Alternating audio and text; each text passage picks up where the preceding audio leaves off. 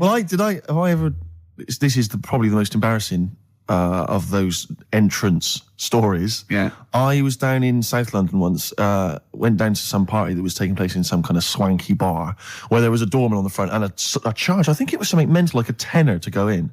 It was crazy. It was ludicrous. I don't know what I was doing down there.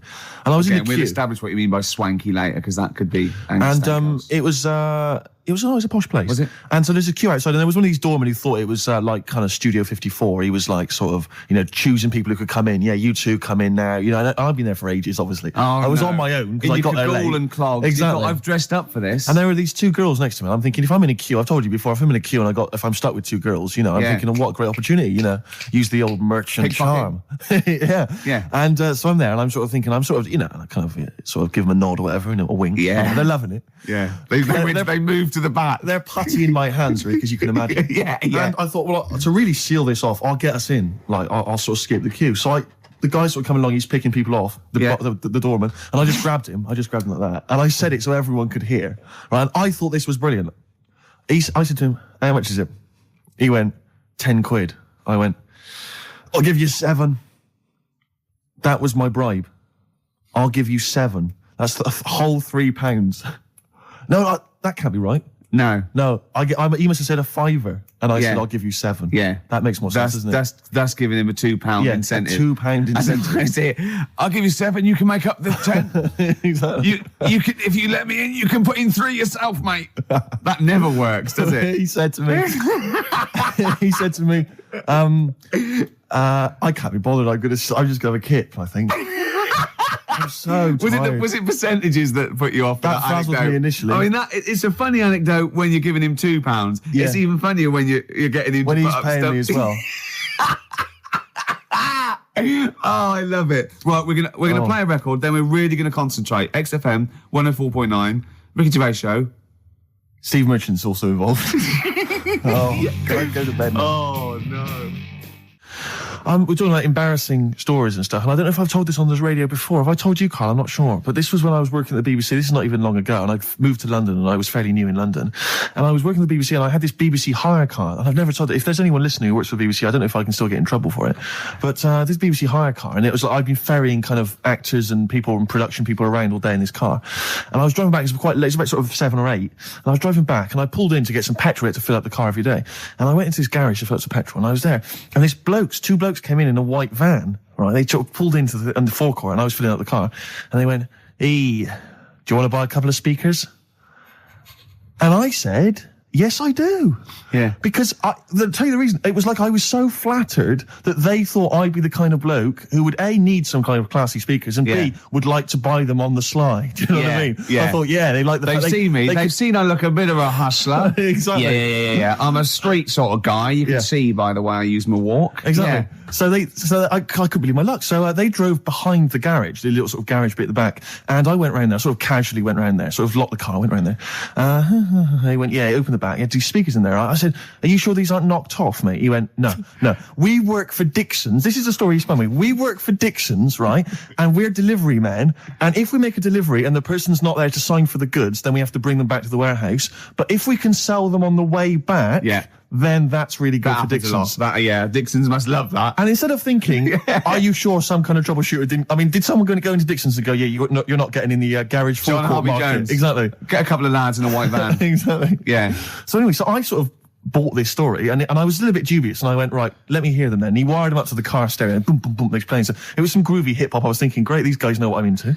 Yeah. And he's giving me the talk and stuff. And I said, I'm a bit worried these are knocked off. He went, no, listen, we got a bloke at Dixon's who can confirm this is fine, right? Phone him up, use my mobile, right? And quote this reference number, right? So I phone out, and I goes, I go, hi, some guys here in a garage forecourt trying to sell me some speakers. Just wanted to check. He went, it's fine. I went, should I just read the reference number or whatever? He went, if you want. And X14, and I went, yeah, it's fine. Yeah. Okay. You know what that was, don't you? That was actually Mr. Dixon himself. Exactly. Yeah. Exactly. So I'm thinking, well, they sound great. They're giving me for a knockdown price. I'd say they were like 400 quid. They were like 200 quid or something. It was a good bargain. I was in the market for some speakers as well. Yeah. So while they were loading them in... It's all kosher. I phoned Dixon's. Exactly. I phoned Dixon's. That's fine. Yeah. So while they're loading them in the back of the BBC hire car, right, I'm in there paying for the petrol, right? And the guy who's serving goes, oh, all right. He goes, what were you doing round the back with those blokes? Right? Because obviously there's security cameras filming this whole transaction, right? And he goes, what are you doing around the back? And I went, brilliantly, there's some old mates. Some of my mates were just having a chat and that. He went, oh, right, okay, like giving me obviously the evil eye. So I went back there. So I'm in the car now and I'm driving with one of the blokes who's in the van with me because I didn't have the money on me. So I had to go to the cash point to get the cash, right?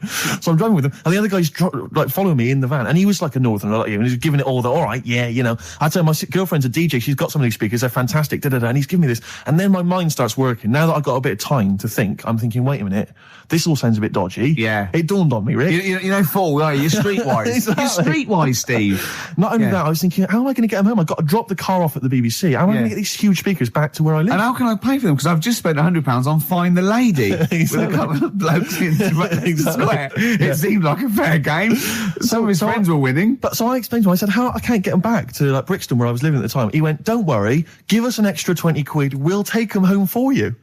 Oh, that's good. Deliberate. They do a whole service, you see. And there's also a backup guarantee. Did they have the guarantee, the 3-month guarantee? They didn't. No. But so I said, I'm not sure about that. He went, well, why don't you put them in a cab, send them back, and your housemates can collect it? I was like, oh, no, there'd be no one in.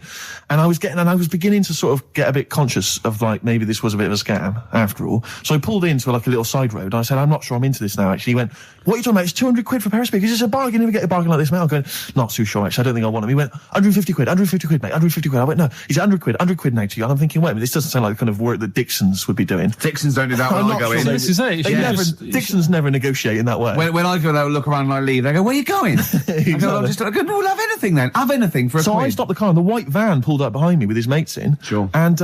And I said, can you get them out? I'm not interested. And he went, 100 quid, mate. And he was just going, you tosser, you obviously want some speakers. And he was having a go at me.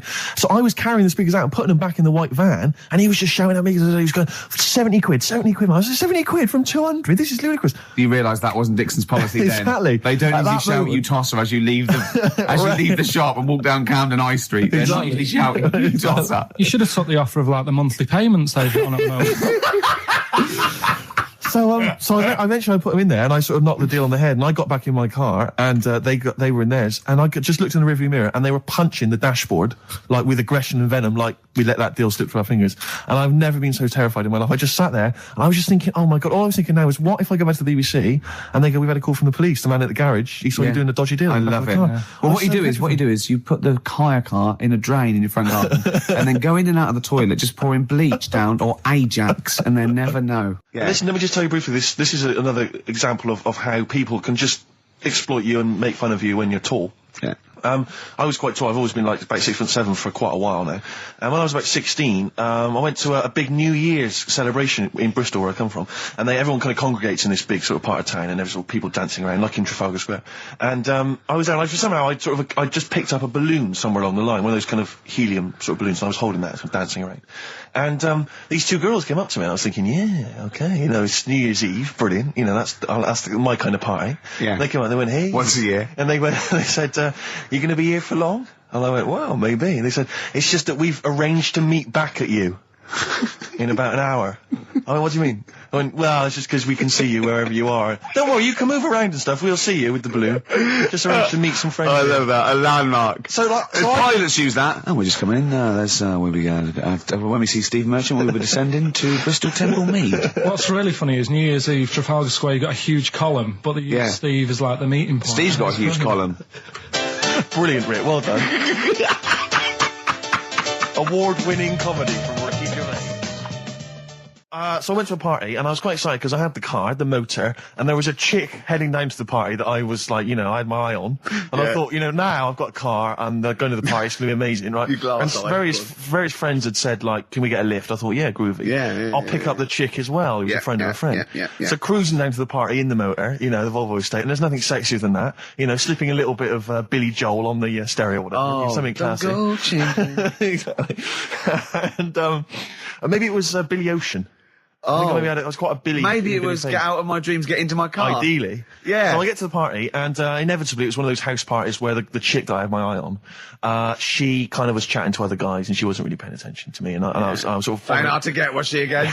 Same old story. Oh, they make me laugh. They know how to tease, don't they, the ladies? Who are they kidding?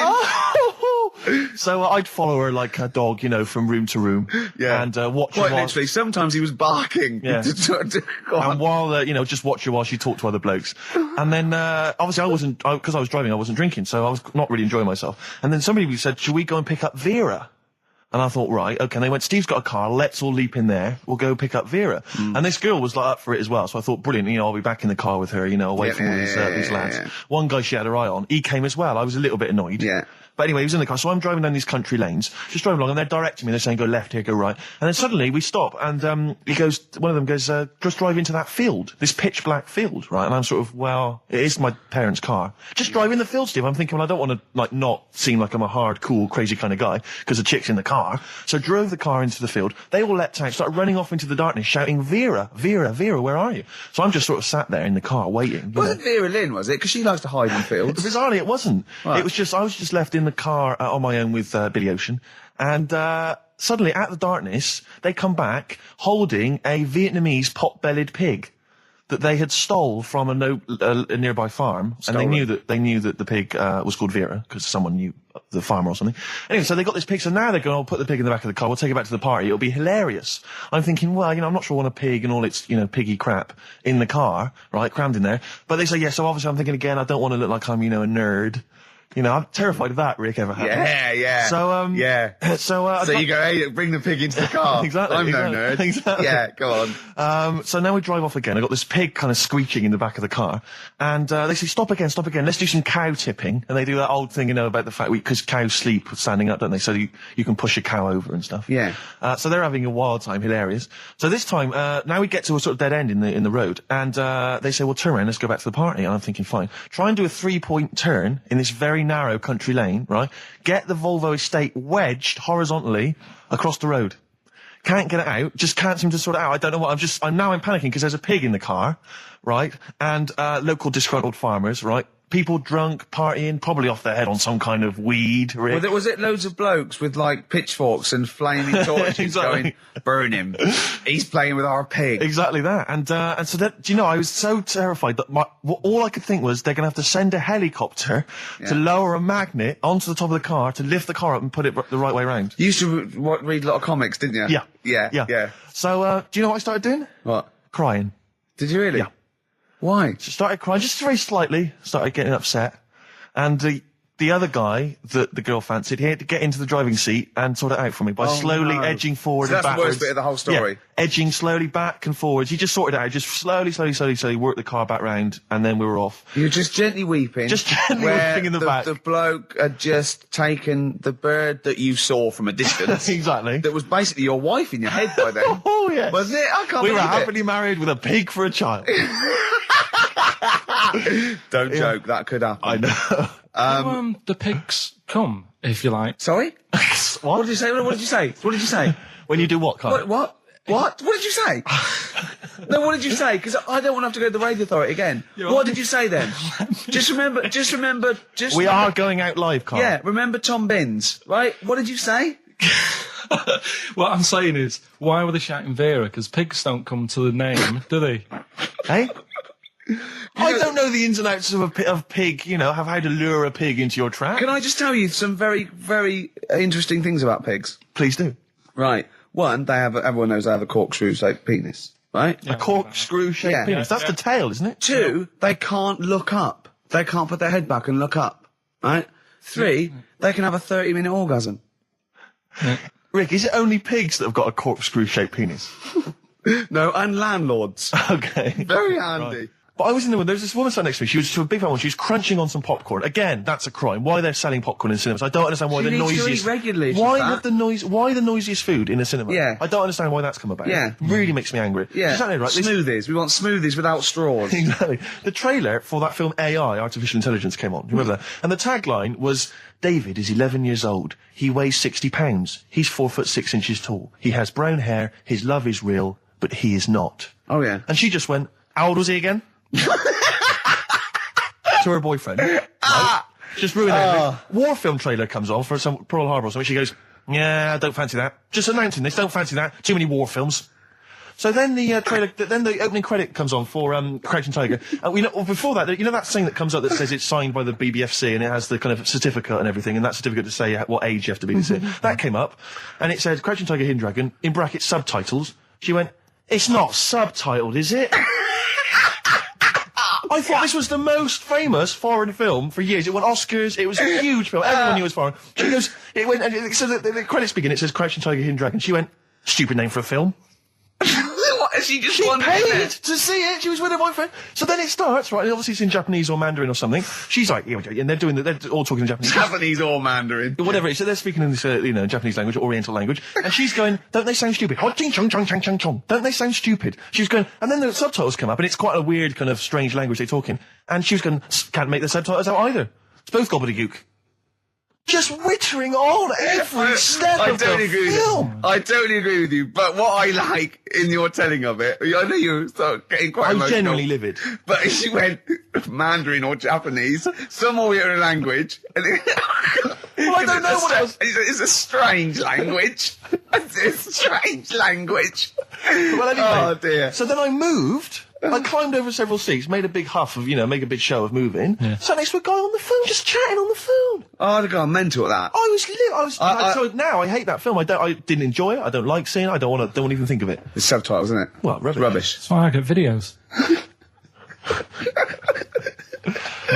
Yeah. Yeah, I should have thought that through, Carl. You're absolutely right. Lamb chop? Yeah, let's play Lamb Chop. This is brilliant. This is from this CD that came out recently with Uncut magazine. Occasionally they put out some quite interesting free CDs. And this was one that had various covers of Rolling Stones songs.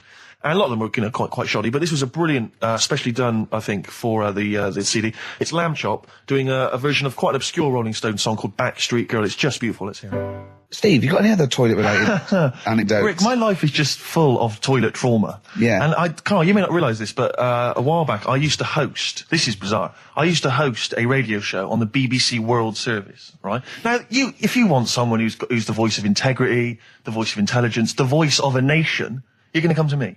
That's obvious. And I was broadcasting, so now they've got listeners of something like 50, 60 million people around the world. It's mental, the listenership of the World Service. And I used to host this show with someone It's a big place, Steve. The World? Yeah. You're absolutely right. And anyway, so I had to be into Bush House where they broadcast from 10 o'clock every Friday morning to broadcast around the world to 50 million people, right? And one week, I just went to the toilet in my house, right? Everyone had left. I got there a bit late. I got up a bit late. Already against me. The clock was already against me. Had to be there at 10 o'clock, broadcast around the world. And we got 2 toilets in our house, downstairs one, right? And the door had already been a bit dodgy. It was one of those doors where you had to give it a bit of a kick as you went in. It was getting a bit tight. I don't know what the wood was expanding or something. I'm in there. And same thing again happens. No toilet paper. I think, oh, God, I'm going to have to somehow kind of make it up. Why don't you check first? I normally do, Rick. It's just on certain occasions when I'm bleary-eyed or something, I forget, or occasionally I forget. Normally I do check. Right. And you've got to bear in mind that it's not like this is happening every week. This is over the course of many years that these incidents have accumulated. So you've condensed them. For the purposes of this anecdote. Sure. Yeah. Yes. And great. You're just brilliant. Keeping the pace up of an anecdote there, Rick. You've just drawn in. I don't know where I am now. I know where I am. I'm trapped in a toilet with no toilet paper. Yeah. That's where I am. And I'm thinking maybe I peel off some of the wallpaper, things like that. But there's nothing I can do. I got to go upstairs. Well, exactly. But I'm going to have to go upstairs and find toilet paper. Was there any? There wasn't. There wasn't. Oh. I'm going to have to go upstairs and maybe find a notepad or something like that. Oh. And so I try the door. Right, the door's wedged. And I'm pulling on the door, and I can't get the door open. It's just like it won't come open. And it's already, and I knew it was going to come to this at some point. Like, this is like, the clock's ticking. I'm trying to pull the door open, trousers around my ankles again. And I'm thinking, well, what I could do is I could open the window, I suppose, and like try and climb out, but not really, because I got the trousers around the ankles. And that's or if it was raining, just stick your ass out, 2 birds with one stone. Sadly, it was a beautiful day, Rich. I call it the World Bee Day. And so, so what I'm thinking is, I got my mobile phone in there, luckily, because it's in my pocket. I'm thinking, well, maybe I can phone, I would seriously... Kleenex. Maybe I'll phone the fire brigade. By this point, I mean, just dried. No, it hadn't, it was... Hold on, was that little puppy not around? Because sometimes you can call that, it's got a little bit wrapped round it. Listen. Or just use the puppy itself. There's 50 million people around the world going to need to hear my voice in 30 minutes. Exactly. And where's Steve? He's not locked in the toilet again, is he? Exactly. Oh, no. So I'm thinking about phoning the fire brigade, and I'm thinking, like, if I do that, it's going to be the first call that goes straight on the speakerphone. Yeah. For like the entire fire brigade service everywhere. With a butch hero carrying you down over his shoulders with your trousers around your ankles. Can I just not pull him up? No, you've got to be learned to taught a lesson. Yeah. But I imagine the idea of her phoning up and going, hello there, I'm trapped in a room in my house. Oh yeah, which one is it? Oh, I don't need to know. It's quite small. Is it? Yeah. It's not the toilet, is it? Because we don't want to come and rescue someone who's trapped in the toilet. Which service do you require? Paper? So I think I can't find the fire brigade. The clock's ticking. So then I think one of my housemates is still in the house, but still asleep. So I phone the house number. Right, phone rings and rings and rings for ages. And eventually he answers the phone, right? Gets out of bed, answers the phone, yeah. Hi, it's Steve. All right, what's wrong? What are you doing? What are you doing? All right, yeah. I didn't wait, don't know. What are you doing? Just in the toilet. Just downstairs in the toilet. Oh, yeah, what are you doing? Well, I've finished what I'm... Have you got any toilet paper? Any bog roll? Yeah. So he had to, kind of scrape together a few bits of paper, and sort of tinfoil or whatever he could find in the house. A cactus. Come down no. Pass it underneath the door, right? And then I said, can you move away from the door because I don't want you to hear me as I'm, wiping the... And so he didn't say that? Yeah, well, I didn't want him to, that's embarrassing. Sorry, that's embarrassing. What were you wiping it with? Not tumbleweed. What do you mean? What noise? I know what you mean. Yeah. No, exactly. Right. So then I say, right, can you smash... Why was he hovering? Why didn't he want to walk away? Will you keep your... What was it? Outside with a glass to his ear? Yeah. Thankfully, there was a window in the door, but it was frosted glass. You could just see my semi-naked body moving around. And, so eventually I said to him, look, listen, I'm going to need you to sort of kick the door in. He said, well, I don't want to kick the door in because you're going to have to pay for it, aren't we? I go, yeah, but I got to go to the World Service. Well, yeah. And he was a lovely man. He's the weakest man you've ever come across. It's like if there's one person you don't want to have to throw their body weight against the door, it was him. He's like, he'll snap before the door will. So he's smashing against the door. This sounds like a fetish to me, then. He went in there and there you were naked with lots of toilet paper. And you go, oh, you've broken the door down and there I am naked. Again. Oh, you've rumbled me, Rick. I wish I'd not told that embarrassing story on the radio. Like it wasn't embarrassing enough, you've just got to make it slightly more seedy. Oh, so did he get it down? He did it, yeah, and I got to the World Service with minutes to spare. Oh. And interestingly, I told that story to 50 million people around the world. You're joking. Yeah. Did they understand? I think so. I mean, is that a bit of a problem when you're on the World Service, like thinking of things that everyone can understand? Yes.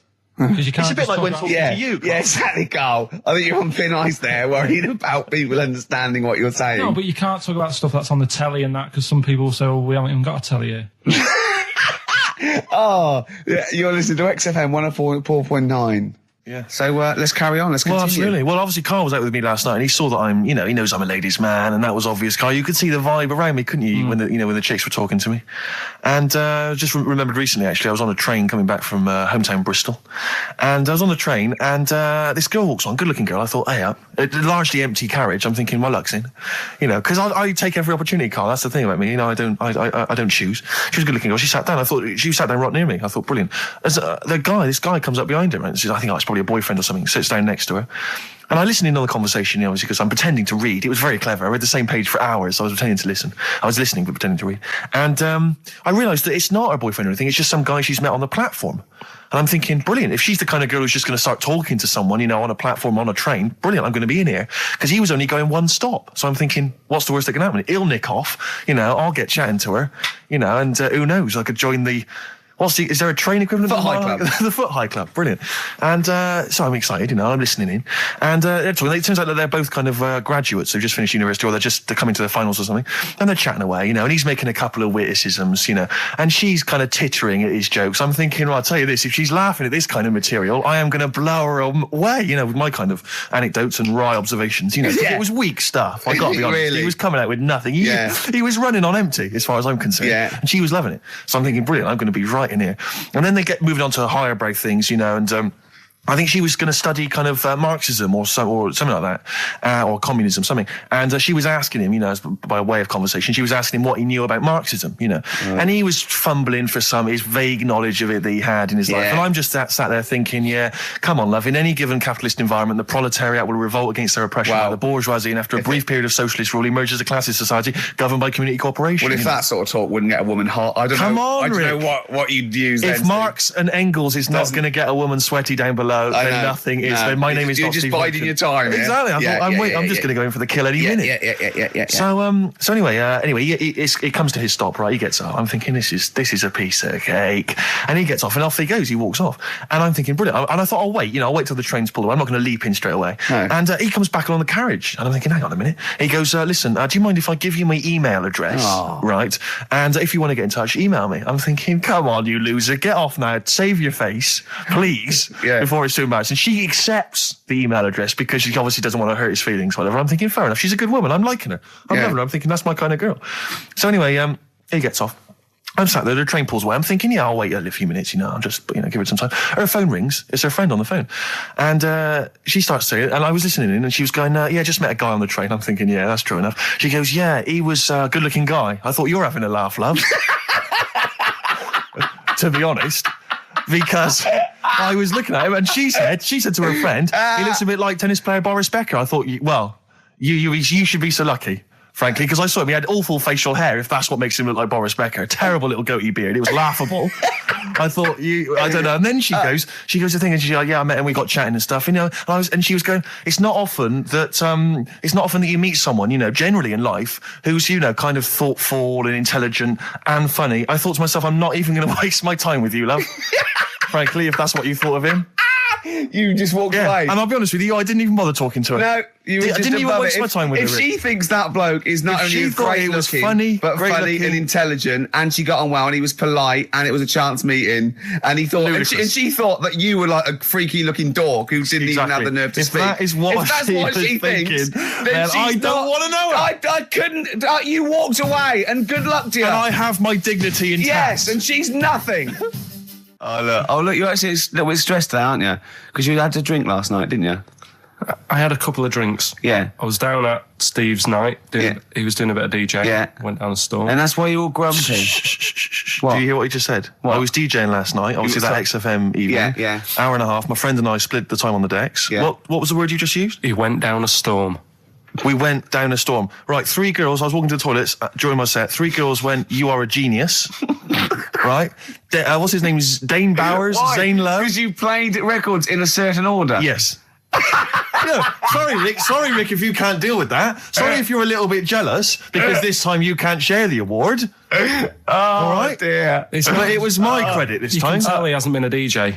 Because it's not just about... It's not just about that. The songs you play, it's the way you play them.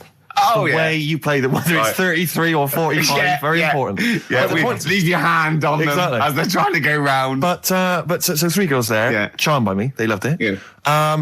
Zane Lowe, XFM DJ and MTV presenter, probably one of the coolest blokes alive. He came up, gave us massive respect. He said, I'm loving your set. He actually used those words, right? There were people coming up, they couldn't believe their luck. It was roaring. We'd stick on a track, people would cheer as it came on, right? My particular favourite, Karl, I think you'll agree, my particular triumvirate, LL Cool J, Mama Said Knock You Out, leading straight into House of Pain, Jump Around, then straight into that current Elvis track that's been re-released, remixed by Junkie XL. I played the original, which I'd already played on XFM before. I'm already there, cutting edge. Yeah. Right? 3 old tracks, you mean? 3 old tracks. In a row? Yep. And I think the words that would best sum it up are, I kicked ass.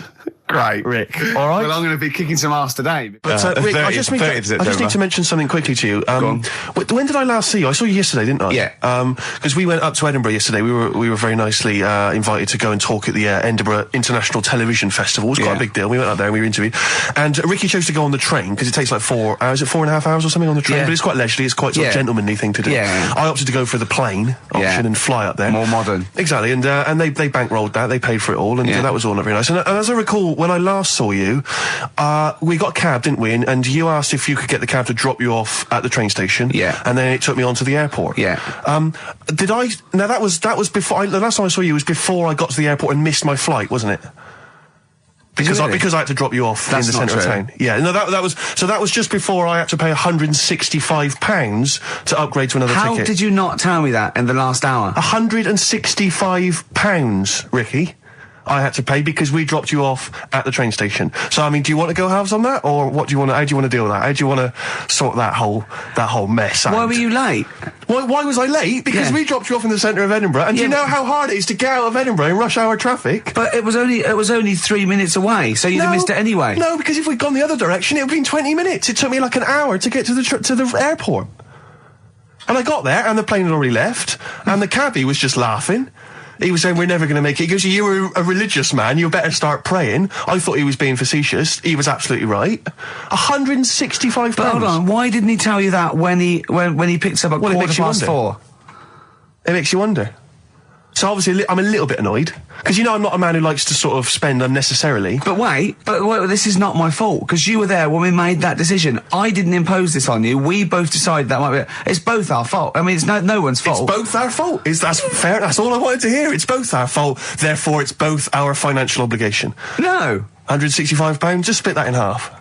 Write a check, Rick. Write a check. It's fine. I trust you. You know. Phone in. I think everyone. This is. You're clearly irresponsible. No, of course I'm not. If you share a cab and then one person's lucky enough to not be late and one person is unlucky enough, and that's what it is, bad luck. I don't think you share the obligation. It's a moral dilemma, this, isn't it? But it's more than that, though, isn't it? Because let's be honest. Even if you had known that I was going to get there late, you'd have wanted me to hang around just so you weren't left around waiting for a train on the road. No, because I got there. Because you get bored sitting there. So you'd have wanted me to at least got in that cab. I got there way too early. I actually got there I was there about 30 minutes early. You made it fine then. Well, exactly. So, I mean, I sacrificed me hanging around for half an hour so you could get it at 4:15. And the other thing is this. You were going to get it at 4:15 anyway. Yeah, but I would, if I'd gone the other direction and not dropped you off in the centre, I would have been there in time. Wow, would we? Well, is that true? Wow. Only God knows. Well, and the cabbie. What I mentioned it to. So, I'll tell you what will cheer you up. I'll tell you what's better than 80 quid. I'll tell you what's better than, shall I? Go on. Music. What, are you paying the whole 165? No, listen. Yeah. What about, are you a fan of any of the great English operas? Like, The Pirates of Penzance? Yeah. Gilbert and Sullivan. To me, Gilbert and Sullivan were like probably their day equivalent of like Richard Stilgoe getting together with Tony Slattery. And then 100 years later people go, it's brilliant. It is like, they might as well, I don't know, make any episode of Whose Line Is It Anyway? Right, yeah. Into an opera, and in 200 years' time we're going, that's genius. Yeah. Listen to this one, look, this is Party Quirks. Yeah, Amdram Societies. We're step. Because I was in the Pirates of Penzance once in an amateur production. You used to like Whose Line Is It Anyway? I did, that was Although I did watch it when it first came on Channel 4 about 15, 20 years ago. But we did the Pirates of Penzance when I was in an amateur dramatic society in Bristol, the Bristol Operatic Society, Light Operatic Society. I don't know why I was involved, because I can't sing. My audition, I thought, this is how desperate they were for blokes. I swear to God, right, I can't sing, you know. Well, you? Yeah, all right, calm down. And I went in and they said, "So what are you going to sing?" I went, "Well, I want to surprise you." They said, "Do you want a piano accompaniment?" I said, "No, I don't think so." I went to the back. I swear to God, I went to the back of the room and I just sang. Thumbelina, Thumbelina, tiny little thing. Thumbelina dance, Thumbelina sing. Thumbelina, what's the difference if you're very small? 'Cause when your heart is full of love, you're 6 feet tall. I just did that. And they just looked at me like I was the weirdest freak they'd ever had. Immediately put me in the chorus, because that was how desperate they were for blokes. We rehearsed it. I couldn't remember the lyrics. Thank God you were doing Thumbelina. Yeah, yeah. Oh, but I couldn't remember the lyrics. What was it for? Was it Gilbert and Sullivan? It was the Pirates of Penzance. Oh. There weren't enough blokes, right? So that we had to double up. So some of the pirates had to double up as the policemen who were chasing the pirates. A little bit problematic in the scene when the policemen and the pirates have a fight. That was a little bit tricky. And the worst things, there's this sequence where like the daughters of the Major General all kind of like, oh beautiful, something like, you know, oh beautiful little girls are we, la la la la la la la. And the women they must have all been over 40. I mean, real kind of toothless crones creeping around in their 90s. Is it the sort of women that buy one of those sort of porcelain dolls from the TV and go, look, I've had a baby. It's not a real baby. It is a real baby. I'm going to stab you. Yeah. One of those. Exactly. It's the sort of women that you'd see maybe on TV's Bargain Hunt. You know, the kind of contestants you get on there. Those are women who sort of, they're in Amdram and they think they've clung on to their looks, but they have never made it in the guy who was playing there's a guy who's supposed to be an 18-year-old prince, 18-year-old pirate, the Pirate King. He must have been 40 years a day. He also directed the show though, so he got to prance around in these thigh-high boots. Ludicrous. It was so embarrassing. It was shameful, really. I'd love to go to Amdram. Amdram is a whole other world. It's such an incredible place. because there's so much backbiting and envy and... Really? Oh, it's incredible. It's worse than the real world of theatre and TV. It's unbelievable. Because the same old people get to do it every year because they can hold a note. Can we go along? You would absolutely adore it, Gervais. It is film it, a secret camera. Is it true? Talking about when his dad said that, and then you told me something that I find amazing. Oh, well, the thing is, it's Christmas. Obviously, I've got to go back to Bristol. I love seeing my family. Well, yeah, I do. But it means I'd see my grandparents, who are, brilliant people. I mean, lovely people, but mental. I mean, utterly mental. And they've taken now there must be sort of 80 apiece. And it is quite an old age, but they're fairly good health, relatively speaking. And they just spend their time in bed. I mean, that's all they do, is that's their profession. They've retired to go to bed. And they spend all the time in bed. I tell you what they're like. They're like that old guy. They're like all that old family in Charlie and the Chocolate Factory. Oh, yeah. Remember, none of them had got up for like 25 years. Yeah. And you said that they go to bed and they go to sleep, but then when they wake up, what they do is put an extra pillow so they're slightly more upright, and that's them in the day in bed. That's the daytime thing. But they get them cook and stuff. What they do is they've got about 6 teeth between them. I mean, my grandmother needs false teeth, but refuses to go and have the old ones extracted and the false teeth fitted. So she's working with about 3 or 4 teeth. Oh. My grandfather had false teeth given to him during the war. Wooden ones? Well, it was plastic teeth on a wooden pallet, right, that sits at the top of the mouth. He's still got the wooden pallet, but most of the teeth have come off. So there's about 4 teeth left, 4 false teeth. He's got a set of false teeth that make him look like he needs false teeth. I mean, that's pretty bizarre. So the problem is that they have to get up. They get up about 7 in the morning to put on, say, some beef or lamb, whichever they're going to cook. They put it on at 6 in the morning, 7 in the morning, so that by the time they eat it at 6 at night, they can use the phrase, this is what a good meal is for my grandparents, if they can use the phrase, oh, that's lovely, you could suck it away. You could suck it away. Who wants that from a roast dinner? You may as well blend it up and serve it as a broth. I don't want that phrase coming from old people without teeth. No, indeed. Because it must remind you of your rent boy days. Exactly. It brings it all flooding back. Oh, God. Flooding's the word. Exactly. Should we play a record before we get really disgusting about your grandparents and blowjob? That is the worst thing we've said the word blowjob far too many times today. And in the same sentence as I can't believe. Anyway. And it's Christmas. Yeah. Oh. Did I ever tell you about the time that my father, when I was young, we went on holiday. My dad he bought a little boat, a little sort of wooden boat, make a 3-seater, and he and a friend of his went out with me in the boat. I was maybe 12 or 13. Went out and we sort of I think we were we had the little motor, outboard motor, chugging out. We just thought we thought this was real seafaring stuff. Brilliant. We'd lost sight of the beach because we'd gone round a corner of like a mountain, or like a a cliff, and so we were just round the corner, and there was this boy just floating in the water, not a boy, but like a boy, and very tricky to explain that on the radio. It's the same word, isn't it? A boy and a boy. Yeah. And so we float past that and we're just chugging along. The motor conks out. Oh, I can't believe it. We have to row back in. So they're rowing away. I'm just sat there. And we noticed that every time we sort of think we've got past this buoy, it just seems to be back where it started again. And we realised that the tide is taking us but not taking us out, taking us towards these rocks. And we've got ravaged rocks. And we were pretty scared because I can't swim very well. Or I couldn't at the time. I think when my dad had maybe bought, he didn't, I'll be honest with you, I inherited a lot of things from him. One of which was his carefulness with money. just the one life jacket. How deep was the water? Which I seem to remember he tore off my back and put on himself. So the water's pretty down. I mean, I'm not saying we would have necessarily died, but it was pretty scary because the boat, we were going to crash into these rocks and stuff. It was getting pretty unnerving. And so they're sort of rowing like mad, trying to we're just not making any progress. And we're beginning to think that this might be the end. And this boat, this kind of ferry boat, comes chugging by doing tours. Ching, ching, ching, ching, ching. And it comes by, and my dad goes, oh, wow.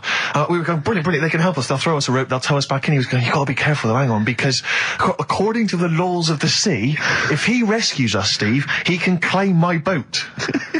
The laws of the sea mean he can claim my boat and salvage. I love the idea of that's like a reward. Doing that. But what I like is his 12-year-old son might die. He's thinking about the boat. I know, but also the other thing, of course, is that I like the idea of this ferry master going, yeah, the boat be mine now, or take your son. Yeah, let me think about it. I need a new bed. That'll be just right. King size. Oh dear, that's lovely.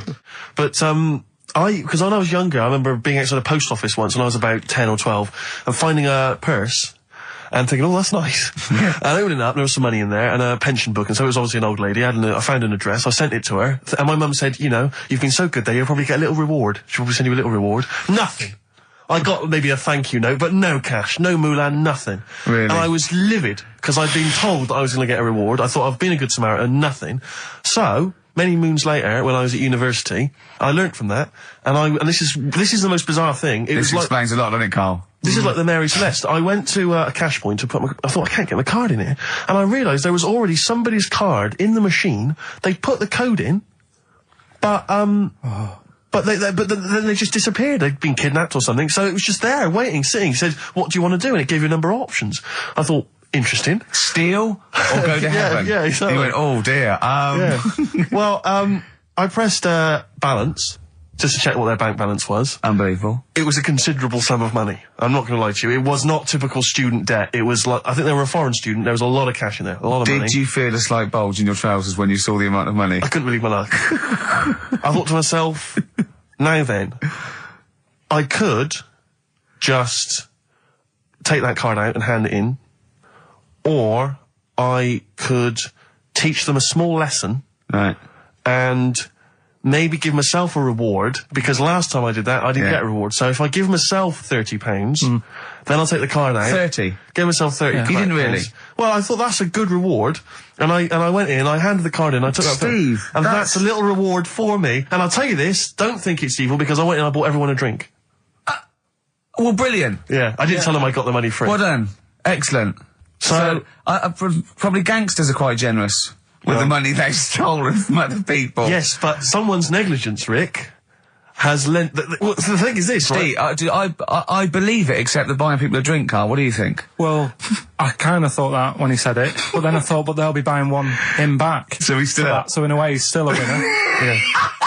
Everyone's a winner in that situation, including the student, because frankly, if there had been a less scrupulous person who found it, they'd have probably helped themselves to a considerable sum. I cannot believe he did that. There was thousands and thousands of pounds in there. What if Beadle had jumped out and slapped you with his little claw and said, we've been filming this merchant? Well, so what? How old were you then? I don't know, 19, 20. Would you do it again, or was it just to get the world back for the old lady's purse? Possibly do it again, yeah.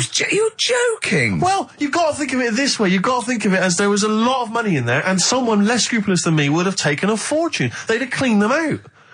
Whereas I just took a small reward, which I thought was more than enough for someone's negligence. And I've returned the card. They've got the card back. Everything's fine. Think of someone else. I could have gone on a spending spree. I could have been buying stuff, all sorts. Yeah, but it wasn't yours at all. Yes, but they probably would have given me a reward. And because, you know, sometimes people forget or, you know, they don't give you a reward, I thought I should take it myself. You had to go at your dad for nicking a loaf of bread out of a phone box. Yeah, but that's because it's for old people, geriatrics and stuff. How do you know how old was your people who you were robbing from? It was on a student campus. Well. Wow. I thought it was excellent behaviour. I thought it was that's good, honourable behaviour. That's showing another side to him, isn't it? What would you have done, Carl, in that situation? And tell the truth. I might have helped myself a little bit. There you are. I don't know what this is helping yourself a bit. Like you say, just sort of, you know, send them back and sort of say, you know... If you find a £1 coin in the street and you can be bothered to bend over for it, then have it.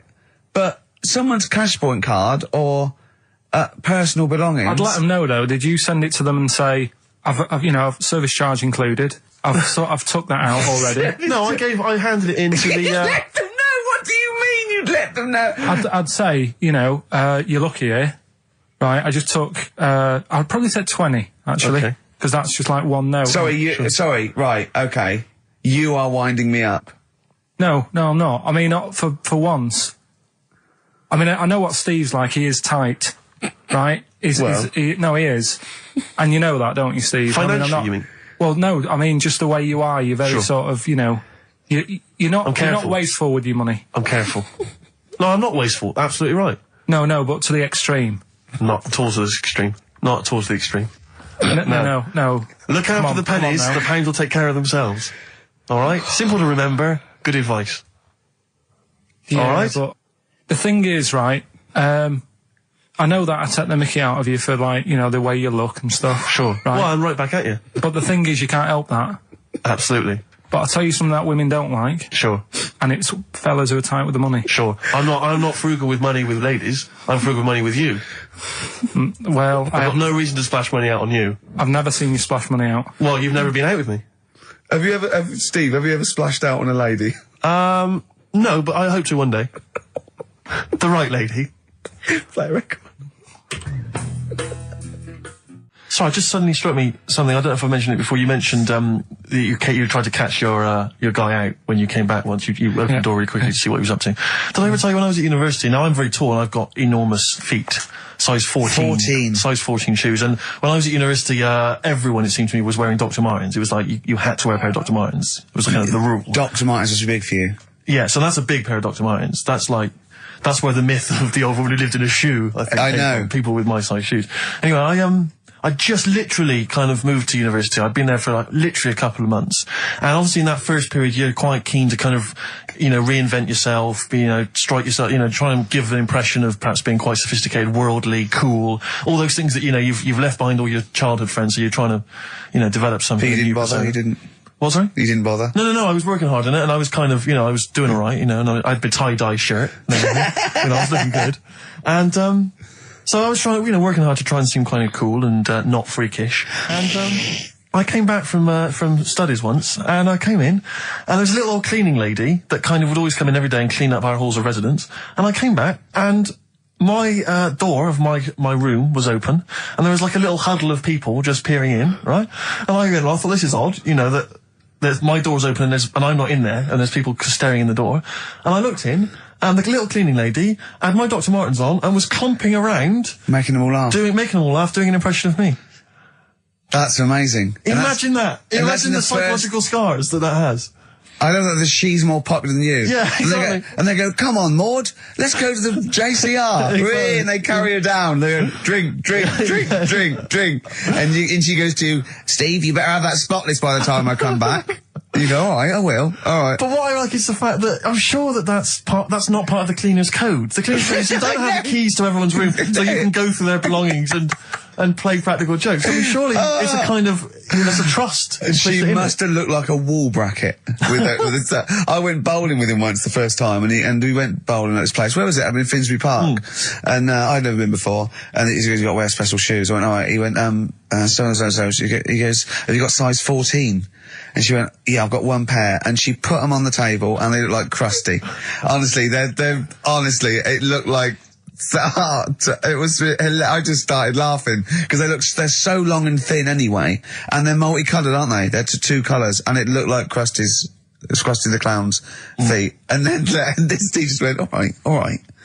14, that is big, isn't it? It's a huge size shoe. You're right, yeah. And it was just the one cleaner in them.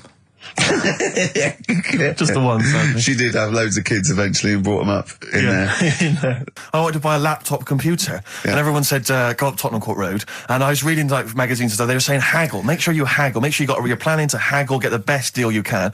And I found a shop which was selling the computer I wanted, and I went in there, and I had this whole plan in my mind of what was going to happen. He was going to say, like, it's worth this. I'm going to go, well, look, I can get it cheaper here, I want to buy it from you, I'm going to haggle, and off I went. So I went in the shop, and I said, yeah, looking for this, interested in this Toshiba. How much is it? He went, oh, it's 1,500 quid. I went, sure. Okay. I said, I'll give you 1,300. He went, it's 1,500. And I said, sure, but I'm willing to give you 1,300. He went, 1,500. And I was done already because he hadn't even begun to haggle. And I was assuming he'd at least go 1,400 and we could start, but nothing. So now I was screwed. My whole plan went out the window. Yeah. What did you do? Just leave? No, I said to him, the thing is I can get this computer cheaper down the road, but, you know, I like what you're providing here. I like your service. I've had good stuff about you. It was amazing. I said, I've heard good stuff about you. And he went, I said, seriously, I can walk down the street, I can buy it there for cheap for like 1,400. And he went, well, see you later then. And I was like, right. So I walked out the place. I said, well, I'm going to have to leave then. And I walked out the place, and of course I wanted to get it from there because it was still the cheapest, so I had to walk back in again. I went, yeah. I've just had some second thoughts. Listen, I'll tell you what, I'll pay the 1,500. Can I get a free carry case? He went, the carry case is free anyway. I said, I'll take it. Carrot cakes is free. I got nothing. No, but how much would you charge for that if it was on sale? Carrot cakes a tenner. Well, let's just say it is a tenner. Give it to me for free. And he went, no, it's a tenner. And you went, well, you said it was free a minute. Yeah. Oh, it's just pathetic. That is lovely. It's having to walk out making a big statement and then come back in again. Oh. The SIBO, the bitter end on XFM 104.9. I'm Ricky Gervais. With me is both Stephen Merchant and Karl, the K-Man, Pilkington. Oh. So you've already got that. That's safe. It's only 4 minutes past. You've had placebo and you've got us three. So you're definitely going home with that. Yeah, whatever that's happens. safe. That's on its way to the hospice. Exactly. You've banked that. Yeah. Now, do you want to gamble all that to go on and listen for another 2 hours? Well, you could walk away now and you're up. Yeah, you're up. You're already up. Right, that's brilliant. You have not wasted any time. Do you want to gamble that against another 2 hours? It might be shoddy, it might go downhill, but it might get even better, Karl. What do you say they do? Listen for another 2 hours? Yeah. See, we shouldn't have done that. We shouldn't have asked Karl, because a lot of them now are already taking what they've got. And what they've got is great, Rick. What they've got is lovely. Yeah. They're loving that. They're going to enjoy that. We have got monkey news. We've got cheap as chimps. That's not the same thing. How many radio stations have got two ape-related simian features? Rick, can I point out now, a lot of people are making that mistake. A lot of people are thinking that monkey news is exactly the same as cheap as chimps. It's not. Let's keep that clear. It's not. It's in the same ballpark, but it's not the same. There are apes. They're involved. They're involved. Yeah. We've also got some great music. Yeah. We've got an amusing sketch about a fly. Oh, is that important? Oh, and Mystique are dropping in. Let's hope the Mystique ladies are coming in.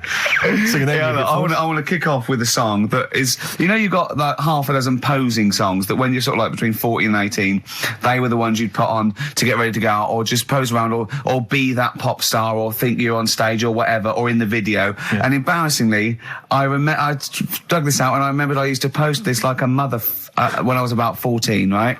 It's his Street Life by Roxy Music. You used to do... Mine was Oops Upside Your Head. Yeah. It was just me on the floor in my bedroom. One day there'll be other people in this imaginary boat. yeah. Elbows going everywhere, knocking over vases. Yeah. But then I remember later, it was Black Lace's Superman, which is something similar. Do you remember that? That was brilliant. Wow. Spray, ski, da-ding, da-ding. If you've out there in Radioland got any funny jokes, then call in. Email them in, because we need some. Street Life, Roxy Music off the Stranded album. That's what I used to jump around to. What would you have been wearing while you were listening to that? Well, probably Brutus Gold jeans. Classy. Or green flash pumps. Sure. Any socks? I would have had socks, yeah. I'd have probably been wearing the shirt my mum got me from Tesco's, which was again a Brutus shirt, and it had women in bikinis eating bananas on a chaise longue. Of course it did. Lots of small ones, or just one big one? Lots of little small ones. Yeah, so that was that. A trilby? I didn't wear a Did trilby. you have a toy with a trilby? I remember when I went on holiday about that time, and I was about 14. My older brother had this leather jacket, and I was on the beach. Just in my shorts and that, and I went to get an ice cream or something. I said, "Can I borrow a jacket?" And I put his jacket on, and I was frozen on the beach, thinking they are all looking at me because I look so good. And I also had a straw Stetson, and I really thought, I'm turning into quite a man. Yes, I'm quite a catch. Yeah. Just thinking, they're looking, going, "Who's that dude? Is he American? Is it? Hold on, has he just come from?" Some sort of rodeo. Wait a minute, I'm in a bikini and I like bananas. I could be the woman for him. Oh dear. What was that? Didn't you have a t-shirt or a jacket or something you wore to university that was pretty classy? Didn't it have like some foul language on it or something? What was that? I'd when I was 18, right? The birthday before I went to university, got two sweatshirts, one black, one red, had bullshit on them. Just on the about. Right. And the red one, all my clothes, the first wash, everything was pink. All my white shirts and my white socks, of course, because I just put it in, I didn't know. Yeah. So I was a man at university with all pink clothes except for a rather nice red sweatshirt with bullshit on it. Again, turning into quite a man. Quite the man. Was that pre or post the time you washed your clothes by getting in the bath? And that was pre. That was the second year when I was had to go in digs at our Halls residence. So I had a bath, and you had to sort of like pay for a bath, you know. So I thought 2 birds with 1 stone. I got in the bath with all my white shirts, because I was going through sort of, you know, wearing a white shirt and tie, that sort of, you know, David Sylvian sort of trying for everything. And Daz. And I just wriggled around in it. Oh, God. I washed myself. It's quite a good exfoliant. Yeah, I didn't do it again because it was sort of not good for the skin, Daz. Quite sore, is it, around the sort of the more intimate regions? Yeah. So there you go. Roxy Music and Street Life. Carl, thoughts? I just was working out time, really. We've got last week we had a lot of stuff that we didn't manage to cram in, which was good. So I'm just looking at we have got Cheap as Chimps coming. Songs of Phrase. Oh, we haven't chatted about some stuff. Why don't we kick off with that so we don't forget it? What? Cheap as Chimps or Songs of Phrase or the film thing. We didn't get the film done yesterday. We've also got a new feature, Cheeky Freak of the Week. Yeah. Incidentally, I should just point out now that someone has, Ashley Phillips has emailed in, because obviously with Songs of Phrase, what Carl does, for those who have not heard it, he takes a phrase that you might hear commonly on the show, and then he uses various songs. There's this hairy Chinese kid. You never seen an old bloke eating a Mars bar. And, as I say, he uses different chunks of songs and he makes up that phrase. And so he has made some suggestions here, Carl, because he thinks that the more common Carl, you're an idiot, fool, etc., perhaps a little overheard, he'd like to maybe hear Carl, pause, I don't know where to start, which is a common one from Ricky. Carl, which bit of that do you actually think is true? And then there's the regular dialogue between the three of us. Carl, well, you know, it could happen. Me, sure. Ricky, no, Carl, it could never happen. Not now, not ever. You're an idiot, play a record. So maybe some of those you could use next time. Well, will we get it going then for today? Yeah. This week we're. Do you remember the story about my auntie having wind for 5 minutes? Yeah. Your auntie, was it your Auntie Nora? Auntie Nora. She was on a lot of medication and stuff. Sure. And I think that's a side effect comes with it. So she had wind for 5 minutes. So I thought we'd dig that one out. Okay. Classic line. Me auntie had wind for 5 minutes. Okay. So I've got loads of songs here. How many is that? Me auntie had wind for 5 minutes. 7 tracks. Oh, that's tricky. What do you learn? Okay, so you need to identify, if you can be bothered, the artists. Yeah, that's what we're after, isn't it? All right. Okay. Let's go. My auntie had wind.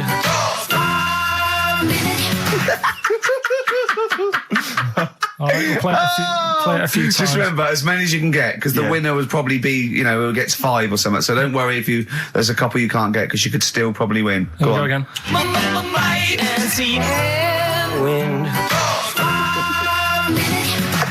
Can I just, what's the email address? It's, well, if they go to xfm.co.uk/Ricky, they can just send them through there and that. Send them through that way. Right. Which of these is the prize bag? Yeah, don't we get them mixed up? That's the one, is it, Carl? Yeah. All right, so let's see what hot treats you could win. As I get them out, Carl, do you want to play it once more? Yeah. My auntie had wind. I recognise all of them except one. Yeah. Right, let me see what we've got 2. here. Once again, Carl, you excelled yourself with an arbitrary collection of DVDs. Just hanging around, were they? Just hanging around. Again, I'm always interested to know which of our XFM listeners has tastes as broad as this. Go on. We've got the recent BBC adaptation of The Hound of the Baskervilles. Brilliant.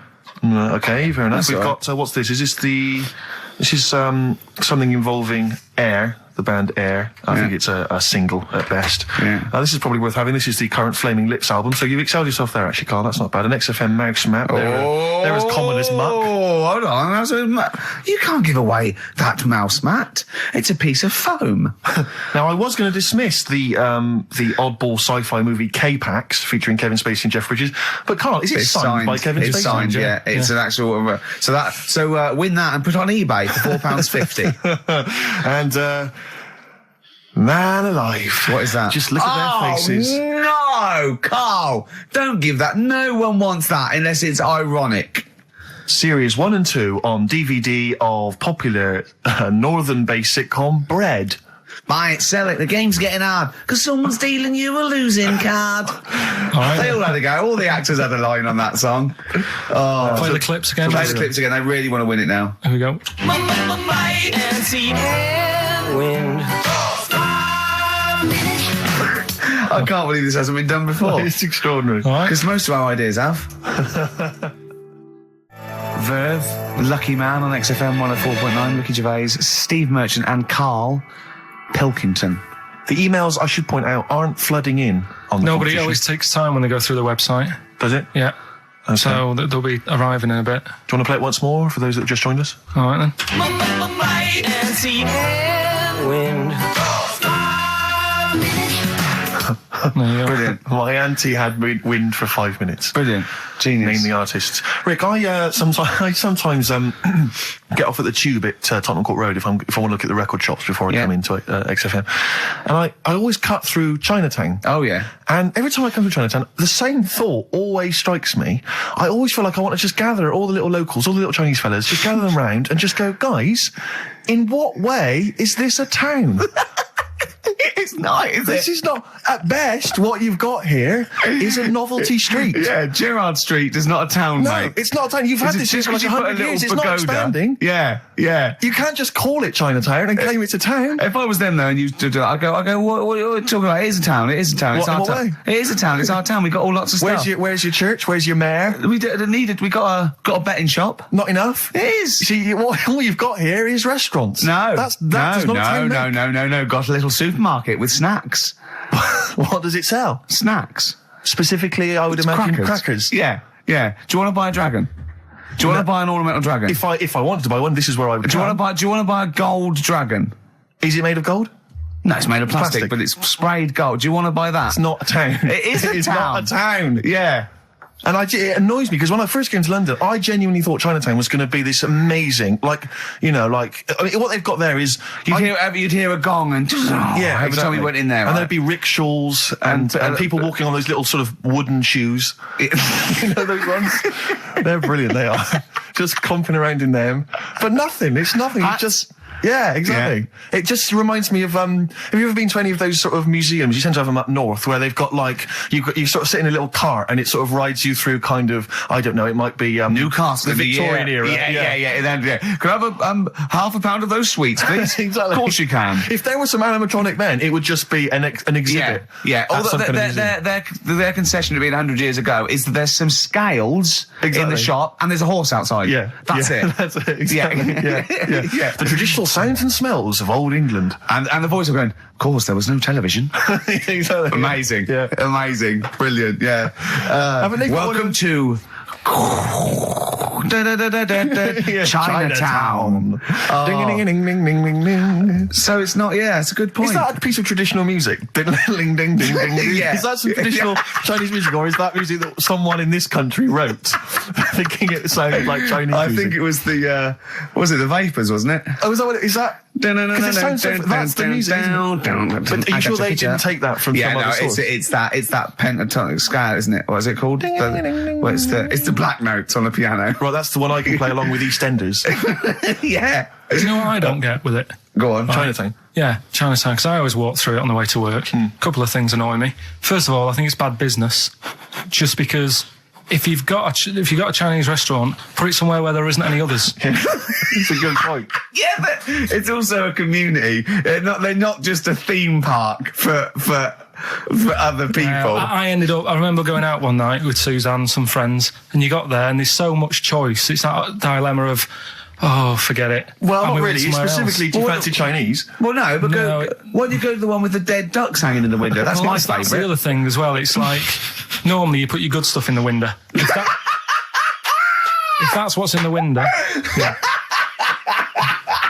Right? Yeah. And the other thing that annoys me, walking through it today, there's always lard on the floor. What, in the street? In the street. It is, honestly. I'm scared I'm going to slip over. It's because all the restaurants and that. But why is it? That's another point. Well, it's not oozing out of the restaurants. No, but why is it? I don't know what they do. Careful. Listen, no, but why is That's why they used to wear those little wooden shoes.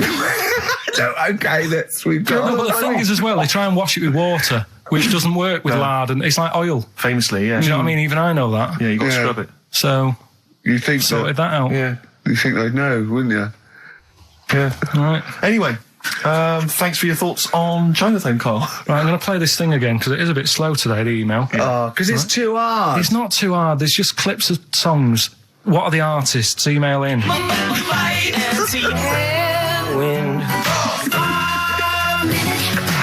XFM.co.uk. He's getting annoyed because he put the work in and no one's... He's getting annoyed. Oh. Remember, I think Kevin Spacey and the signed K-Pax DVD is probably the only incentive to try and have a go at that one. Do you just think you could win by getting one of them? Exactly. Coming in now. They're coming in now, okay. This is electronic. Electronic, getting away with it. Definitely. Do you reckon we'll get away with it? You see, you've worried me now. Yeah, I don't know. He's worried me. My apologies if you're offended at all by my reference to those little wooden shoes. Well, that's not going to help, Rick. That Chinese women used to wear. I don't think they still wear them. We've only had one complaint, haven't we? We got from the Sony's that one about talking about the swan's penis, but. You know, things about complaints is that people complain all the time. It's whether it's upheld because it goes to an authority, and then they have to go, oh yeah, look, that was in poor taste or pre-watershed or some of the things you've said on TV though, you must have been stung. I've only had one upheld, one serious slap on the wrist for something I said. But what was he saying? Can you repeat it? Well, I can. I was talking about, and it was a true story. I was talking about this little old man. His daughter was taken to home because he used to fry up bacon and rub it round to get the dog to lick them. Right. And you got a complaint? Yeah. And that was it. That's why you got a complaint. Yeah. Yeah. What's up with that? Well, he said it on Songs of Praise. They said it was in poor taste, I suppose. What other complaints? The biggest complaint ever on TV, the most complaints ever for anything on TV, was the showing of The Last Temptation of Christ. Yeah. Do you know the second? Yeah, the second was I think Anne Robinson putting the Welsh into room 101. What? Because she didn't like him and that? Yeah, she just said, well, they're going in the, She said it slightly more eloquently than that. Yes, yeah. I can the people or the place? I don't know. I think it was the place and therefore the people. Yeah. What do you mean, yeah? No, well, my mum and dad have sort of moved from Manchester. They reside now in Wales. Oh, yeah. And it is... Look at his face, turning his nose up. No, but it is pretty depressing. Do you know what I mean? It's just one of them places that... it's like you go back in time and that when you go there. I mean, maybe the major cities there, maybe Cardiff is all right. What, even coming from Manchester, it's like going back in time? It's like one of them places, it feels like every day is Sunday. Do you know what I mean? It's just depressing and grey and slate Lots everywhere. of vicars walking around going, I'm late. Well, yeah, it is the sort of attitude they have, right? This is true because my mum and dad live there and that, right? And they love it, it's all right, it's an healthy place to go when you get older and that. But this is why they don't move on in Wales. Well, I'd just like to make another sorry to any Welsh people listening. We're not saying you don't move on. Carl is. No, but... Sorry about the little Chinese shoes again. The thing is, it's good that, in a way, that they do that, and they don't want to be, like, rushing about everywhere, because the way London isn't that great either, is it? Because it's totally opposite here, right? Yeah. So I'm not having a go. It is a bit dull. I think even people who live there will agree with me, right? But, like, one of the shops that my mum and dad use, right, it's only a little sort of villagey type shop, can't be bothered staying open for hours and hours, right? Because there's not enough people who use the shop. Yeah. So what you do is, they get used to what you buy. And they leave it out. They put it in a phone box outside. They put it in a phone box? Yeah. So it doesn't get wet. So my dad's loving that. Well, Once he found that out, it was like, brilliant.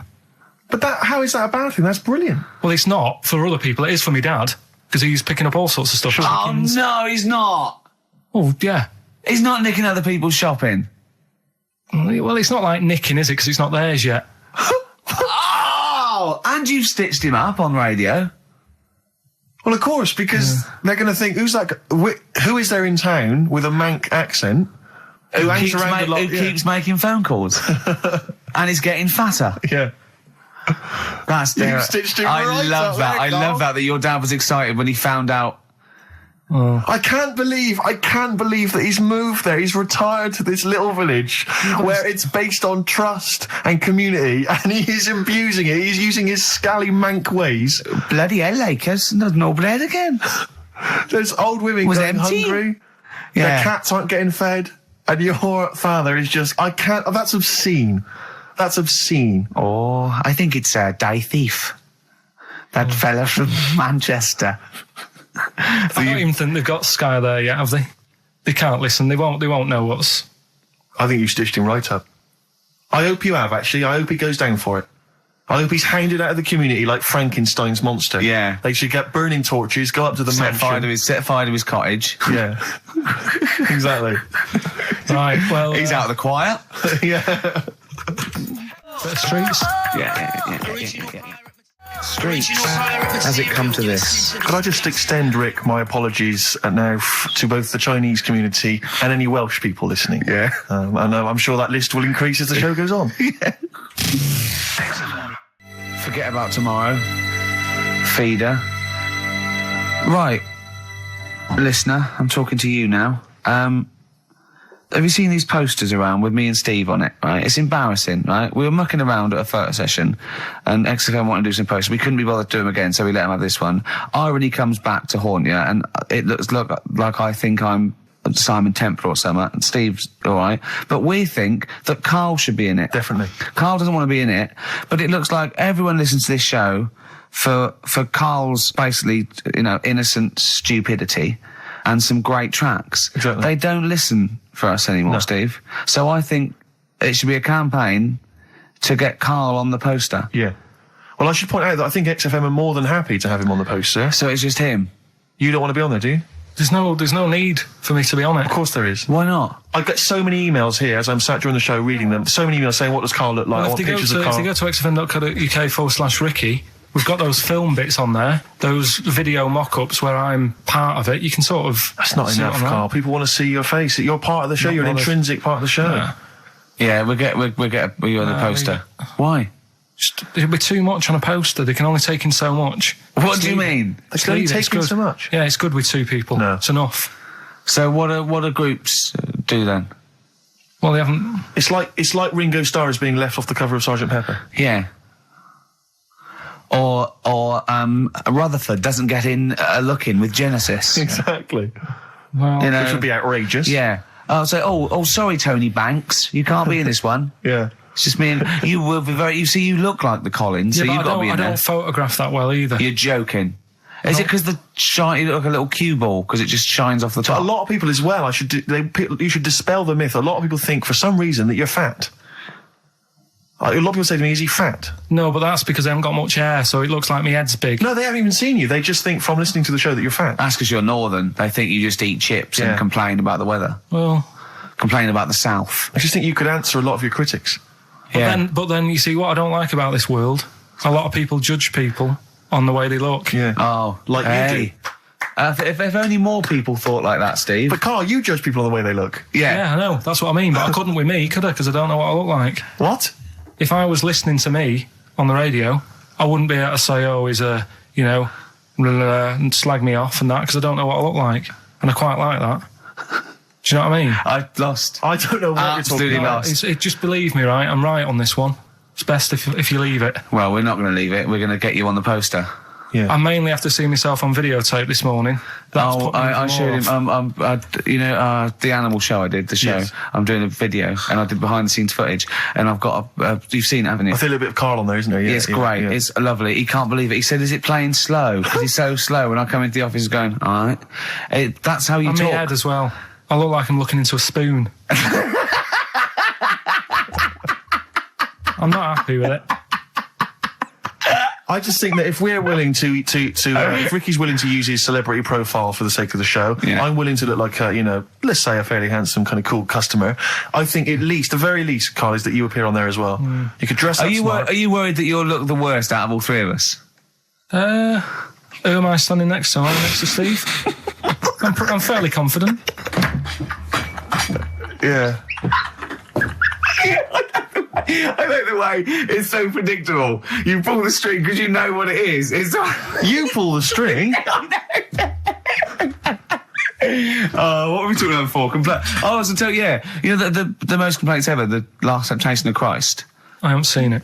What was it? It's Scorsese, isn't it? It's Martin Scorsese, and I've bought the film actually recently because I was intrigued to see it, but I've not actually watched it. But from what I understand, the reason that it was so outrageous is because it has a whole sequence which shows what it would be like if Jesus had lived his life and not martyred himself on the cross, but lived his life as a human being, part of which is him having sex. And so I think that was chiefly what the outrage was, that it was showing this godly man to be, you know, as human as he was supposedly, you know, because he's supposed to be human as well. So that's the reason. That was the reason that there was complaints there. I don't know. I haven't seen the film. Well, I can't say. You see him, do you? You see him having sex, I think, yes. Although it is an actor, Carl. Yeah, it's not actually Jesus Christ. It's not the real. It's not the real Robert Powell. No, it's an actor playing Robert Powell. Is that, you see, sex on films and all that, right? When I was growing up, I'd be watching. No, just saying an example of this, really, right? When I was growing up as a kid, and I'd be, you know, watching films with my dad, right? He'd really be enjoying a film, right? And then a sex scene would happen, right? And he'd go on film. Or just behind you. Yeah. In the film, a sex scene would happen. Your brother up to his old tricks again. And he'd get up and go make a cup of tea. Right? Right. Typhoon? That he'd stolen from some sort of telephone box. And like, even recently, he thinks it ruins a film. Do you know what I mean? Because there's no need for it to happen, is there? Really? Yes.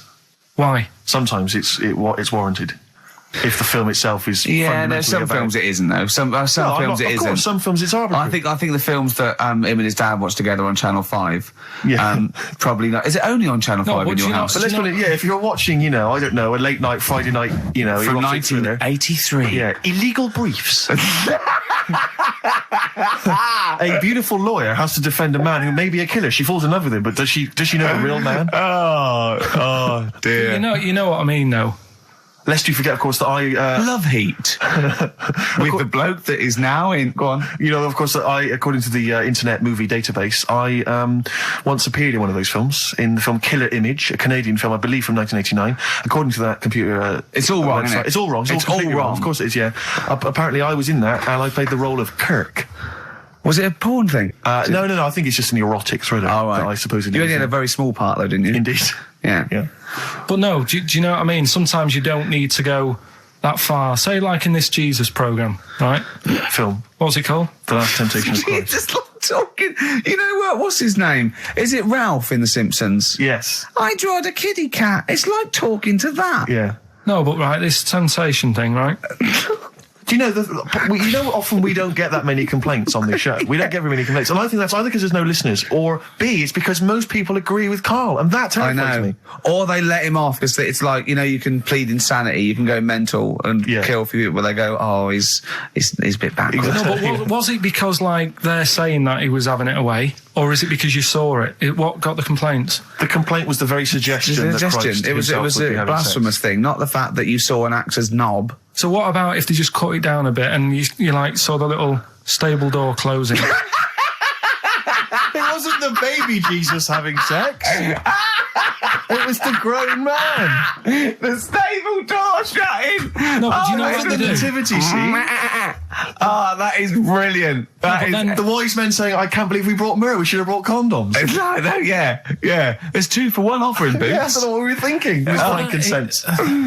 It's just, it's always awkward. Should we apologise now to the Christian church as well? So sorry, the little Chinese fellas, little Welsh fellas, and the little Christian fellas. We haven't said anything wrong. No.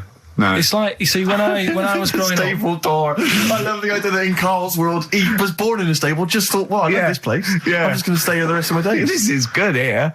Oh, brilliant. But when I was watching telly with my mum and dad, I mean, it still happens now, right? My dad will sort of go, oh, ruined. Good film ruined, right? Yeah. If some sex scene happens. But what are we talking about sex scene? Are we talking about a kissing, or are we talking about penetration and looking at the camera? Going, are you enjoying this, Pilkingtons? What are we talking about? What is sort of extreme levels are we talking about? Right, last time I was down there, right? Yeah. What was it? Meet Joe Black. Meet Joe Black. Meet Joe Black is a terrible film. Yeah. Right? There was a good film. And then you know it's going to happen because, like, the music comes in. Brad Pitt's keeping quiet. A woman's eyeing him up. Sure. So my mum, I love that. my mum's worked it out already, and she's going. Anything on the other side, love? She knows. She knows. It's something's. So you can be enjoying a film and you can be an hour and 10 in, and then some spidey senses of one of them can go, should we turn it over? And the other one goes, yeah, all right. Are you sure it's not them protecting you from scenes of sex? So that what they're thinking is, what if Karl gets the idea to have sex? Yeah. That could lead to procreation. We don't want any more like him. We've got to end the line here. You sure it's not the doctor? Keep calling on going, you are keeping away from women, aren't you? He must never find out. Are you sure they're not embarrassed because they're watching a sex scene with their son? It happens every time, right? There's two things that my mum does, right? It's that, if there's sex scene on the telly, she'll go, anything on the other side, love? And the other thing she always says, if ever there's anything on the telly with Elvis in it, she goes, oh, I like him, right? And we all know, we sat there, we know what she's going to say next. Yeah. So you don't even bother saying why, right? And she goes, he likes fat, ugly people. He what? He liked fat, ugly people. He didn't always go for, like, the good-looking fans in the crowd. What Elvis did? Yeah. Right. That was always the thing. And I'm sorry. Now, hold on. I don't know what we're doing now with our lives, Steve. Right, wait a minute. Right. So your mum says two things, right? She either says... Is there anything else on the other side? Or, I like Elvis. There's a pause because you know what she's going to say next. She says, he liked fat, ugly people. How often does this occur? Well, because they've got, like, Sky, there's a lot of those channels on. They're like the music channels. So Elvis always comes on. There's either an Elvis film, there's, like, a classic hit by him on. And she'll go, I like Elvis, he likes fat, ugly people. And what do you mean he liked fat, ugly people? Is she a fat, ugly person? Because there's that special Vegas show, isn't there, where he's dancing about, right? And he's got loads of scarves around his neck. Towels. Yeah. And, like, he always hands them down to the fat, ugly ones. Right. And I always say it's because they're the fat, they've got a sweaty face because they can't, you know what I mean? I don't know what world they live in. I don't know how we've got onto this subject. What sort of world are you got when you're watching his face? And what do you mean fat, ugly ones? You mean they're in the front, they're sweating a lot because they're a bit chubby? So she thinks, is giving them a towel because it's he's really going, wipe your face, you're putting me off, you fat cow. Stop sweating near me. There's another one. What? So, hairy Chinese kids. Yeah. Jesus. We haven't slagged off hairy Chinese kids. We slagged off Chinese. We didn't slag anyone off. We just said they really haven't got a town as such, and they wear shoes. What did we say? Yeah, little wooden shoes. And what did I just don't know how we got onto Elvis and big fat ugly women. I don't know I don't know how we sidestepped from the Last Temptation of Christ. Did you see that fat girls and feeders program? Go on a minute. Eh? What's Tom Petty first? Oh, brilliant! It's a great song. Breakdown. How many Tom other Petty. radio shows have talked about Last Temptation of Christ, Chinatown, fat ugly women? Yeah, 60 minutes. Exactly. Incredible. Sony Award winning. During breaks, Painkiller on XFM 104.9. Ricky Gervais with me, Steve Merchant, and Karl Pilkington. I should point out now, Rick, that the general consensus from the listeners is that Karl should definitely be on the poster. But I know obviously. that. I know. There's an interesting email. Of course here. they should. They're it just right. says, I'd love to see Karl on the poster, especially as I'm watching him on the webcam today, and wearing that shirt, doesn't he look like Charlie Brown? He looks just like Charlie Brown from the Peanuts cartoons. Oh my God. That's it. From now on, if anyone ever asks me what he Karl does looks look like Charlie Brown. Oh, it's like great him. because Charlie Brown has got that thing. You've got less features than Morph. It's just a round head and there's human aspects. It's just the bare minimum. When I draw a cartoon of him, it's so easy. Yeah. The thing is, right, if I go on the poster, this is what I'm worried about. Where do you go from there? What do you mean? Well, it's difficult, isn't it? Do you know, like before, you were talking about the complaint that a TV channel got about some fella putting bacon? Yeah? Yeah. That was me. Yeah, you were talking about a fella I didn't put the bacon on, but yeah, I was talking about it and it got a complaint, yeah. Right. Now, he had to do that to get a kick. Yeah? Yeah. Where do you go from there? And it's the same for me on a poster. Once they've seen me... Yeah. And we get sued by the estate of Charles M. Schultz for using without copyright his most popular creation. It's just that if people don't know, it keeps them interested. They don't need to They're know not tuning in every week on the off chance that They're wondering what you look like. Yeah, but the ones who are, it just keeps them... They won't let them down there when they see your picture. It won't let them down. It won't be a letdown. It's exactly as it should be. Anyway, competition, yeah? Right, let's get the answers. Let's get this out of the way. Songs of phrase. Song's a phrase. Just in case you just tuned in, it's a new feature we've been doing. We take songs and chop them up and that, and it's a phrase that crops up on the show a few times. This week we were going back to the classic. Me Auntie had wind for 5 minutes. Let's go back to the classic. And let's have a These are the answers, is it? Okay. My Auntie had wind. Right. So what you had there is you had the knack. Yeah. With my Sharona. Auntie was some Manson track. What, you don't even know what it was. Auntie Everything, I think it's called, some album track, right? Then you had Bill Medley, Jennifer Warnes, I've Had the Time of My Life. You had Bob Dylan. Wind. Idiot wind. Blowing in the Wind. Oh, Blowing in the Wind, was it? What was after that? 4 was 2468 Motorway. 2468 Motorway. Yeah. Tom Robinson. Tom Robinson, yeah. That was the 4. Then you had the 5 from Manfred Mann, 5, 4, 3, 2, 1. We wrapped it up with a bit of 5-star for a minute. Something about... Can't wait. Can't wait another minute. So... They're the answers. Yeah, we're looking for someone who... I don't think we got anyone who had them all right. But nobody got all 7, although in your little answer list then you only listed 6 because you got your numbers went out of sync in your own brain. Well done. Once again, smooth. I tell you what, Carl, why don't you next week at least write down the answers for yourself? Don't need to. Well, you clearly do because you just embarrassed yourself. Don't need to. You've proved that you do. Right, okay. Anyway, well done. I'm going to give it to Paul Tier. PJ Tier, because he got 5 of the 7 correct. Well done. So he gets... and he's getting that signed Kevin Spacey Yeah, DVD. if you can just email us your address as well and get them off to you today. All right. Brilliant. That's what you're dealing with. So you've done that competition, that's been put to bed. Let's have a great tune, Rick, and then what else we got? We got some monkey news? We've got monkey news. We've got Cheap as Chimps. We're doing the film thing. Right. Got the film thing. What film is it this week? Silence of the Lambs. You can be owning that by 3 o'clock on VHS. Is it about $4.99? Is it? Thereabouts. 20th century boy. Come on, Mark. Some people want a 21st century boy these days. Mark Bowden there. A little bit out of date on XFM 104.9. Ricky Gervais, Steve Merchant, Karl Pilkington. Right, it's that time again, isn't it? Monkey news. Yeah, monkey news. Oh, monkey news. Right, if you're a new listener, this is where we do a bit of monkey news.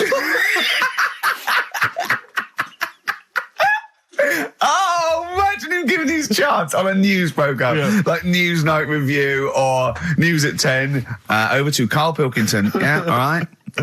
Monkey's gone mad again. Go on. Right, we've done quite a lot of good stuff. The one that sort of kicked up most of the fuss was probably Ollie the monkey. I love the fact that they're all monkeys. He's a chimpanzee. Well, right. It's an ape. Well, today, right, we're looking at one that's it's called Coco.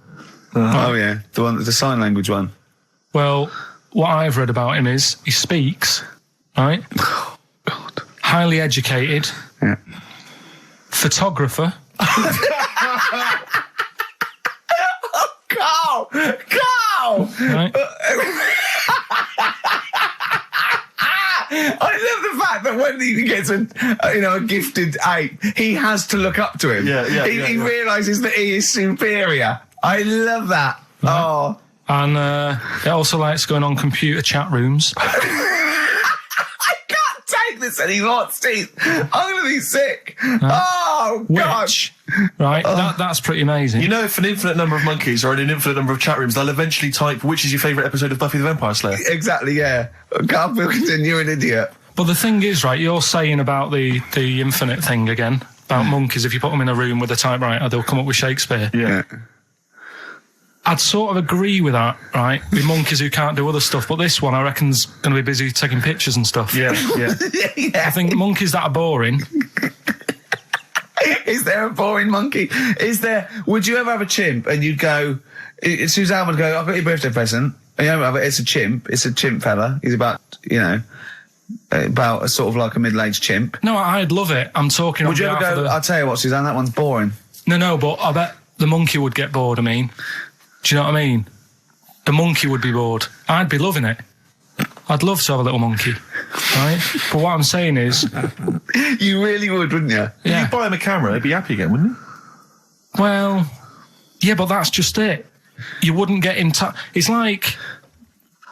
if you can do other stuff, you don't want to do the boring stuff. Forget the typing. Forget the monkeys typing. Talk about this monkey that's a photographer. No, but we are in a way. I'm just saying that would be happier. Monkeys that have got nothing else to do, if they can't take pictures and that, and they can't go on chat rooms. They're happy to sit in a room typing away for infinity, yeah. Do you know what I mean? But he's got maybe a little exhibition to put on. Do you think... Do you know that most chimps and apes and monkeys still actually just live in trees?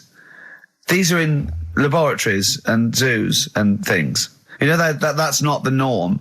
These monkeys walking around sort of chatting and riding bikes. Yeah. You know, that's not natural. Exactly. No, I know, but if you left a bike in the jungle and then came back a few years later, there wouldn't be monkeys riding around on it. And a book. If you left a bike with a book in the basket, right, and you went away for 10 years and you came back, there wouldn't be a whole new transport system and schools. No. They'd eat it. They'd throw it round and eat it. All right, then, so what you're saying is you can't... See, what I think is, right, and don't take this the wrong way in that, right, Stephen Hawking. Yes. Right? Now, he had a bad illness. Now, I wonder if he'd be as bright as he is if he didn't have that. Right. Because he's had time to sit down, he's like, well, what can I do? Yeah. They've gone give him a book. And he read it. I like that. Give us another one. Yes. He's got a lot of time on his hands. Yes. Now, what I'm saying is monkeys... Right. This one here, Coco, which I think was a gorilla. Right. Right? That wouldn't have been happy on a little keyboard, just doing that all day, because it'd be going, well, I could be out taking pictures. Sure. Play a record! Yeah. Do you know what I mean? Play a record! Yeah. Done. You're an idiot! There it was. There's the catchphrase. Once more. He is! He's an idiot! Sure. Athlete, El Salvador, on XFM 104.9. I'm Ricky Gervais. With me, the amazing... Steve Merchant and the incredible Karl Pilkington. All right? Right, we've done that. Monkey news. Right, straight. Let's hit them dead. Let's go straight with cheap as chimps, Karl. Right, well, this will probably finish today, to be honest. Oh, right? Because what if we looked at it, cheap as chimps, we found out that... They eat one banana. Next, go on, do this one. Eat one banana a day and that. Yeah, that's it, brilliant. So what... It was a long-running feature, go on. Sorry, can I just ask again, what are the rules with cheap as chimps? It's just, if you wanted a chimp... How much would it sort of cost you? Brilliant. Title come first? So, yeah. As always, that's the way they do it. Right? Cheap as chimps. I thought I'll go online and see, if I could buy one. Mm-hmm. How much do you reckon? £6,000. To buy a chimp? Yeah. Oh, no, ridiculous amount. Where can you buy them from? What sources? You shouldn't be able to buy them. eBay. What do you mean, buy a chimp? From who? There was this website that was selling stuff. What you could actually... What are you talking about? Right, here we go then, right? I looked at it. Here's some of the other animals that were on there. No, wait a minute. What, are these poachers? I don't know. What, the zoos that got bored with them? Where can you buy a chimp? I don't want to give it a plug. Right, some go website, on then. right? So what are the other animals available? Right, well, that'll give you some prices with the other animals, then you can try and work out if it's cheap as chimps, right? So, right, a camel. What do you reckon? £25,000. Right, $8,000 for a camel, right? Sloth? 40 quid. $3,000. Right. Last one, Bengal tiger. Oh, that's got to be pricey. $12,000. $1,800. What? Yeah. Karl, this is an awful website. That can't be true, mate. Right, That's so awful. A chimp. Well, $5,000. I'm going to go with $1,000. 55,000. What? Yeah. That doesn't make sense. It's mad, isn't it? Yeah. So, But I don't know what to say because this is rubbish anyway. What website can you buy? Okay, get me a tiger. Here's $1,000. Get me a tiger. well, I don't know You're an idiot. if postage and packages and... Sorry, so where does the cheap as chimps element come in? Well, that's sort Aren't of you supposed to rounds it up. shout, it's cheap as chimps at the end? Well, it isn't. That's why I want to finish the feature. I don't know what is in the cheapest chimps? Oh, this is amazing. This is amazing broadcasting. So we're up for a Sony Award, aren't we? I hope they're listening, because it's ours. Yeah. With features like cheapest chips, it's ending because they're not. It's in the bag. And do you remember? Here's our fleet. Can't stop the Red Hot Chili Peppers. Well, I've got news for you, boys. I don't want to stop you. I love your funk rock fusion. Word of warning, no nudity. Repeat, no nudity at this gig. I do it like you. I think you should host a whole show like that. It's lovely that. So, have you ever done any DJ, like proper DJ, like in a pub or a club? Because I know Carl had his own. I had my own disco when I was a kid. Yeah, not proper. I had a gig once when I had to. It was 2 nights a week in the local pub. Just the 2 decks. That it was in a suitcase. You know, there's those sort of all-in-one thing. And they just wanted the same records. They wanted Rod Stewart, Baby Jane. They wanted about 11:15 when they were all drunk. They wanted Don McLean's American Pie, which they all sang along to. Yeah. Uptown Girl they liked. Right. But yeah, I didn't used to do the talking. Did you do the patter? No, I couldn't. I just don't understand it. I just love those wedding sort of DJs that they have to give you extra information. They can't just play a song. They have to say things like, "Ooh, all the way back there in the Commodore's easy." It's sort of like they have to tell you something. Who's listening? They're just going to play the next record. It's a wedding. Yeah. It's like there's the controller of a local radio station listening. He just happens to be at the wedding, thinking, "Hang on, hold on, he's played a record, but he's got extra information." Well, they should do useful things at a wedding. Like, will the overweight aunt in the purple dress please now take the floor with little unfortunate kid and let him hop around? As the dance floor is currently empty, will any 8-year-old boys wearing those tiny tuxedos please slide across the dance floor on their knees? Until they are taken home and put to bed early. I went to one once.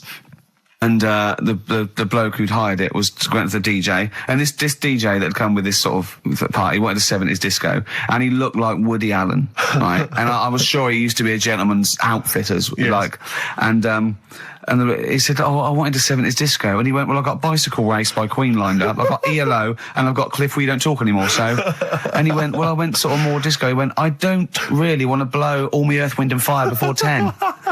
But it's like all planned. There is a rule. There are rules. Will the 17-year-old girl who's dressed like Avril Lavigne please tap loudly because I still haven't played anything by Linkin Park? Will the 45-year-old woman recently divorced please cry now? Yeah, please cry now. Please cry now because it's clear you're never going to find another man.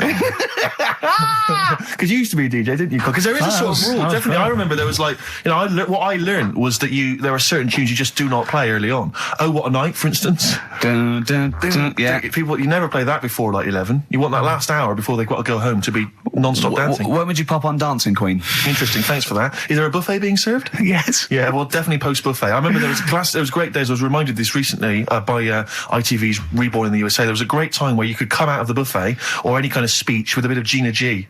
I remember there was a great period for a couple of years where that was always a barnstormer. Sure. Sadly, no longer the case. What about, because the danger is, of course, you go back to the 70s, maybe you got Dancing Queen, but how many do you play before you come into the 80s with perhaps Billie Jean? Or Soft Cell? Soft Cell's always a classic, yeah. I'd love to hear that. And, because there's always controversy now, as to whether Love Shack is overplayed. I know that's a big discussion now. I've never liked it. I just will any 35-year-old men please now dance ironically to Bombastic in the vain hope that someone would actually find them attractive. Love Shack? Oh no, never liked Come it. on, Eileen? I never. Yeah, all right. I just never liked any records that with a hint of novelty about them. They are popular though. They're floor fillers. I hate them. You haven't done DJ now, have you? Exactly. What do you mean? Singing on the other side of your face. Have you? Yeah. Have you? Yeah. You didn't play Dexter's Midnight Runners? Probably. Yeah. Yeah, I mean, I didn't plan it out that much when I did it. It was like, I knew I had the tights and cigars to give away. Yeah. Which he stole from his parents' bedroom beforehand. Yeah. Why were you giving away stuff at a disco anyway? Why weren't you just playing records? Because people liked it, didn't they? If it wasn't... It hasn't changed. We're doing this. We talk rubbish, we play records, and we give away crap that we found. Yeah. It hasn't changed, has it? And, so I had some good times. I mean, for people who haven't been listening all the time, it was called Pilky's Making Music. Yeah, it was like Pilkington, and my mate was called something Making, and the music was what we played, right? And I had some cards made, had some nice blue glossy cards made, but they were quite expensive. Yeah. So I used to hand them out, and then they'd say cheers for that, and say, no, write it down, write the number down, I want that back. Yeah. Brilliant. Because they were quite pricey. Yeah, right? yeah. Classy businessman there. I think Richard Branson used to do that. I think so, yeah. Saved a bit of money, because my dad made some lights, Sonny. He just like... He said he made them, he found them in a telephone box. People were making phone calls in the dark around the neighbourhood. Exactly. It was just white bulbs in like a box, and like my mate making, he used to just flick them on and off, like the thing, and then they'd be in time with the music and that.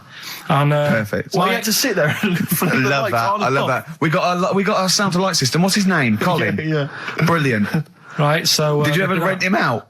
Right, well, we never had any disasters, right? But my mate did one, right? And I don't know if it's that funny, really, but I'll tell you anyway, right? He was doing this gig, and it was probably one of the biggest gigs, right, that he ever had. Must have been a couple of hundred people there, and in like a big sort of warehouse thing. Anyway, for some reason, there was some problem with a big speaker that fell, right? So the police turn up and stuff. Right. And they try to control the night, and they're going, can everyone sit down? We try to control it. Can you sit down? So anyway, you get a few like little groups of people sitting down on the floor, and people were still stood up, and the police were saying, look, you know, we're going to cancel this whole night if you don't all sit down. And more people are sort of sitting down. It's going on for about 20 odd minutes, right? Will you please sit down? And it gets to this point when there's just one lad stood up in the middle. And he's going, look, you're ruining it for everyone. Will you sit down? And it goes quiet for a bit, and someone's muttering something. And he goes, the lad standing up has got calipers on his legs. Can we have a round of applause for the kid? Who said that? It was this lad who was doing the DJ.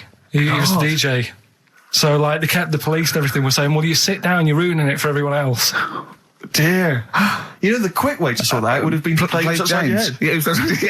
Or sit down. Yeah.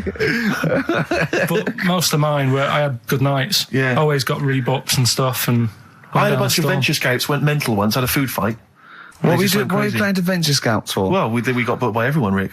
We started with weddings and local, things, but we soon went up. At one point we played a massive gig in a big tent in the middle of nowhere for some scouts, and they absolutely loved us. Rage Against the Machine. Oh, they couldn't believe their luck. Do you know when they say weddings and bar mitzvahs?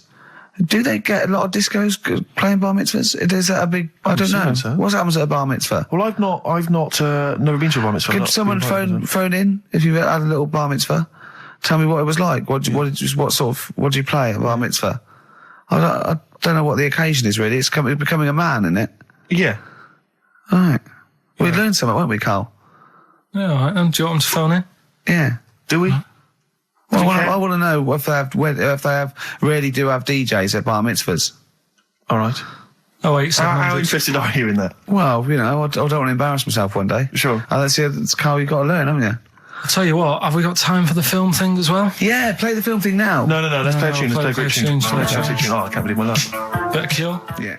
Forest, The Cure, on XFM 104.9. Wow. Brilliant. Someone called in, she's been to a bar mitzvah, and they do have apparently a crap disco. And apparently, what happens? Well, Carl asked her what happens. She said, you just sit around and see the kid who's getting bar mitzvah, or the man now, get given loads of money. Right. And I said, is there a female equivalent? And apparently there is a female equivalent of a bar mitzvah, but she didn't know what it was called. What's that? A bar titzvah. Right, I'm just going to add to the list of people we've offended. Sorry to Jewish people as well. Yeah, we've got to So sorry to Jewish people, sorry to Chinese people, sorry to Welsh people. Ugly fat women. Well, don't put the Welsh in twice. Sorry to Elvis fans. Elvis fans. Animal lovers. Animal lovers. Brilliant. Lovers of great radio. Yeah. That was, music lovers. Good, well, sorry about that. Apologies to all of you. Yeah. And, we haven't even had time for, we haven't got time for the film thing this week. Oh, why not? Just, it's running tight, really. Are you sure? We haven't done Cheeky Freak of the Week. That's a new feature, isn't it? That's a new feature. Cheeky Freak of the Week. Let's do Cheeky Freak of the Week. What is the cheekiest freak of the week? I'm just going to apologise now. I've just had Freaks, sorry to freaks. Okay, right, go ahead. Well, I say it's a new feature, but we've sort of touched on it in the past with... We always talk about freaks. Hairy Chinese Kid. Yeah. We've had the Pillow Man. Yeah. Oh, you called a draft excluder?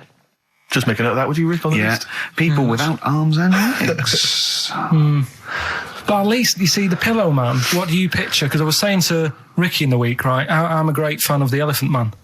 That's his favourite freak. Of the all the man. freaks, that's Do you know why he said? Do you know why he said? He said because you get what you pay for. When someone says the Elephant Man, you get what it says on the tin. Right. You know you're going to get it. Yeah. Do you imagine, Steve, if you had a mate and you said, where are you going? He said, I'm going to see my mate. And you go, which mate? And he said, the Elephant Man. Yeah. Straight away, you haven't even met him, but you know what he's going to look like. Yes. Right? That's what I like about that. Hairy Chinese Kid.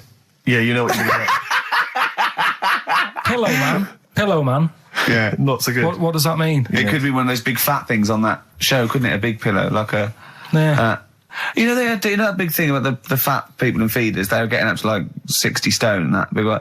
And there's a thing called fat admirers that just fancy fat women, right? And You writing that down? yeah, sorry, and they had blow up versions. It looked like a bouncy castle. Wow. Yeah. Really? Yeah. You'd be knackered when you blew that up. Yeah, You just wouldn't want to go forget it. Yeah. Oh God, That's people being cruel as well, isn't it? Because after watching the programme on Channel 4 about the fat people and fellas who like them and stuff, there was a story on one of the news websites about some fella in Germany, right? He was a big fella, must have been about 50 stone, and he fell over, right? And I think he hurt his ankle or something. And Timber. they sent firemen instead of like an ambulance. Yeah. So straight away they're having a bit of a laugh. They're not. No, they've got winching gear. Well, they didn't know. They didn't have winching gear. They had to use the hose pipes to carry him out. I think it was Anna Nova, that news website. They had to use the hose pipes. So they made like a bed using the hose pipes. Oh, yeah. And had to carry him out on that. And then they had to sort of get him into a special truck, they said. Mm-hmm. And do the same when they got to the hospital. I mean, that's mad, isn't it? They shouldn't do that. Although, Carl, I'm loving that story. I'm just worried that we're not going to be able to fit in Cheeky Freak of the Week. What's the Cheeky Freak of the Week? All right, Cheeky Freak of the Week. Something I found on the net. Yeah. A fella who had 27 toes and fingers. In a jar? No, still on him. And proper ones as well, not like little stumps and that. Proper, fully formed fingers. Was he a pianist? Close-up magician? I don't know what he did. He just said that he was... Cat's cradle professional. Did he ever work on finger bobs? He was saying in the week. For the crowd scenes. I'm now going to do Braveheart. Yeah. He said about the Elephant Man. He said, I want to do a thing, right, with freaks, where it's good and bad. He went, what did you said? The pro about him is... What about the fella with loads of fingers, or...? No, the Elephant Man. Well, he said the bad thing is he stretches his jumpers. When he puts them on. Yeah. And what's the good thing?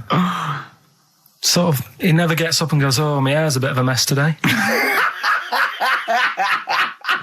No. He's always having another bad face day. I don't to complain about this head and shoulders. You're taking the piss. Yeah. Oh, dear. So that's freaky. Didn't you see an elephant woman in Manchester? Yeah, leave that. What do you mean, leave it? No, because it is sad. I know it's sad, but I mean, I don't know what my next sentence is. No, people always that think, should be the end. I don't need to say anymore. People will know what she looks like. It's a good name for her.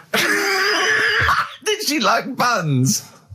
Oh dear! It was when my dad was a taxi driver, and he used to sit in the front. Yeah. And she used to get a lot of taxis. Yeah. And he only charged you half price, didn't he? He was a good guy. Well, the bad thing is as well with people like that, you don't want to offend them because they never forget.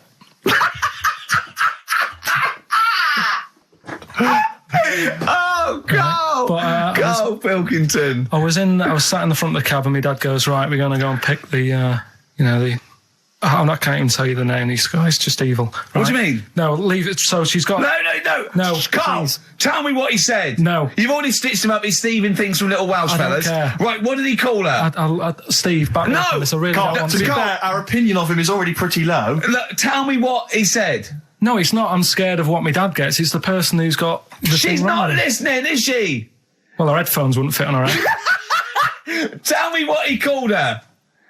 I don't want to. Tell me what he called her, Carl. I'm getting angry, man. Tell me what he called her. No, I'll leave that. Honestly, Tell me what he... It doesn't matter. Tell me what he called her. Carl, just... I'm going to go... Seriously, I want to know what he called her. Right, you're not going to stop this show. We're not doing the next show until you tell me what he called her. What did your father call the elephant head woman? Tell me. Spudhead. How old were you? I don't know, about 9. So did you expect to see a potato with a dress? He did sort of, again, it's a good name. Do you know what I mean? I had an idea of what it was going to be about, and he said, do you want to stay in the car, take you home, because you can't... Spudheads, you got lovely eyes. Can't. Come on, man. That's it, by the way. Is that all of it? Cheers. Bye. Brilliant. Well, let's end with LL Cool J. Magnificent. Yeah. See you next week. Since you've been gone, by Rainbow. Since we've been gone, Steve. What's been going on, mate? Well, so much has happened, hasn't it, in the world? Politics and stuff. There's been an election and the like. I'm Ricky Gervais, with me Steve Merchant, and our producer, I say producer, Karl Pilkington. All right. Yeah, very good. We've been away for a while. I think the last show we did was January 2004. Yeah. And nothing's changed. Nothing's changed whatsoever. Nothing's been mended. I'm pretty sure I threw that away in the bin before I left. Yeah, there are some of your old bacon rinds. yeah. The spare ribs on the floor. Yeah, nothing's changed at all. Oh, no, that's not true. The listenership's changed. It went down slightly, didn't it, on the last radio? Well, I don't know. I don't know. Is that what happened? Did it go down slightly, Carl? A little bit, I think. I don't think XFM gets new listeners, because I think what happens is, because the reason it goes down just very slightly each time is that their old listeners die. Yeah. Old Cure fans dying of... Yeah, smack addictions. Gout. Yeah. But anyway, I haven't listened to this station for a year and a half, so that's increased by 1, which is probably quite a high percentage. Exactly. I suppose that my question, to you, Rick, would be, why now? Why have you come back now? I was a bit bored of sitting at home. Okay. Yeah. Because we're just here for 6 weeks. 6 weeks. Well, we're standing in for Adam and Joe, aren't we? Yeah. Yeah. How the tables have turned. I remember when they were standing in for us, but... Yeah. I don't know. But the only reason I'm here is because my housekeeper cleans between 1 and 3. Oh, right, that's a good idea. So I just got to get out of the house. And, Are they listening to XFM? Well, no, she doesn't speak English. I'm not made of money, Rick. Okay. If I can help out, a young immigrant lady, then I will do. And there are so many things I can do for her in so many ways. Yeah. But her, picking up my old tea towels and stuff is ideal. So that's why I'm here. But all I'm worried about is I think people kind of associate with the name Ricky Gervais. They associate a certain level of quality. Your live stand-up DVDs, there's a level of quality. You've put a lot of work into them. You've honed it. The TV work you've done, likewise. Should people expect the same from the radio show? Definitely not. No. Definitely not. Those things that, you sit down, we sit down, we write them for a long time, write them for a year maybe, then film them, and we worry about everything. This is, I'm not even sure I'm talking into the mic at the moment. I was actually doodling, as you saw there. Yeah. I'm eating a sandwich as we speak. Yeah. Although we do like music, that is true. That's absolutely right. Should we play some great records? Let's play a great record now. U2, City of Blinding Light. I'll tell you what, I love U2 now. Yeah. I honestly hated them, sort of everything from Boy up to about, I think, Beautiful Day, when that came out. I thought, oh, that's all right. I listened to the album, listened to this album. I love them now, Steve. It's a turnaround, isn't it? Well, yeah, it's that kind of musical insight that I'm looking for throughout this show. Really. I sound like Dr. Fox then, didn't I? Some of your tastes and wants and needs. Dr. Fox. What's happened to him? Is he off air now? Because that's one of the reasons I put no effort into this radio show, because, we go to the Golden Globes the same month, we do nothing at the Sony, and Dr. Fox actually said that's because you're not very good. I like the fact that the Dr. Fox criticisms really hit you quite hard. You really took that still talking about it a year later. Exactly. You've got to let it go, Rick. Yeah. But then again, he's a medical man, and yeah, well, you got to believe him a bit. That's his opinion. Exactly. Yeah. I could have done without the rectal examination. I think you could have just said, "You're not very good. Exactly. Try and enunciate." No, I know what the problem is. Or let's have a look down here. Exactly. Carl you had to go to one of those well clinics, didn't you? No, I haven't gone. Why? Because I'm not happy with it. What? I'm not happy with the whole... Well, it's just... Do people know what them places are? They'll give you Have you heard of them? Yeah, I've had one, yeah. They check everything. Which, you know, Suzanne, my girlfriend, was like, you know, you're 30-odd now. When was the last time you went to the doctors? And I haven't been for ages because I don't... No, I never go. Doctors. I never go. Unless I think I'm honestly going to die there on an agony. Think they can always find something. Jane made me go to one of those things, those boot things where they do that. It's, couple £100 and they give you a complete head to toe, don't they? But head to bottom is what it is. They do the old finger up the arse thing. Now, what is that testing for? Well, I like that he said it quietly, because he's on the radio. You can't say arse. Yeah. I say it quietly. Say it quietly. Yeah. Arse. Yeah, arse. That's what our mistake was, because we got a complaint upheld, didn't we, for saying... And I'm talking about a male chicken here, which is a cock, as you know. Yeah, okay. And we said that word, right? So if we'd have gone, cock, we'd have probably gotten away with it. You can get away with murder. If you just, If you just whisper it very So go on then, I'm not going because I'm not having that done. I don't understand what you're going to find up there. That's... Your head? No, but why can't you just... I mean, it's the heart that I worry about the most. Do you mean that in a kind of romantic sense? No, I mean, like, you know... If they'd have to have a long finger, wouldn't they, to check that out? They go, "It's something wrong with your left ventricle." Yeah. Now, this thing about the doctors, they hold your testicles and they make you cough. Yeah, they don't hold the testicles anymore. They just put it sort of like by the side of them. And what's that testing for? I don't know. I think it's something to do with if you got something wrong with your diaphragm or something like that. You can't do it when they press there. I don't know. It shows them something. So it's not doctors having a quick feel. Right, so you can't... well, that's good, because do you remember when Carl said he's going to die of cancer? And I said, why? He said, I don't check my balls. I said, why? He said, I don't like the feel. So they feel it for you. They feel them for you. And you can just relax, shut your eyes and think of England. But don't mess with them. What do you mean? You can do more damage messing about with them. Just leave them. And there's two anyway. You can afford to lose one. Yeah, I don't think that's the point. I think the point is it sort of spreads, doesn't it? You know, you've got to check the... I mean, I'm not saying, you know, if don't do it, because they spend a lot of money saying to people, you know, have a quick feel if you've got the time, what have you. But I don't worry about it. Leave it alone. Why, out of interest, why do doctors stick fingers up your arse? Check the prostate. Check the prostate? Yeah, because if it's swollen, it can, you know, lead to all sorts of problems. Again, they're not having a laugh, Carl. They're not going, hang on, look at this bald little mank fella. But there's no nice way. I'll feel his balls, stick a finger up his arse and send him home. 300 quid, please, on you go. What about me art? It's fine. And they're all laughing. Roger, Jeff, stand behind that two-way mirror. yeah, what's this? I'm not going anyway. So. Really, you're not going because you don't want... No, I'm not happy with that. It doesn't even matter. It's not the fact he's a stranger. If it was someone who I knew, it'd be just as bad. That'd be worse! Imagine that! At a dinner party. Oh, God. Oh, look, hello, Roger and Selena.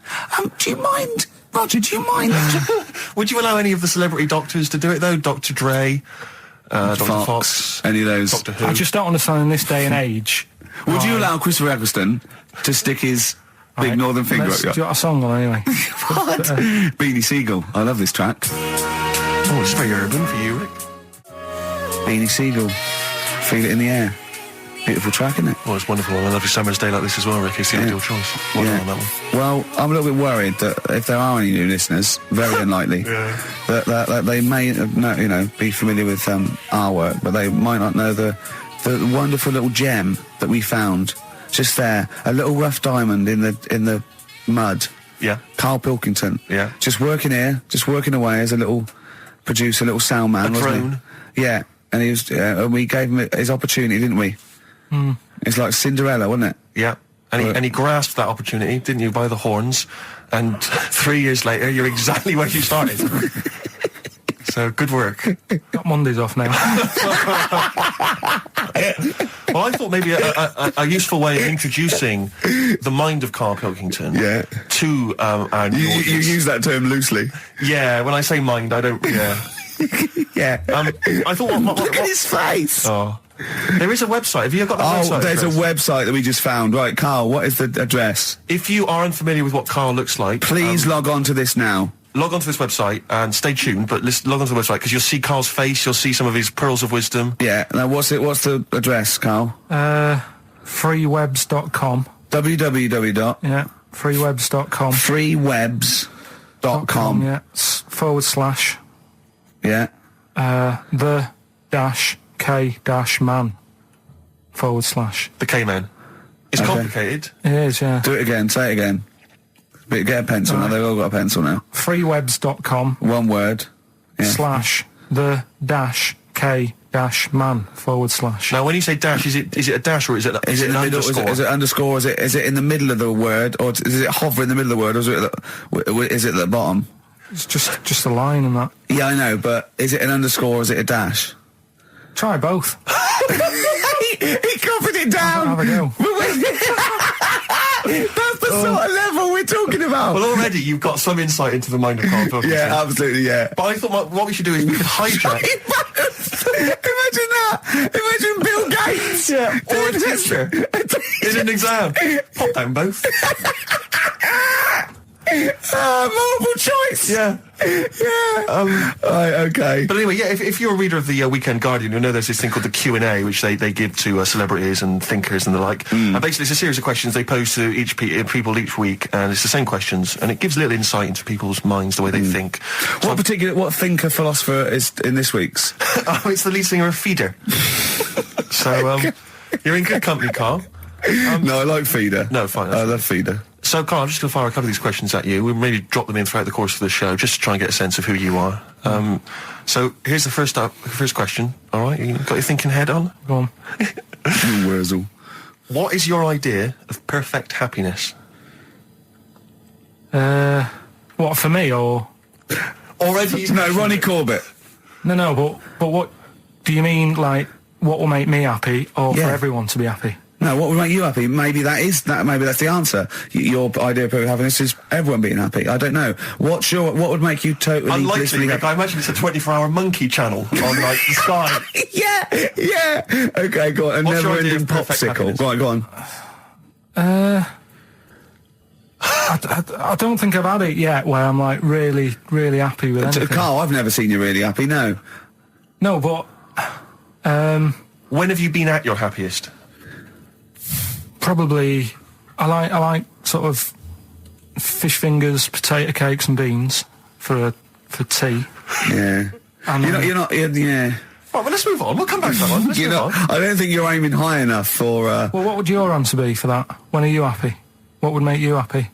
I wouldn't have I'd have fish fingers, but I probably wouldn't have the potato cakes. Yeah. I'd have fish fingers and beans. See, I'm not a huge fan of the beans. Really? So your idea of perfect happiness is probably just fish fingers, is Just it? the fish fingers. Okay, good. All right, second question. What is your greatest fear, Karl? Going to the doctors. So presumably ill health and mortality. That's how you do it, you see. No, I don't. Any particular doctor? I don't want to live forever either. I just want to live innings. I just want to get to about 80, 83, 84. So specific. Yeah, okay. Which living person do you most admire?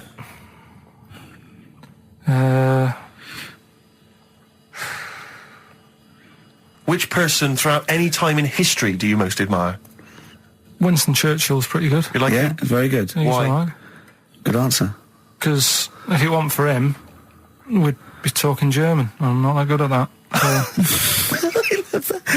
He's not that good at that. I love that even if the Nazis had won, right, in 1945, and we'd be now speaking German, he still wouldn't be that good at it. Although he's not good at English, so I suppose that's true, isn't it? Yeah. All right, well, here's the final one for now. Do you believe in capital punishment? That's not hitting Dr. Fox over the head with a stick. Depends what for, right? Go on. Oh, if it's something bad. And Well, I assume it would be. They don't kill people now for parking illegally. But what sort of thing are you talking about? What sort of punishment? Capital punishment. Yeah, I know, but what is that? What What are you talking about? Well, guillotine, hanging. Hanging's a bit bad. Yeah. Can be fatal, can't it? What do you mean hanging's a bit bad? It's all bad. Why should the state kill someone? Because prisons are getting a bit busy, aren't they? Brilliant. Okay. What's the point in keeping them, people around? Well, what's the point in killing them? Just because it's like, right, that's that done. Who's next? Do you know what I mean? What can you do with someone if they're mental? Employ him on a radio show. Yeah. Right, next question. Play a record. Okay. We'll come back to the questions. What do you want? What have you got in here? Rick, I know you're a massive fan of the Thorns. Yeah, but maybe you're less familiar with the different elements of the Thorns' solo work. No, It's a track from Matthew Sweet. Oh, yeah. XFM 104.9, Matthew Sweet, and a song called In My Time, Ricky Gervais, Steve Merchant, Karl Pilkington. That's great, that. Yeah, just asking Karl some of these Q&A questions. This might be my idea of perfect happiness, being in a room with Karl Pilkington. Yeah. I just watch him look around. When you're talking, he looks at you, and it's like, when the owners say, it's like the cat can understand what I'm saying. Yeah. It's like he's on the edge of that. He's on the edge of that. Or you think he can. And I know he understands the words, but I don't think he understands the full impact. Whenever you say something to him, it might be some, a revelation or something, he always picks up on the wrong side. You go, well, that's not the important bit. Do you know what I mean? He always goes... It's a bit like having a 14-year-old French exchange student. Their English is not amazing. They roughly understand you, but they're trying to piece together what you're saying. Exactly. But it's great. You see, the thing about Karl is, and don't take this the wrong way, I like him because he's stupid, in a way. No, I'm not being funny, but do you know what I mean? But even though I think he is considered stupid, some of the things he says, I think borders on I don't know what the PC term is, the retarded. Do you know what I mean, Karl? Anything in particular you're thinking of, though, Rick, when you think of... Well, he was talking to me the other day because I'm trying to write a show called Science, and he's sort of going to help me out with some of the research, and I want him to do something on the DVD for it, right? And he was talking about it, and he was talking about he says that in the future they reckon we'll be able to soon. He said they'll be able to take us into space, and it's going to cost us £150,000. He said, what's the point? There's nothing up there. He said when they went up there, right? He said when Louis Armstrong went. In 1966, right? He said it was nothing there. So there was him, a fella called Buzz. There was one and third bloke that didn't even get out of the spaceship.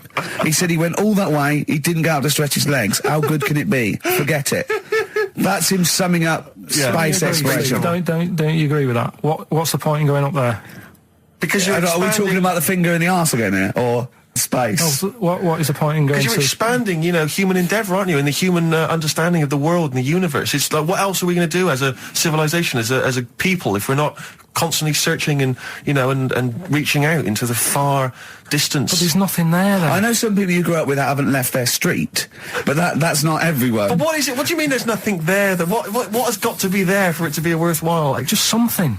To be honest, what would you be happy with finding out on the moon? The video? Just something. I don't think they looked hard enough anyway when they got there, because they seemed to get out, have a bit of a dance about, and then they came straight back. And I sort of think, did they look properly? It's not a day trip, is it? But what I mean they took is... that car out there, didn't they, and drove around a bit? Yeah, but only a little bit. What I mean is, say if an alien landed in Africa, there's not much there, so they'd go... What do you mean there's not much there? Well, it's a bit barren, isn't it? Well, Africa, just in general. Well, so anywhere like that, desert or whatever. What I'm saying is, have a good look round. Probably where all life came from, and probably 500,000 species of animals live there. Buildings and that and stuff. Oh, buildings. Well, just stuff. Yeah. I mean, did they look properly, or did they just land, get out, go a bit dusty, whatever? Right, let's go back. I just think it's a bit pointless. Especially when we haven't done everything there is to do here. Go on.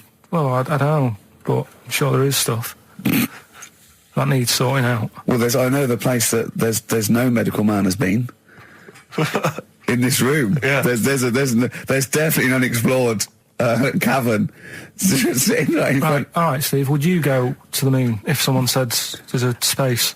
He doesn't march at a concert because he's scared his glasses to fall off. Of course he wouldn't go to the moon. They'd spin him round in training, his glasses would come off, and that'll be it. He'd feel sick. My worry is I'm not sure would I be able to wear him under the helmet? Imagine him! Like I went paintballing once, and I had to wear the glasses underneath the mask, and of course it was a bit hot weather, it was awful, it was steamed up in there. tell. I couldn't see anything. I got shot straight away. I was out of the game. It was pointless. It cost me like £8. Yeah. You don't have to be that fit anyway, do you? You're only sort of sat there. Well, not... well, yeah, but what are you talking about? Think of G-force alone and weightlessness. Of course you've got to be... What? Yeah. I think when you said think of G-force, he thought of G4. The follow-up winners in Pop Idol. I could see it as his eyes glazed over. A couple more quick questions for you, Karl, just to try and get inside your mind. What is your greatest regret? Probably I didn't do that well at school, did I? So I'm trying to learn stuff now. Yeah.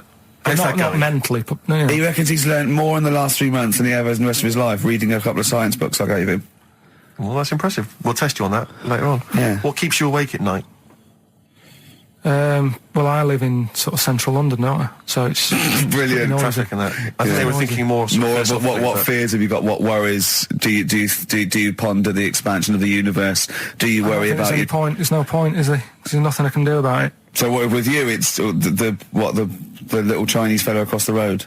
Just stuff that I've got to sort out. You know, any bills or anything. I don't worry about the world ending or anything. What's the point in that? It's true. That is true. I can't do anything about it. I always think that people with more sort of intelligence have the world on their shoulders because they're worrying about stuff that's miles away, whereas I'm like, you know, I'm happy if the sun's out. It's like, oh, it's a nice day. Yeah. I don't worry about wars and stuff going on because there's nothing I can do. What would you do if there was a war that maybe there was... What, here? Yeah. Go on holiday. Play a record, Karl. For who? I mean, that's got to be one of the best rock tracks ever, isn't it? Oh, there's no argument. Did I sound like Dr. Fox again? A little bit. Okay, That's a good thing. Yeah, it's a good thing, isn't it? Yeah. We're going to get a Sony Award this year. Karl, how are you doing? Yeah, I'm alright, yeah. Yeah? It's good to be back, isn't it? We're doing Rockbusters in a bit, what? Have we got Rockbusters? Well... Hallelujah! I'll tell you this, new listeners. New listeners won't believe their luck when they hear Rockbusters. We've got Rockbusters. Have we got, well, dare I say it, have we got Monkey News, Karl? Well, I've been away, haven't I? So I've sort of got a few things that I've read about roughly, but I don't know the full ins and outs. You're joking, because usually you do your research quite well, don't you, when you get it off Ann and over and read the top line. So what are you saying, though? Are you saying that it's kind of Monkey News? We might have time to do something later. Well, we've got to have him. I love it when he teases us with his Monkey News. We've had emails about that website address. Oh, yeah. It was a what's the name? An underscore. Okay, so give it out one more time. Now go to this to find out about Karl Pilkington. Someone's put in a lot of effort. It's a really good website. There's some great pictures of Karl. Well, they're not great. They're just freewebs.com/the_K_man/ Okay, forward slashes all the way. Yeah. Except the underscores. Except the underscores, yeah. This is interminable. Isn't it interminable giving out email addresses? I know, yeah. Rubbish. It's so boring. I know, yeah. Oh, dear. Is he enjoying the show? It just says, I love spending 2 hours on a Saturday listening about fingers of passes, doctors squeezing testicles and making you cough. Have you got any news on the airy Chinese kid? So... Well, when you say it like that, some of the stuff we got does sound a little bit of, drivel. Well, sometimes. Yeah. Karl was worried about swearing, because after we were talking about finger arse and that, he's generally worried. And I don't have a problem with swearing, although I understand why you can't say certain words on radio. It might be offensive, people aren't listening. I mean, you know, the F word, the C word and all those. But when they bleep it out in a record, they bleep out the vowel. So in the F word, they bleep out the U, so it goes, beep, right? What, so they go, it's not offensive, I didn't hear the vowel. Presumably, yeah. So if you change the vowel, it's not... Do you know what I mean? So, in the C word, could I say... could I talk about the philosopher Immanuel Kant? Well, you can talk about Immanuel Kant because he's one of the great thinkers of all time. So Kant is not an offensive word because the vowel's different, okay. is it? Leave it then. Do you know what I mean, though? Well, I don't see how it can be offensive. You can't. It can't be. He's a thinker. He's a philosopher. His name is Kant. That is his actual name. Yeah. I think it comes from a long line of Kants. From what I can, he hasn't changed his name. I think his father, his grandfather. They're all German people. Oh, well, Germany is, I assume, full of Kants. Well, I mean, yeah. Yeah. What? Well, what else? So can you change the vowel? So could I say? Probably not. What if I changed 2 words? What if I said cump?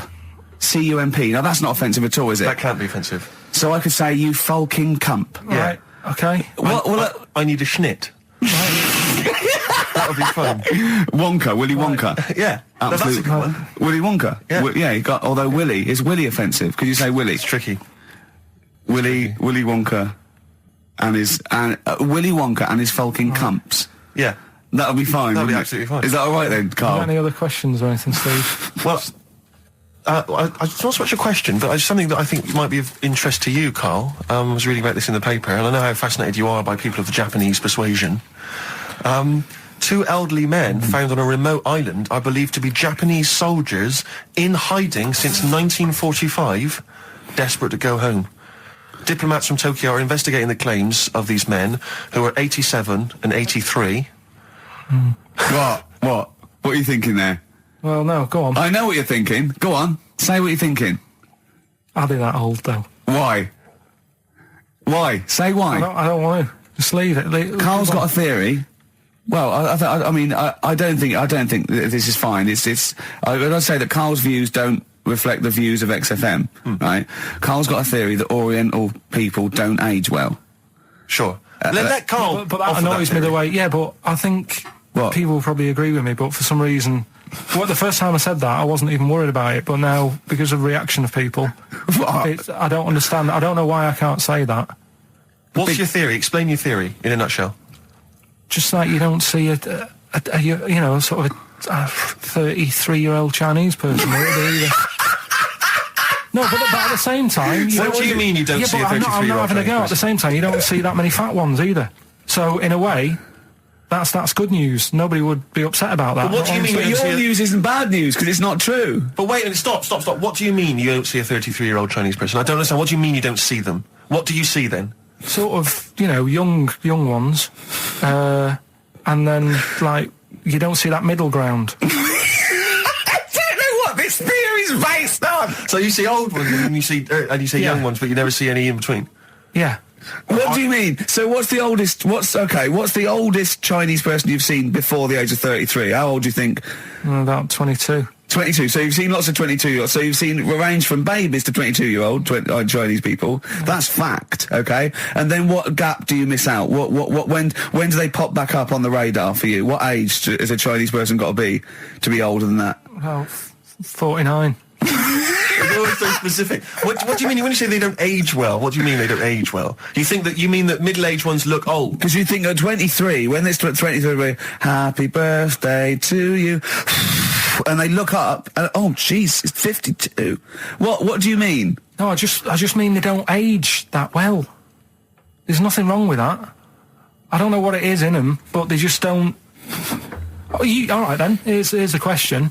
You tell me of a Chinese person on the telly who's about 32. Tell me of a Chinese person on the telly first.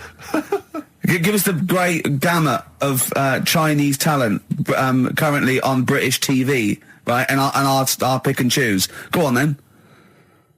Bruce Lee. How long has he been dead, Bruce Lee? 70s, wasn't it? And unbelievable. Not really on the telly much, was he? Okay. What age was he when he died? 33, I think. Well, I would have never guessed that. Well, what do you think? How old do you think he was? Probably about 42. What, you know Burt Kwok? Yeah, he's old. Yeah. Do you remember the Pink Panther films? No. Okay. He wasn't that old in them, because it was 60s, 70s. But how old did he look, though? If he walked in and someone said, you never guess how old he is, what would you have said? Right then, there's my point then. I have to say, I've been listening to you two talk, and I like the idea that there's people who've been waiting 18 months for some of this. for the Kant discussion, the Orientals. Do you know what I think? I think Kant, as a philosopher, is very popular in Essex, because I hear him saying his name all the time whenever I go through. What? They're all shouting this and that. Kings of Leon on XFM. Carl. Gervais, Steve Merchant, Karl Pilkington. Carl, dead air. Talk. I'm just looking at it now. Yeah, but that's no good on radio. You can't just look at something. You got to talk. Is he even more backward than I remember? I don't know. It's just that someone's emailed in. Yeah, so you got to tell the listeners that. I'm telling them now. I'm doing it. Someone's emailed in from Tokyo saying that he's getting married in a few months to a Japanese woman. She's 27. Just want to know how long I've got till she starts looking old. Well, how long do you reckon, according to your theory? About 27. Probably about 4 years. About 4 years and that. So... What would you advise him, to get out now, or...? Well, have some good sort of wedding pictures done and that. Carl! Carl! It's not true! The theory's not true! Well, we'll see, won't we? Oh yeah, great. In 4 years' time, he's going to send a picture going, oh, you're right, Carl. Look, she looks like a prune. What? He's going to suddenly start saying his girl... It's not true, it's not going to happen. It's that thing, though, innit, of looking at her mum. There's a lot of truth in that, isn't there, that you shouldn't really meet up with your girlfriend's sort of parents and that. Sure. Because you just sort of get a little taster of what's to come and what have you. Then what's to come with yours? It's a good job I didn't meet her early on. No. You're going to be in such trouble! No, they don't listen. It's all right. Really? Well, Suzanne does, doesn't she? She'll probably be out. Really? But she knows. She's got some sense. Yeah, when you get back. Yeah. You went on holiday with them, didn't you? Yeah, we've been on since then, haven't we? I don't think so. Yeah, I went on holiday last week, been away, but that was just me and Suzanne. Talk about that later. Yeah, okay. That's coming up. Plus, of course, Rockbusters, the return of Rockbusters. Let's start Rockbusters. Let's do Rockbusters. Let's get it rolling, because I have got some amazing prizes. I went to the Americas and I brought back gifts. Not your tobacco and your potatoes, but brilliant prizes. Now, quite seriously, these are not the usual tat. You will win some tat for Rockbusters, okay? We've got DVDs, CDs, things like that, right? But the winner of Rockbusters today will go through to a chance to win the prizes in week 6. We're only here for 6 weeks, by the way. This is our first of 6 shows. Thank God for that. Yeah. And I went to do The Simpsons last weekend, and I've got a drawing here, an original drawing of Homer by Matt Groening. See that? Look at that. As Homer there, your pal Matt Groening, May the 18th, 2005. And Homer's saying, I love Carl because he's stupid like me.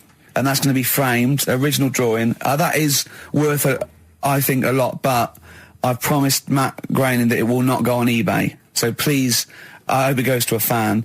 I've also got a rare Spinal Tap poster, met with Christopher Guest, and he signed that, Nigel Tufnell.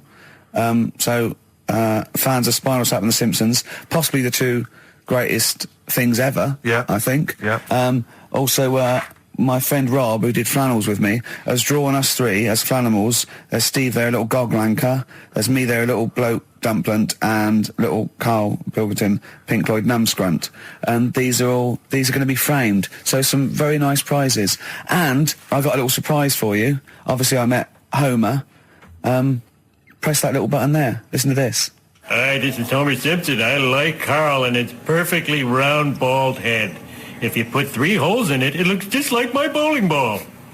Brilliant. Actual proof that you've met the people themselves, that the prizes are bona fide and genuine. But don't enter this week's Rockbusters thinking you're going to win those prizes automatically. No. This week you just win the usual tat. What is the tat, Steve? Well, we'll talk about that shortly. Okay. But you go forward to the big showdown, the big final competition in week 6, where you get the chance to win those. One person wins all those beautiful everyone goes collectible prizes. Yeah, everyone. Yeah, the winners of each week go into the draw. What is Rockbusters, Carl? We've whet their appetite. I think play a record and maybe some wonderful adverts and then come back with Rockbusters. It's that kind of teasing that has made this a potential award-winning show. Bronze, I think, next year. Can we just swap that round, do ads and the song? Whatever way suits you, mate. Go on. XFM 104.9, Magic Numbers, Ricky Gervais, Steve Merchant, Karl Pilkington. Well, I'm a little bit worried. I've just got to warn the listener, if we suddenly just go off air, right, it's because champagne is pouring down a hole where there's loads of wires into the desk. Because Steve, getting ready to open this champagne, right, just took that wire thing off, just put it there. Of course, because it's warm, it just exploded everywhere. Yeah, I should explain now, I didn't bring in champagne to toast our return to the radio. I mean, I'm not an idiot.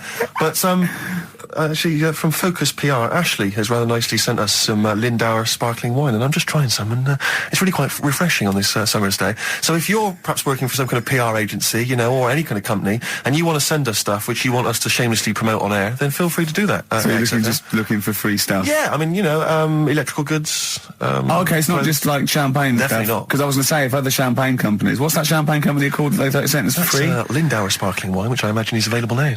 Yeah, so other champagne companies feeling jealous could send you some and you'd mention it. I don't want to exclude anyone from this. You know, anyone is welcome to send anything in.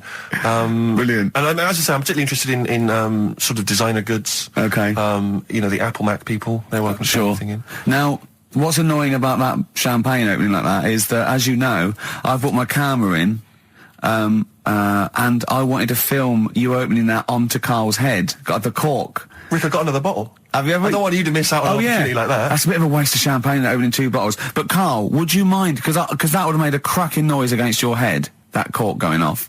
And because it's such a lovely, bald little sort of dome. Yeah. We'll put your head right down, yeah? It'll open it, we'll see what the cork does, and I'll film it for, like a website or something. Maybe we'll make that the finale of today's show. That'd be great. Yeah. Okay. Sponsored by Lindauer Sparkling Wine. Oh yeah, the sound of a cracking cork against Carl's skull, sponsored by Lindauer. Sponsored by Lindauer, available now. Great. Right, we're doing Rockbusters then. Oh, okay, now you should explain briefly what the concept is, Carl, because there might be a few new listeners. It's Blockbusters. Right, go on then. Well, it's not Blockbusters. No, because they were real clues, weren't they? Yeah, that was actually... He says they're a cryptic clue. It's not cryptic. Yeah. Well, it's like, what am I thinking? This competition is like, what number am I thinking of? Rick, just calm down for a second. Let me explain basically what the concept is. You'll remember some of the greats from the past. Yeah. Basically, you give some vague clue. Is that right, Carl? And from that, we're supposed to deduct which band or artist you're thinking of. So, for instance, there was a classic... there was one, the West Indian fella spinning a fish round his head, and that was Detroit Spinners. The Trout Spinners. Yeah, Detroit Spinners. Yeah. There's also what happens if you fall over into a puddle in Texas. Wet knee Houston. Wet knee. That is the level of Carl's That's what you're clues. working with. But can I just say, there's no irony in this. Carl doesn't think this is quirky or kitsch or ironic. He thinks these could go on the Guardian crossword. Yeah. Right. Okay. This is the best stuff you can come up with. Yeah. Right. So there's 3 of them. Yeah. Right. I'll give you the cryptic clue not to help you along. Well, it is. Yeah, and really. I'll give you some initials of the band or the artist or whatever to help you along as well. Yeah. 3 of them. This is on the text only. We don't want emails on this one. Just it's the one that gets the highest or the first one to get 3. The first email with 3 or the first one that is the highest. So if no one gets the third one, which I wouldn't blame you for, so if there's like 30 people that get 2, it's the first email that comes in that we pick, and they win a handful of tat. Would you like to go through? I'll search out the tat in a second. I'm not sure where it is. Yeah, good stuff. There's some DVDs and stuff there. It's not bad. Yeah, but it means you go forward to the grand final in 6 weeks' time when you're playing for all that amazing stuff Ricky's got. We've got the signed, genuine, exclusive drawing of Homer Simpson done by Matt Groening, featuring references to Carl. We've got the signed Spinal Tap poster. So this is big stuff you can't get anywhere else. No, it's a rare American poster signed by and Nigel it's such Tufnell. a shame that your only chance of winning it is with this inane quiz. Absolutely, it's not down to skill or anything. It's just such a shame that. Let's just do it then. Go on then. Right, the first one. Go on. What you got to remember is it's a band or an artist that XFM play as well. Right. Right then. So the first one. Oh yeah, because XFM play the Detroit Spinners and Whitney Houston all the time, don't they? All right, these 3. Okay. Give it away, but these are XFM bands. Okay. Yeah. Right. If you got like a ball. Oh Jesus. I know, you don't think about the cryptic clue is that every syllable counts. He says it different every time he says it. There'll be something different. Look, go on then. Go. Right. So if you get a bulb, right? What? A bulb. A bulb. What's a bulb? What's a bulb? Like a. I like bulb. I like bulb. Oh, I like bulb. So okay, you get a yeah. bulb? You get a bulb. Yeah. Go on. He's gone. Right, go on. So you get a bulb. Right. Oh, yeah, a bulb. Yeah. You got something in your throat. What are you doing? Are you eating a gobstopper? What are you doing? We'll play a song then. No, come on. Get the clue out, for goodness sake. So the cryptic clue is, so if you get a bulb, right? So that's the beginning. Okay, great. Right. If you get if you get a bulb, like, go on. And you look after it, right? You look after that bulb. And you teach it stuff. Jesus Christ. What you doing there? Do you know what I mean? extraordinary. This is extraordinary. Amazing. Imagine that written down in the Telegraph. Had 18 months to get this right. Imagine it. That's not a clue. That's an essay. I don't know what it is. It's a conversation with yourself. He means a light bulb, a bulb like you plant in the garden. What kind of bulb does he mean? Yeah. It doesn't really matter. Oh, okay. Like, you get a bulb. Well, remember that. It doesn't matter. Okay. Okay, it doesn't matter. It does, but I can't say too much. Right, so listen, let me just do it again. You get a bulb, right, when it's young, you look after that bulb, you teach it stuff and what have you. What have you done there? What's gone on? Brilliant! And what are the initials of the band? R, right? R for rabbit, right? So what's the band there? Second one. Jesus.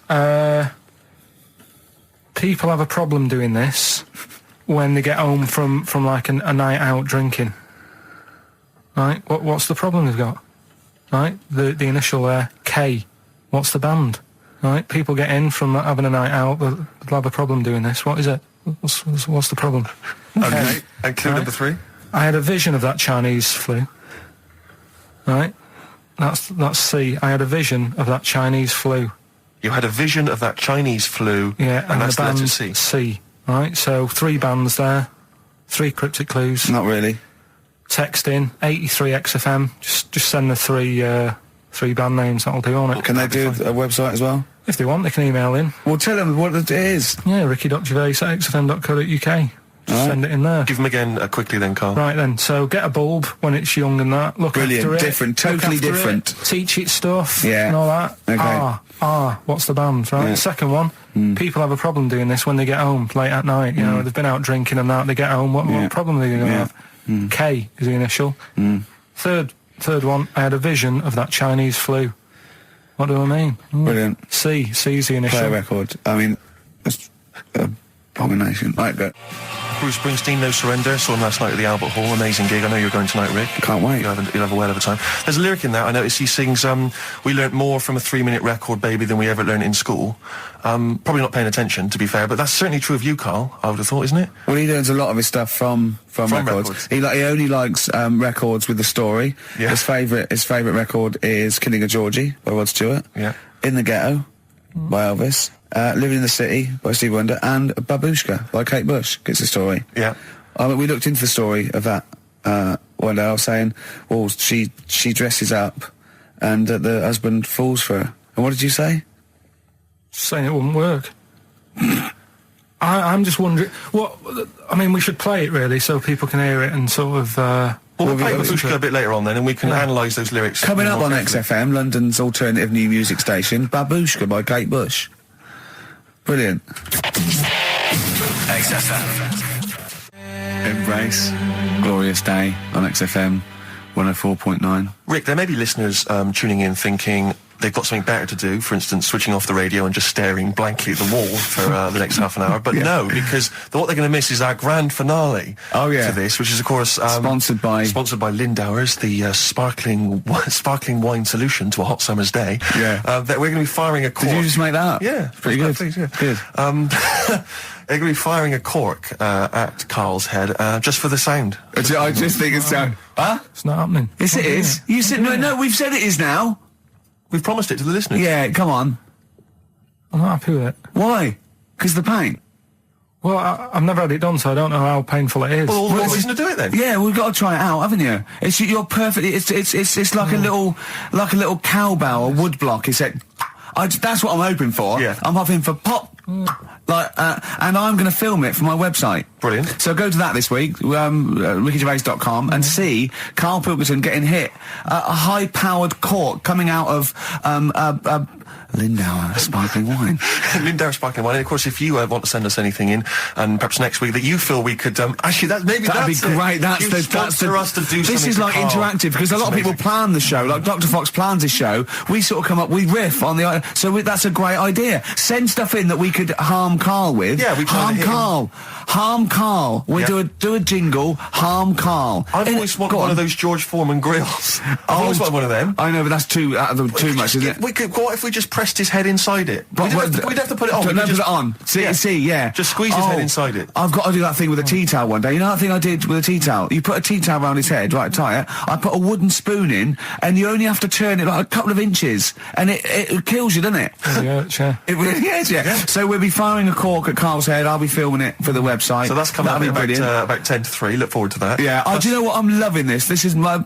Just being in a room with him. I just can't. I want to squeeze his head all the time. I'll tell you, if you're a fan of imbeciles and idiots, you're missing out if you're not watching Celebrity Love Island. I watched about 30 seconds of it, and I hate them. Just desperate idiots and slappers. I actually angers me. I switched on Celebrity Love Island. The first thing I thought is, where's a tsunami when you need one? but seriously, there's a guy on there. There's a guy on there, Paul. I think his name's Paul Danan, ex of Hollyoaks, and he's an absolute joy because, like Karl, he's an absolute simpleton. Oh, really? And it's fantastic. And he was on one week, and he was talking about how he fancied Lady Isabella Harvey. Oh, yeah. And he said, thing is, right, I really fancy her because she don't like reading books, and I don't like reading books. They've got something in common. But I love the idea that he's attracted to someone for something they don't do. I know, yeah. I've never killed a kid. She's never killed a kid. We're going to get married. What about sleep around? That would be a good thing to be attracted to someone for. Just honestly, and Big Brother's the same. Is it? Just a load of ropey old cats. Yeah, I know. Just like a horrible, cellulite, wobbly, rice-arsed, fat-titted tarts and idiots and show-offs. And they all disgust me for a different reason. I don't know which one to hate most and why. They all give me a couple of reasons to hate them. That's what the nomination should be. Yeah. You know, nominate who do you hate the most? Because Absolutely. I thought I was going to switch on and find that actually, people like Abby Titmus and Rebecca Lewis had been misrepresented by the press. Oh, what, the one that wanked off a pig in public? Oh, yeah, go on. Yeah. Yeah. Did you say wonked off? I said wonked off a pog. Yeah. Wonked off a pog. Yeah. That's great, isn't it? But I mean, it's amazing, Rebecca. I mean, don't even get me started on Abby Titmus. Don't even get me. Don't. I like the idea of her parents perhaps going to some kind of someone's birthday or whatever, meeting some old friends who've been away living in another country. Yeah. How's young Abby? Is she still a nurse saving lives? No, she gets her tits out for a living now. Kind of funny. Yeah. Rebecca Lewis, by her own admission, I don't know if it's true, but she said she sleeps with a married man, then sold her story to Edwards, then wonked off a pog, right? That's a hell of a CV, isn't it? I'm looking forward to that. Is amazing. I bet her nan's very, very proud of her. Yeah. Oh, God, don't just forget it. Don't get me started. I'll be watching every night for the next 10 weeks. Yeah. You can't not. Is it? My adrenaline rushes. And you go, oh God, I'll just tune in to see. It's almost like you tune in to see which one gets hurt. Yeah, that's the thing, isn't it? Emotionally scarred. But maybe one of them will come through. Well, we'll find out. We're always going to we're going to find out that one of them was like had a really, really bad childhood, and we feel sorry for her for a little, like the Jade Goody syndrome or something. And oh God, then they release an exercise video. Oh, Karl, we got to get in on this. Oh, imagine Karl in Big Brother. That would be a joy. That would be amazing. But you turned on and you hated it, didn't you? Yeah, I gave it like 3 minutes and it's gone. There's always something better on though. You annoy me, like you watch it. You moan about it now, but you watch it. I know, yeah, I know. There's always something I really did not watch any of Celebrity Love Island. That was just too awful. I think the celebrities are worse than general public, though, to me, because if they're so desperate, they want 9 little bites of the cherry, and it's embarrassing. It's embarrassing. Or at least these people, they think that they're going to get out of their job they don't like, maybe, or, it's sort of like, I give them their 15 minutes, but it's, oh, God. But there's always something. I mean, when we were out the other night, Steve, right, there's a programme on about a spider that's a foot long and eats chicken. No one's talking about it. I don't know where to start. What do you mean? What do you mean? No, well, I'm sorry. I had to stand up because I thought I was going to explode. What do you mean there's a spider that's a foot long and eats chicken? There was a programme on about it, how there's this spider in the jungle or something, but I missed it because it was out, but no one's talking about that in the papers. That, to me, that's a worry. Why? In case it nicks your Sunday roast. What do you mean? No, but if it likes chicken now, Rick, in like 2 years' time, who knows what it might I know, it move up the evolutionary ladder, it start liking Karl, then humans. No, I'm not about the chicken bit, because I eat chicken, that isn't that shocking, but the fact it's a foot long, and no one's, it's just on a Thursday night, no one's talking about it. What do you expect, though? No. What do you expect from this? It's got its own PR. What do you want? What do you want this boy to be famous? What? Where is it? Where is it? In the jungle. It's not worrying anyone then, is it? It's not going to move. Well, why? It's not going to. Though. What do you mean? What do you mean it's not going to move? Well, how's it going to get here? Is it going to get on a bus? There's ways and that. They come in bananas and all that. So don't worry about it. So I'm not if you're going to be like that.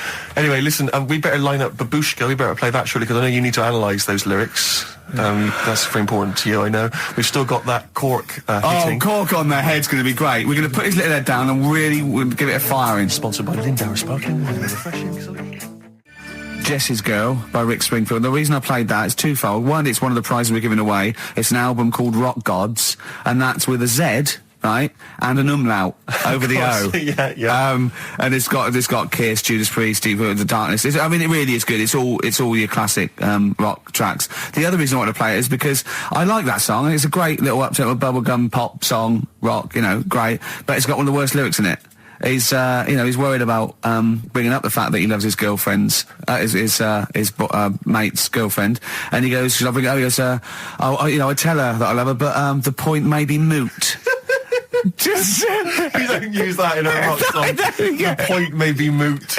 Well, I was listening to Christian O'Connell on the Breakfast Show when he had this bounty hunter thing running a couple of weeks back, and I don't know what happened, but anyway, he ended up with Bryan Adams in the studio doing a live session. Bryan, good-natured or whatever, but you can't help but feel with Bryan that he thinks that he's Bruce Springsteen, but there's something wrong. I mean, he's got the voice and the guitar, he can play and everything, but there was a lyric, and he played it completely earnestly, and it was a session, and the lyric was something, it was from his recent album, and the lyric was along the lines of, and I'm paraphrasing, but it was along the lines of, I'm sat in my hotel room, there's a knock at the door and I get kind of nervous. I'm hoping it's you, it's just room service. Which is extraordinary, but Christian came up with the best, they finished it, and obviously Christian was thinking, what did I say? And he came up with the best answer if you've had a session that you're not entirely convinced by. He just said quite simply, that sounded great. That's good. Which is amazing. Who are you complimenting there? The engineer. Yeah. You know what I mean? It's like the sound recordist. What does that mean? That's great. That sounded great. Yeah, good. We got some good mics. Yeah. Oh, Bryan Adams. Is it true he bought the pub next door to him and closed it down because they were noisy? I hope so. Yeah, that's what money's for. That is what money's for, isn't it? Absolutely right. Waking up the neighbours. That was his album, wasn't it? That was right. I don't know if that was before or after that, whether it was related or not. Well, if you buy a house next to a pub, you know what you're going to get. Yeah. So move, rather than ruining the fun for everyone.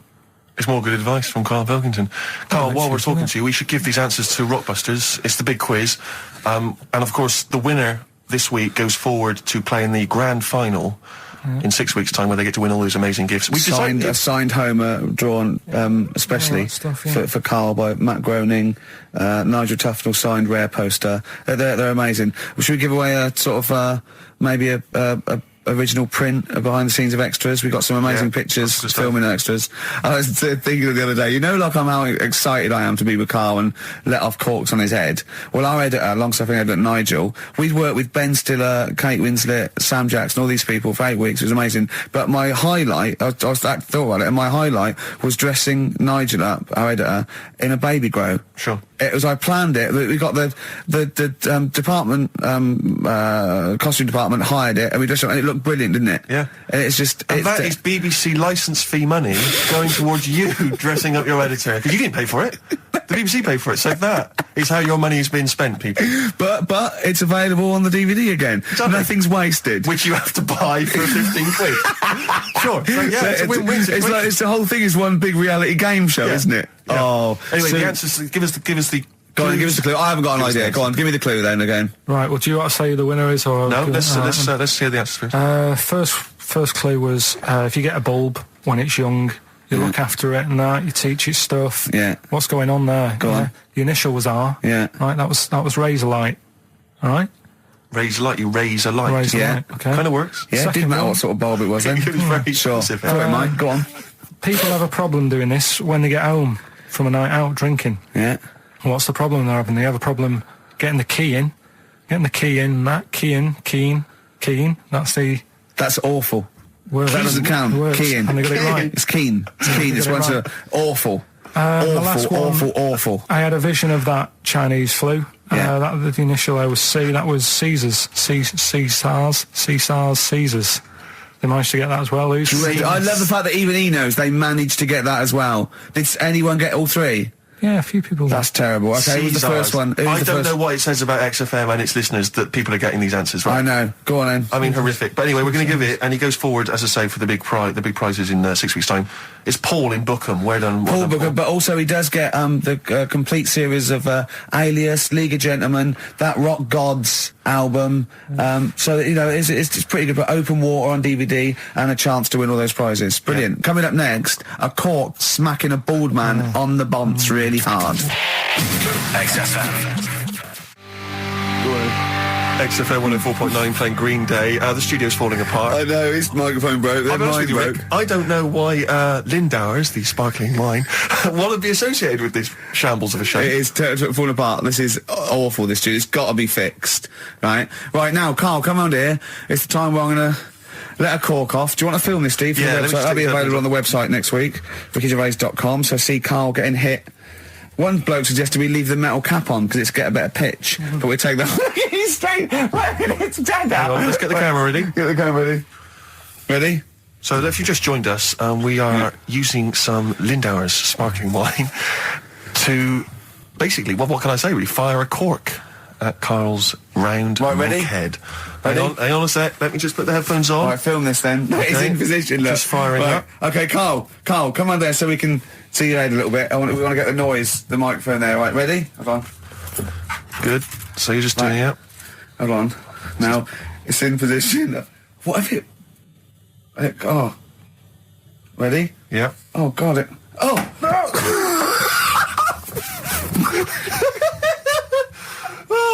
It's like Jackass. Did it hurt? It hurt me. What do you mean? Did it hit you? I sort of just. It went off course, did it? Just glanced, did it? Right, Lindauer, you're going to send us 8 more bottles, please. Yeah, we're going to get this right. Homesick. Kings of Convenience. Beautiful. Yeah. On XFM 104.9. Well, that's nearly the end of our first of 6 shows. I'm Our just thinking summertime back to special. some of the highlights, Rick, so far today. I don't know what you've made of it. We Finger at the arse. Finger at the arse, testicles early on. Orientals don't age very well. Bit of racism. Bit of racism with the Germany's full of cants. Yeah, that was That isn't swearing. Cork on the head, glass champagne down the electrical works. So good. Just the finale is monkey news, obviously. Well, I'm looking forward to it. Oh, chimpanzee that monkey news, yeah. There isn't. I've been away, haven't I? Oh, right, there's been no monkey news. You can't get. No, but I haven't had a proper chance to sort of, Carl, your monkey news is of spurious tales from the 17th century sometimes. So let's have one of those. No, let's have a monkey who dressed as Zorro and they thought he was a woodsman, but when they took his head off, he was a 4-foot hairy chimp. Let's have one of those ridiculous stories. Well, we've done that though. But do you want to go back on some of the ones? Oh, what is the monkey news? There must have been some monkey news this week. The only thing that sort of stood out. Do you know, like, they're having problems... You're just making this up. Where's your information? Where's the piece of paper? Where's the document? What is this? Because I've been away, so I haven't got anything. Let's hear But it's bad enough when he's reading it, he gets it wrong. When he's just riffing, it's going to be absolute twaddle. Let's hear it out. Right. Do you know, like, they're having problems getting new people to be policemen? Oh, fuck. Go on. They've, in America, they're taking them on to, sort of join the SWAT team. They've taken what on? Some little monkeys. Okay. Giving them walkie-talkies and all that. And, well, they can't talk. They're just walkies. They don't have to... Yeah, they're giving them some walkies. What do you mean? What was... being given commands and that. And, so it's one way. They tell them they've got the little thing strapped to them. They're good at, like, getting into small places and that, and sort of, cracking stuff and all that. Like I say, it's just half a story I just picked up on. That's not a story. Well, what do you want? Monkey news! Well, I'll get some better stuff next week, but I've literally, like, got off a plane. This is the worst. This is one of the worst shows we've ever done. And that's saying something, Rick. We've done some tripe. This is nothing. And to end with the police in America have given monkeys walkie-talkies. That's nothing. That is a disgrace. And what do you mean that you've not had enough time to prepare? We've been off air for 18 months. Yeah. What, there's been no accumulated monkey news in that time? Just got to keep it fresh, though, hasn't it? Great, well, what XFM. How's your aunt, anyway? How's your aunt, the one who farted for 5 minutes, Carl? Also got the U2 I've not been that well. The U2 What's up with her? The best chill out album ever. Is she right? Yeah, she'll be alright. Yeah. Okay, guys, so that's the prizes up for grabs. Sorry, we were having two conversations there. I think we're a little bit too relaxed in this show. Sure. I mean, people tuning in will just think, do those three people know they're going out live? Or is that a conversation, like, between the records? It's... Do you know what I mean? It probably sounds like, the record is playing. We think the record's playing, we're just chatting. Oh, dear. What we got, Carl? What we got? Carl. One opportunity. Carl, come on. Oasis, Live Forever on XFM 104.9. Right, we're in the swing of things. It's mine and Steve's favourite bit of the whole show. This is what we do this show for now. Educating Ricky. Yeah. Go for it, Carl. As you said, learning can't be fun. Yeah. Yeah. Okay, I'll go for the one... What's the one about the butcher, going down the butcher shop? You've got to get your kit on, we're off down the butcher's. Yeah. You going for that one? Yeah. Well, do you know the saying, don't let the cat out of the bag? Yeah. Do you know what it means? Yeah, well, don't give away a secret. Right. Well, do you know how it came about? No. Well, ages ago. Before, like... ages ago. 17th century? Yeah, before, like... Yeah, 17's good. Yeah. Before, like, you know, proper butchers and Dewhursts and supermarkets and that, you used to get these blokes who sold meat. Right. Butchers, they were called then, I think. Yeah, but the difference was they didn't stay in the same place, they moved about. Right, so they'd turn up on a street corner, and he'd have, like, loads of carrier bags of, like... Carrier bags? Yeah, with meat in and that, and people would plastic be like, carrier bags. Yeah, with whatever. mobile butcher on them. Yeah. Right, so and an email address. Yeah, go on. People went, right, yeah, I need some meat. Right, so they'd go up to this bloke and say, what have you got? And he'd say, well, I've got a you know, you can have a bag full of pig, or you can have whatever, a bag full of chicken, whatever. Yeah. And they'd go, yeah, how much? They go, you know, call it a fiver, whatever. Yeah. And they'd buy them, and to make more money, they didn't always fill the bag with what they said was in it. Oh, and yeah, I thought that might be the case. Right. Yeah. So what they used to do? Did they ever put cats in there? Yeah. But I don't see what. Okay, so sometimes they would put a cat in the bag and pretend it was chicken or whatever else. Yeah, so why was a cat any cheaper than a chicken? Because cats are wandering around the streets, aren't they? Chickens aren't. So they'd get a chicken, they'd put a chicken on the top so that when they look in it, they'd go, yeah, that's all right. Got a bag full of chicken. They'd get home to make the dinner, and they'd be like, what are we having tonight? And they'd go, well, you'll never guess. And they'd have, like, you know, well, you can have a chicken leg, and... You know, but it would be a cat. Yeah. They'd have to defrost a pizza. Yeah. Did they mind that they were eating cat then, in those days?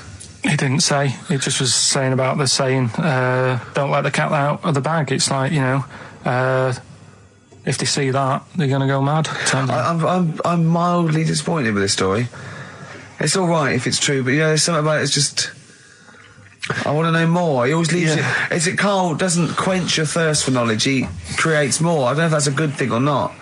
Well, yeah, he's like the pot noodle of information. Yeah, do you know? He never. I want to go. I'm not nourished by it. It's if for every fact he tells me, there's 10 others that spring up that I have to get clear. Well, so it was the people that were doing this. It was the dodgy butchers that coined this phrase.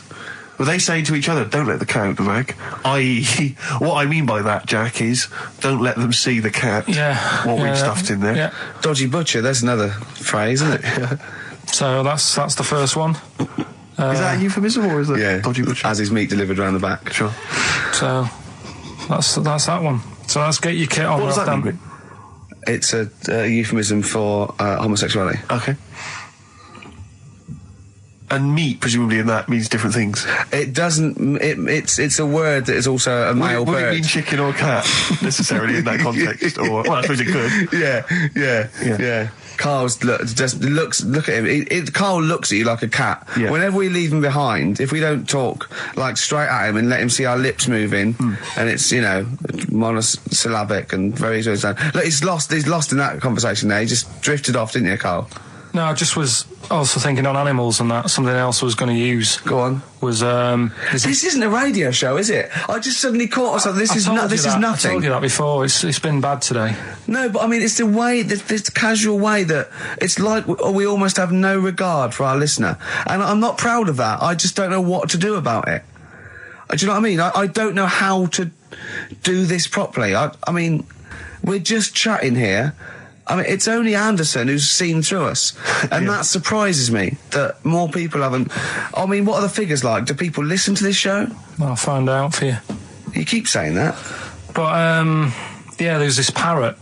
And, apparently, it lives Rick, it's unique, if nothing else. I mean, when you wake up with Woken tomorrow, you're not even going to hear him start a line with there was this parrot. Go on, there was this parrot, yeah, go on. And it can talk and that. Someone's obviously, taught it out how to speak and that. And it flew away. And it's living in this church. Right? And people are at the church doing hymns and that. And then trouble's brewing. In between the hymns. That parrot was owned by an old miner who used to swear a lot. Yeah. Well, then the vicar is going to be really annoyed. That vicar, that vicar's going to go on. I just hope he stays quiet, Rick, during the vicar's sermons. Yeah, go on. Have you read it? No, go on. Have you read it? No, because that's what happens, right? Go on, tell us, Carl. During the hymns, it's sort of effing and jeffing and stuff. Effing and jeffing? Yeah. And everyone's like going, it's quite funny, really, it doesn't know what it's doing. Everyone's having a laugh. Yeah. But it's causing a havoc at funerals.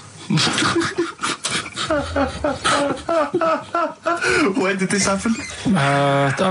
Not years ago. John was a much-loved man. He was a wanker! Yeah. So anyway, that was another story. What can you say about Uncle John? Bollocks. Oh, Carl, I love the fact that when you look at things, you go, that's interesting. The parrot swears at funerals. That'd be a nightmare. And it stays with you. You see, for a simple man, you retain an awful lot of knowledge. It's just all rubbish. Do you know what I mean? If you just replaced all this rubbish with good stuff, you'd be an intellectual. Yeah. Really. Because, I mean, your attention is fantastic. Yeah. So Did I lose you again there, did I? Was it the word retention? We've still got Wash Up With You. Yeah. Should we play a record and do Wash Up With You? Yeah, we'll play a bit of Aqualung then. Aqualung! Right, that's Aqualung. Good time's gonna come, innit? Right, Carl, come on in, educating Ricky. So, don't let the cat out of the bag, that's where that comes from. Comes from a crafty butcher. Right, go on then. So the next little headline is Wash Up With You. Wash Up With You, go on. You want to know about that? Yes. It's a survey that they did this week. They?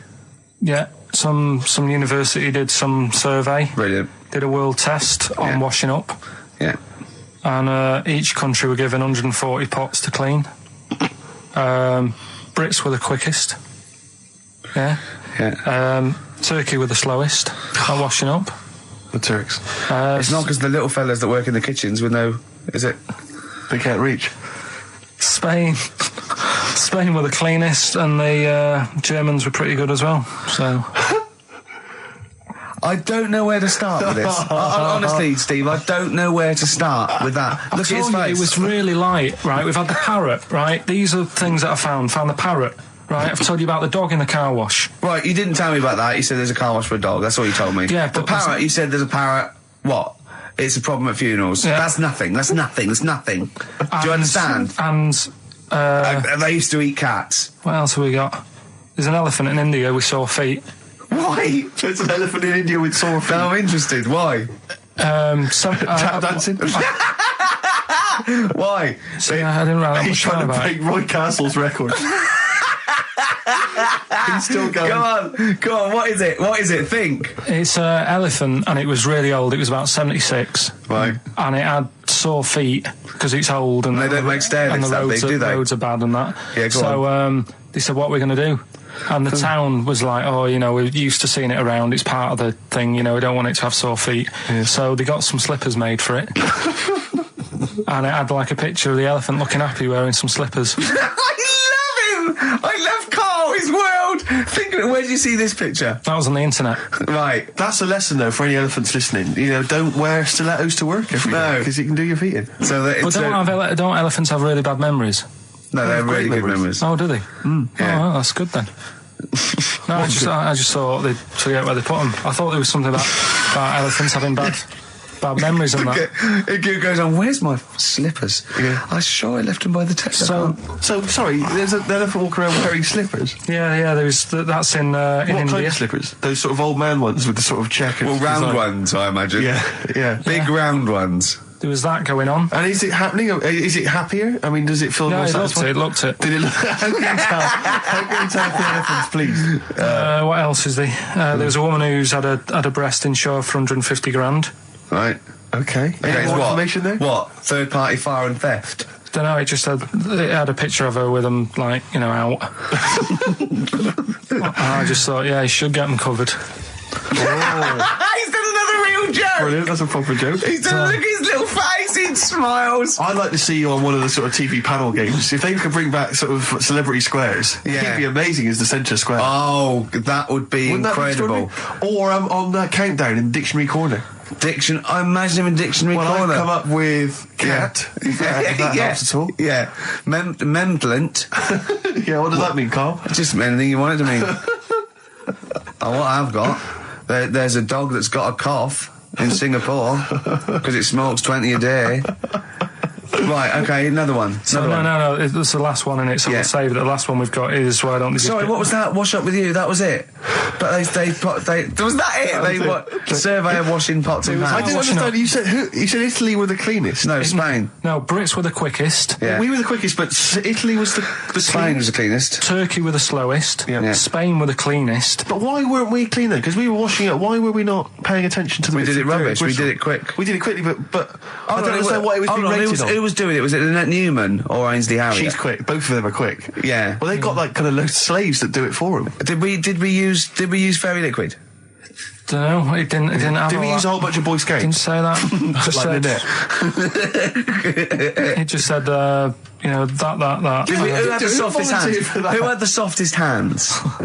So it didn't say. Why is it we don't get notified that this is taking place? I don't know. When I was a kid, no one ever said, you know, we need recruits because we're doing a survey on who can wash up the quickest. Are you disappointed in yourself with that one, Carl? It is pretty dull. To be fair, and that is why we've got to bring in either con merchant or a wine merchant or shut up at your face. Yeah.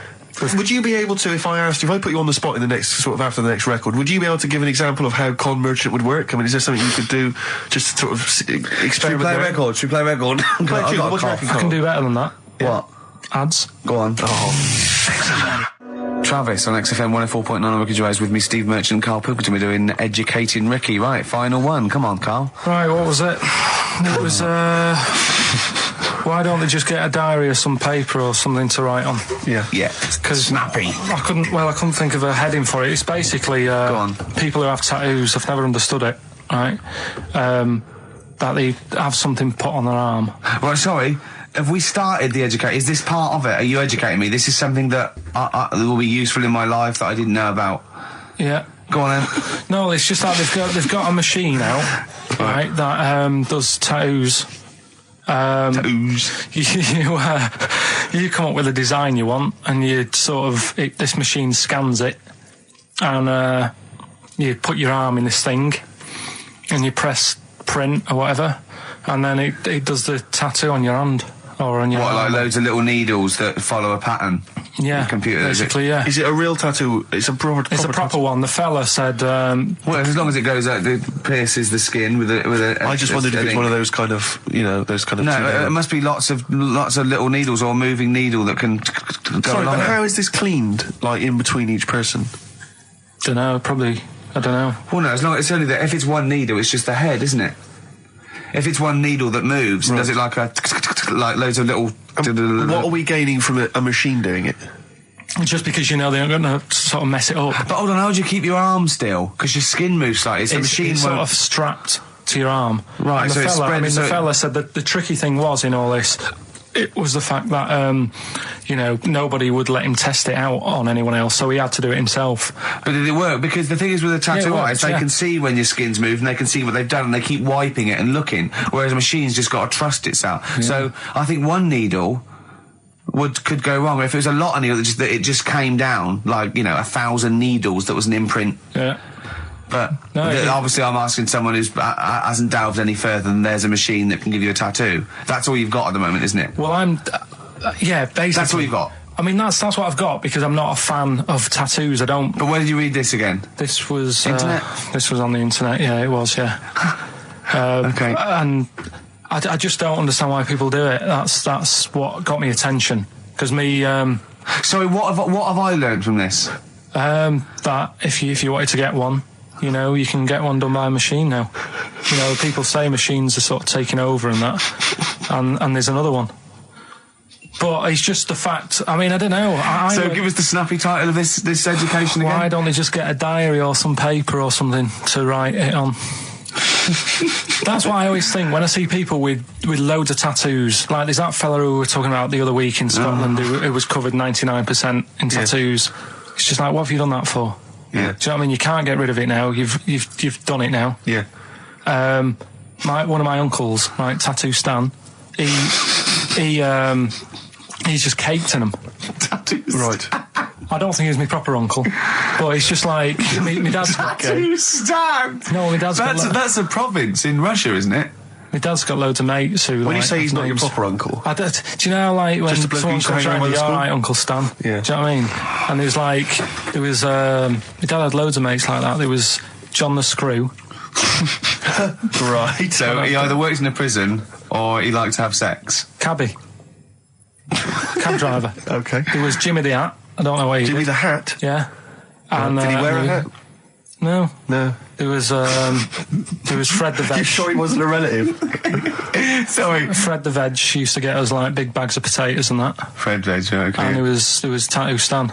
Right. And he was just caked in them. And I used to always look at him thinking, why have you done that? I must have only been like, 6 I suppose or 7. if you're born with a name like Tattoo Stan, exactly, you're destined, aren't you? Were really? they like a 1950s gang? I'm worried about. I'm worried about doing a bank job. What was his name? The Hat. What was his name? Jimmy the Hat. I'm worried about Jimmy the Hat. Yeah. Not having a hat. I don't understand it. Are you sure he didn't have a hat? Not when I met him. Did he ever wear a hat?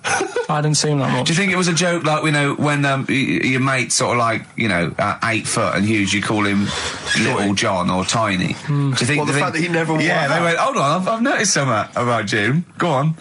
No hat. And I go, oh, true, let's call him Jim the Hat. Jim the Hat, yeah. But my Uncle Stan, he had like loads of them. He did them himself. Oh dear! And it was always that thing. God. What was it? Things like he had like the cross cut here, made in Britain. And if you're going to do them yourself, I'd say at least make sure you're sort of a good drawer. Yeah, and don't do it in a mirror so it comes out backwards. Well, that was the other thing. But like, I remember he did. Names are all right. He had like all his kids' names down his arm. And, what are they called? Yeah. Oh, God, it's Tattoo Stan Jr. Yeah. And Paul shits the bed. I'm trying to. Oh, Wabbai Kate. Yeah. But he had, Frankie never amounts to anything. Oh, God. So he had like. Johnny, I don't think he's mine. So he did all this. I don't even know why I'm telling you about tattoos. No, nor do I, Carl. I was watching. Did you watch The Mammals in the week? No, David Attenborough. No. I was thinking actually, right, all this MTV stuff. If there's one reason why I'd like to do it, is I was watching Attenborough, the Mammals programme. I reckon I could do something like that. Right. And just have like me instead of Attenborough, like a young sort of fresh person. Yeah. Watching like. Certain animals and saying, do we need these? Do you know what I mean? Yeah. Oh, God! God! What's it called? Death on Earth. Well, that's amazing. Do we need these? And, No, 'cause there's loads of and the stuff. audience at home would vote. Would there be some kind of telephone like a vote? vote out system. Oh, the thing is like, it's something interesting that I remember I was saying the other night on on Jonathan Ross's show, on his telly show, right? He was saying, he said you could take all the humans off the earth and it would carry on, but take like some animals off it, mammals and that, you got problems on your hands. I thought that was quite interesting. Yeah. So it's like the question is, do we need these? Is that part of the big thing? Right. Like jellyfish. Yeah. We've talked about jellyfish. Yeah. Yeah. So which mammals in particular were You talked about watching our that Zoe you Ball thought- show, haven't you? Hey? Which mammals were you thinking we don't need when you watched the show the other night? Any in particular that you thought they don't need them? They're not of interest. Well, I like whales, but I don't know what they do.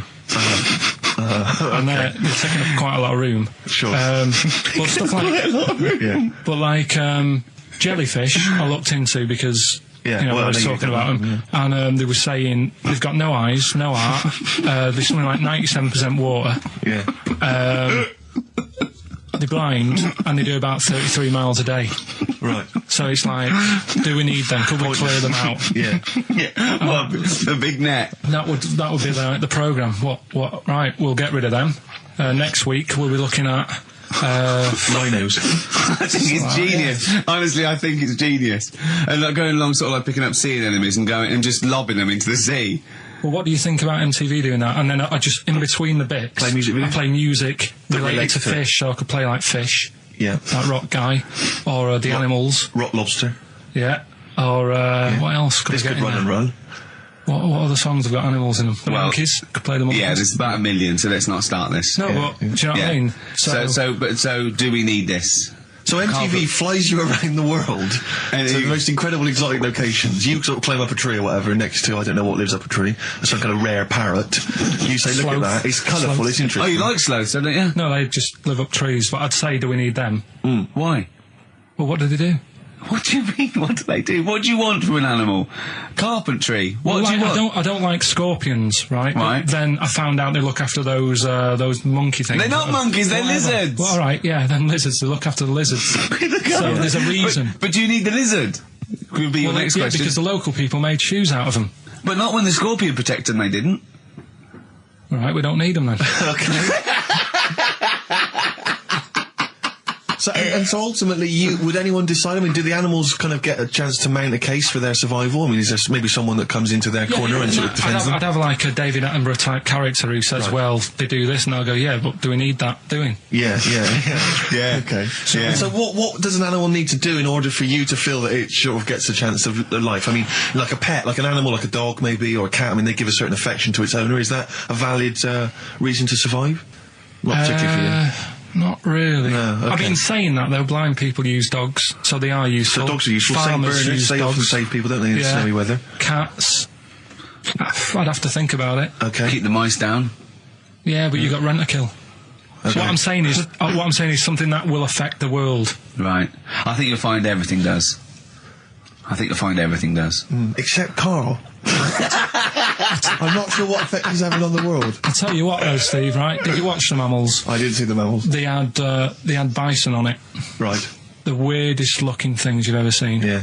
They've really Again, you're on dangerous ground here, Carl. They've really got it's like, decide what you want to look like. It's just a mismatch of stuff. It's got a really big airy head. Yeah. And like you. Sort of bald at the back. Right. Sort of It sounds like thinner. someone you went to school with. Was there two of them? Ah, brilliant. From the album Original Pirate Material, it's obviously The Streets, and an album track from that, It's Too Late. Fantastic, isn't it? Yeah. I know everyone's raving about it being, one of the albums of the year, but it is, I think. It's great. That's brilliant. I love the backing as well. It's just so good. The lyrics, the things that go. They're my favourite band of the year. Next week, then, we'll do all our favourite songs of the year, shall we? No, I think it's got to be 2 weeks' time, hasn't Oh, it? 2 weeks, is it? Yeah, We'll do I'm the away Christmas. next week as well. What do you mean you're away next week? What are you doing? Zoe Ball show? I'm going up north again. Why? So Claire's going to be here with you. Okay. Yeah, at least What are you doing up north? She does her job. Just Suzanne's dad's birthday. So I bet he's a party animal. I've read that they really kick off, don't they? Is it? Yeah. so You gonna be raving? can't concentrate now. Oh, well, he's all stressed because the lady from MTV's here. She's going to film his little face. So the things he said in the week, he was so worried. He's got worried about the spot on his head. That won't come out. Just you got your best side. It's on that side. That's all right. Oh, yeah. The camera's out. Look, he's getting nervous now. Okay, Carl. Ignore the camera. Okay, just ignore the camera. Okay. Now, me and Steve have done our research for you, and we've got 2 amazing things to tell you. What should I tell them first? About the baby or the... Well, they're both equally fascinating, so you choose. I'll tell you the crab thing first, right? Steve actually saw this thing in The Guardian in the week about our research thing, and then we looked it up, we looked into it on Friday, and it is incredible. Right, listen to this. There's a thing in a bay in New England, right, where it's like the biggest, they make silicon chips and stuff for computers, right? And because of the data protection thing, after they've done them, because they have to destroy the plates, right, where the information's sort of put onto them, but there's still flakes of silicon. They sort of grind it down straight away, and some of the flakes got into the bay, okay, but some of the information is still on even the slight granules of silicon. Anyway, gets in the water, and silicon is rather like a carbon derivative. They reckon if there had been life on another planet and it wasn't carbon-based, it'd be silicon-based. Because that's simple sugars and proteins, it's just COH and that, and it can work with silicon, right? Anyway, the crabs have been taken up, they're still in the water, and they looked out on the beach, and over years the crabs have started sort of putting themselves in formations, like geometric format, and they couldn't work out why they were doing this. And when they put them in the experiment, they sort of like chopped them up, and they found they'd taken on silicon, and it had sort of got into their brain, and they were downloading information. They picked up little things, because it's just chemical, like electrical impulses that got information off the silicon chip, and they were interfacing it. But this is the amazing thing. One bloke sort of thought of this, and he thought, well, if it's a simple computer, the brain, if it's just a simple sort of electrical thing, then maybe there's sort of, we could get it down. So what they did is they made a thing called a biointerface, and they put it into the crab's brain, just a really simple brain, so it's measured avant-garde, right? And it got impulses from it, and they were getting like computer, just flashes of like symbols and geometric things right on this screen to read the crab's brain, and it was stuff like fragments of a. What made them do this in the first place? Because they saw the crabs behaving differently. They were behaving differently to each other. They were just like intelligent, and they were sort of solving problems and all this sort of stuff. Anyway, when they downloaded the thing, it was like they found one of the secretary's names where it had been on the silicon chip, where it was just like a flash of a computer screen. But the most amazing thing is, they downloaded a memory, right? It was like a snapshot where it had been burnt onto the retina of the crab, just a snapshot of something, and it was like a picture of the beach, like a couple of years ago, right? And they also did, incredible, it was like just a digital black and white sort of thing, so they could see what the crab had seen. Amazing. Jeez. Amazing. So intelligent crabs. What are they doing with them now? Super brain. Well, they think this is the upshot. They think they could use it as spy crabs, because they could get these crabs. Also, the other thing is, as generations went on, right? So they put a crab in to sea or something, right? Lots of crabs in, and then as generations went on, a newborn crab, they downloaded the memory, and it had the memories of its great all together. It had every memory that any crab had been related to it beforehand, because it passed it on. It just passed it on.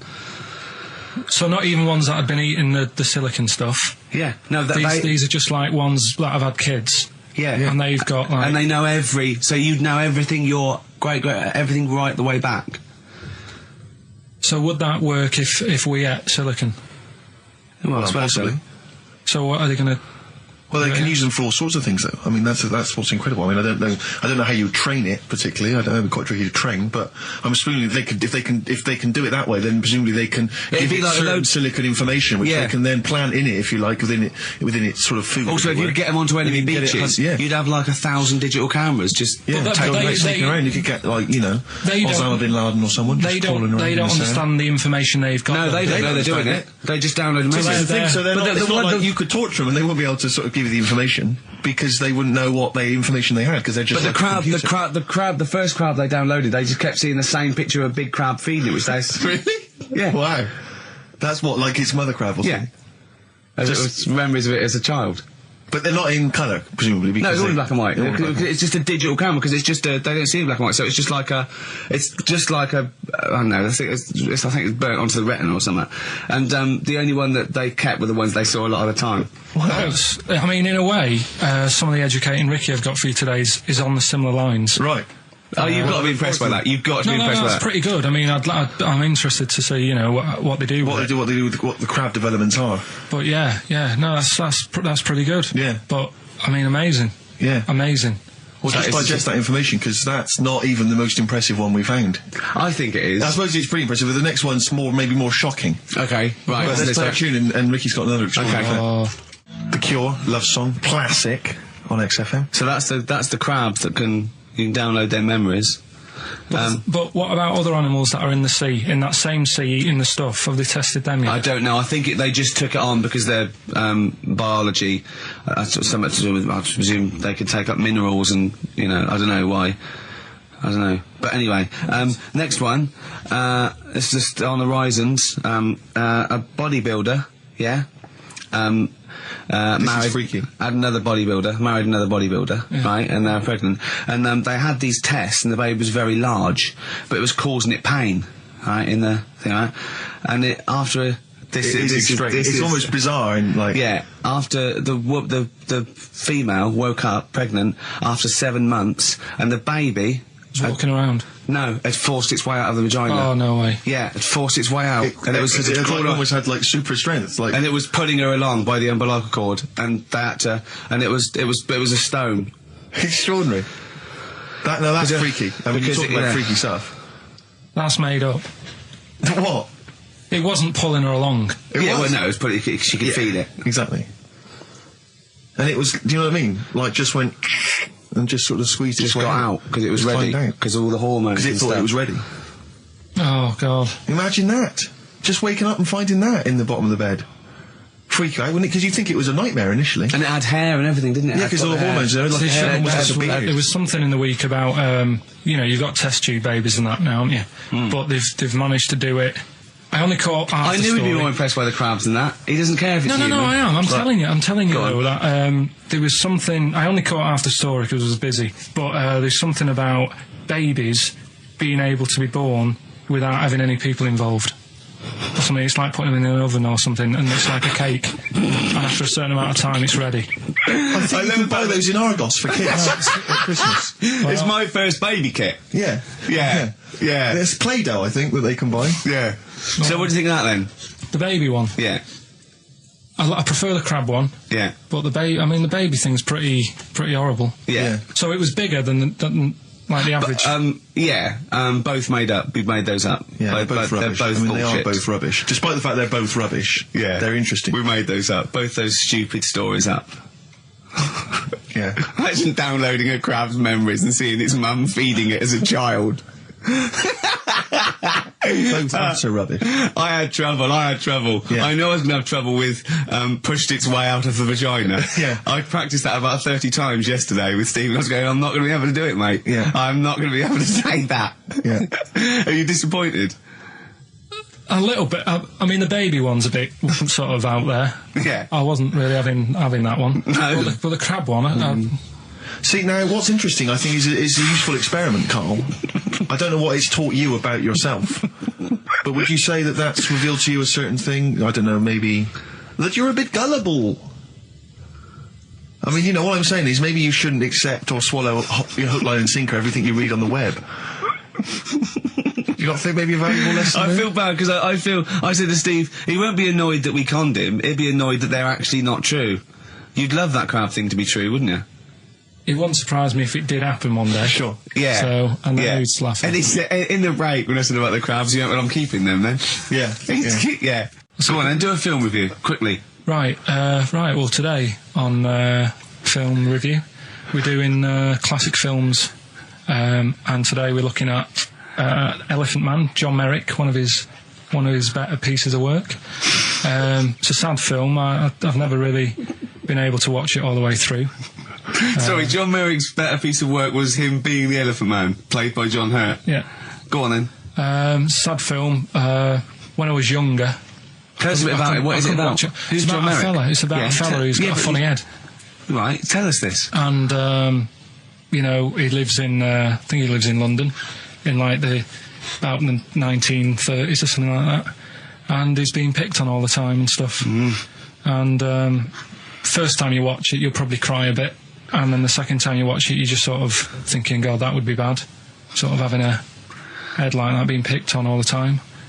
Then the third time you watch it, you might think, you know, oh, how does he get his jumper on? Then, I don't know, I'm probably bored of it the fourth time. but it's well worth watching, so Elephant Man. Brilliant. Yeah, see it. Brilliant. I think if you want to get on TV, Carl, you'd be better as the subject of maybe like an omnibus documentary. Living with Carl.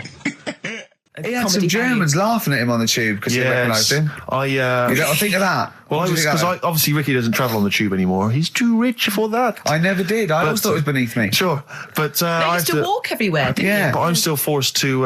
take the tube, and sat on the tube, and it pulled up, and outside the window, just happened to be on the station, was one of the posters with us. So I was kind of there, not realising it was behind me, and these big kind of fat German or maybe Bavarian guys. Well, they're in lederhosen eating sausages. Yes, they were. They're Bavarian. Yeah, they were.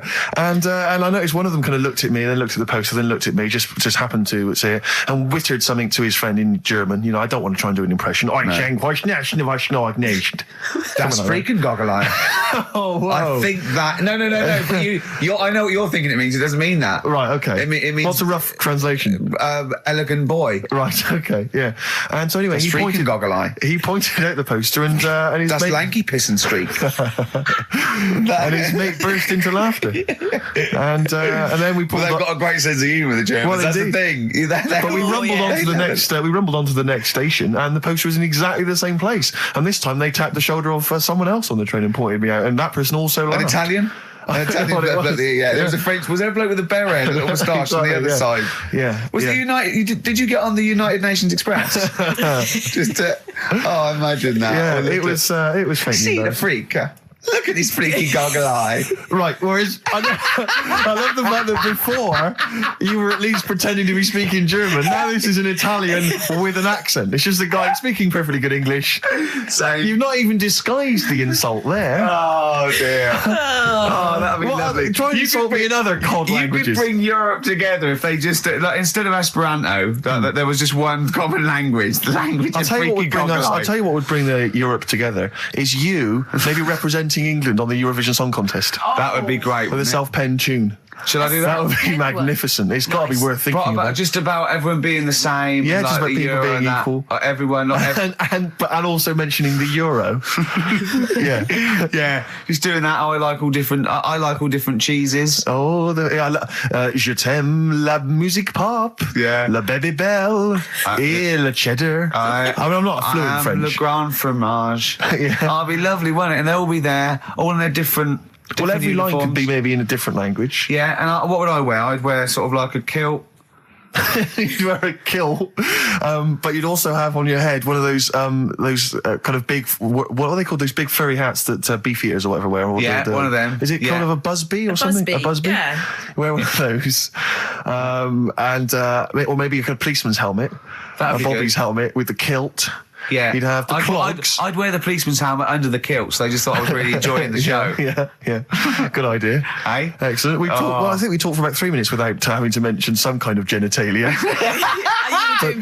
We should celebrate by playing one of my tunes of the year. Really? What one is it? U2 Electoral Storm. I know you're a big fan. I know you're a big choice. Well done. Cheers.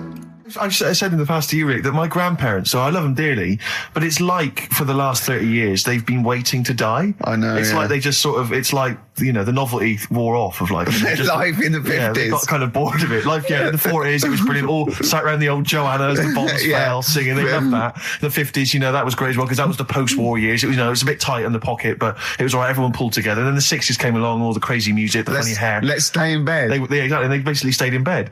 And it was one Christmas when my grandmother said to my dad, what do you like for Christmas? What do you fancy for Christmas? And this must have been I don't know, 20 years ago. She said, what do you fancy for Christmas, Ron? And he went, well, you know, I could do with a nice big kind of warm winter overcoat. She said, don't worry about that. Don't worry about that, because your father will be dead soon.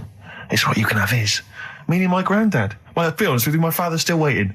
Which is good news. Good news for my grandfather. Less good news for my dad. He's freezing. He's freezing. He finds out, how is he today? He's fine. Oh, okay. Oh, I'm freezing. It is such a weird mindset, that. I think it's that, to me, is what sums up people from that older generation, the 40s and 50s. And it seems to me that you've got that kind of mindset. It's like you were born in the 30s. And whenever you talk of your childhood, it's like you had like a big potato to take to school. And a hoop and a stick is a Christmas gift. The other thing is, I think that that sort of generation, it seems that the man is dependent on the woman. There's a total dependence. Oh, absolutely. If she dies, he's done. Yes. He's done for. He'd just pine away. If he dies, she's got 30 years of pottering.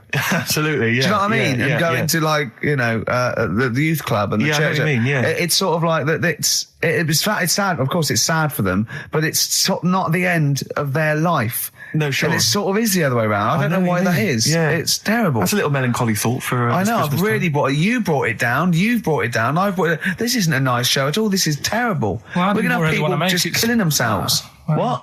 Well, I didn't really want to make it a Christmassy type show because I don't really like it. Oh, he's done it again. What, you did Christmas once, didn't like it? No, my dad always said... Oh, right, steady on. Dad said Christmas morning was for, like, you know, for me. So he used to stay in bed. So he never... That's brilliant. That's a great thing to say, isn't it? Yeah. Christmas morning's for you. Run wild. Do what you want. Just don't bother me. I'm going to Honolulu for 2 weeks. That's great. Dad, it's Christmas. Do I have to do anything? No. So my mum used to get up because she used to like to see my face light up, you know, when I open my presents. And then... to give fireworks. And then I'd have to go to my bedroom from about 6 o'clock onwards because, like, my mum and dad were into having big Christmas parties and I wasn't, like, old enough to go. Right. So they'd say, right, you know, you've had your fun there, you go up to your bedroom, stay in there. Really? Yeah, I remember one year, right, I got a train set, that's what I wanted. Yeah. Right? It's brilliant. Playing with it all day. I thought, I don't mind about the party, I'm happy staying up here playing with this. Brother comes in, he's had a few, right? He's going, yeah, give us a go on your train. How old is he? He's a bit older than me, so he might have been like, let's see. Well, let him be 18. Yeah, probably about 18, 19, something like that. I had a train set, so I don't know, about 14. something like that. Yeah. Right, so I'm playing on that, loving it and stuff. And then he comes in and goes, oh, give us a go. He turns the transformer up to like 14. He went really fast for about 5 seconds, broke it, and then he went back downstairs.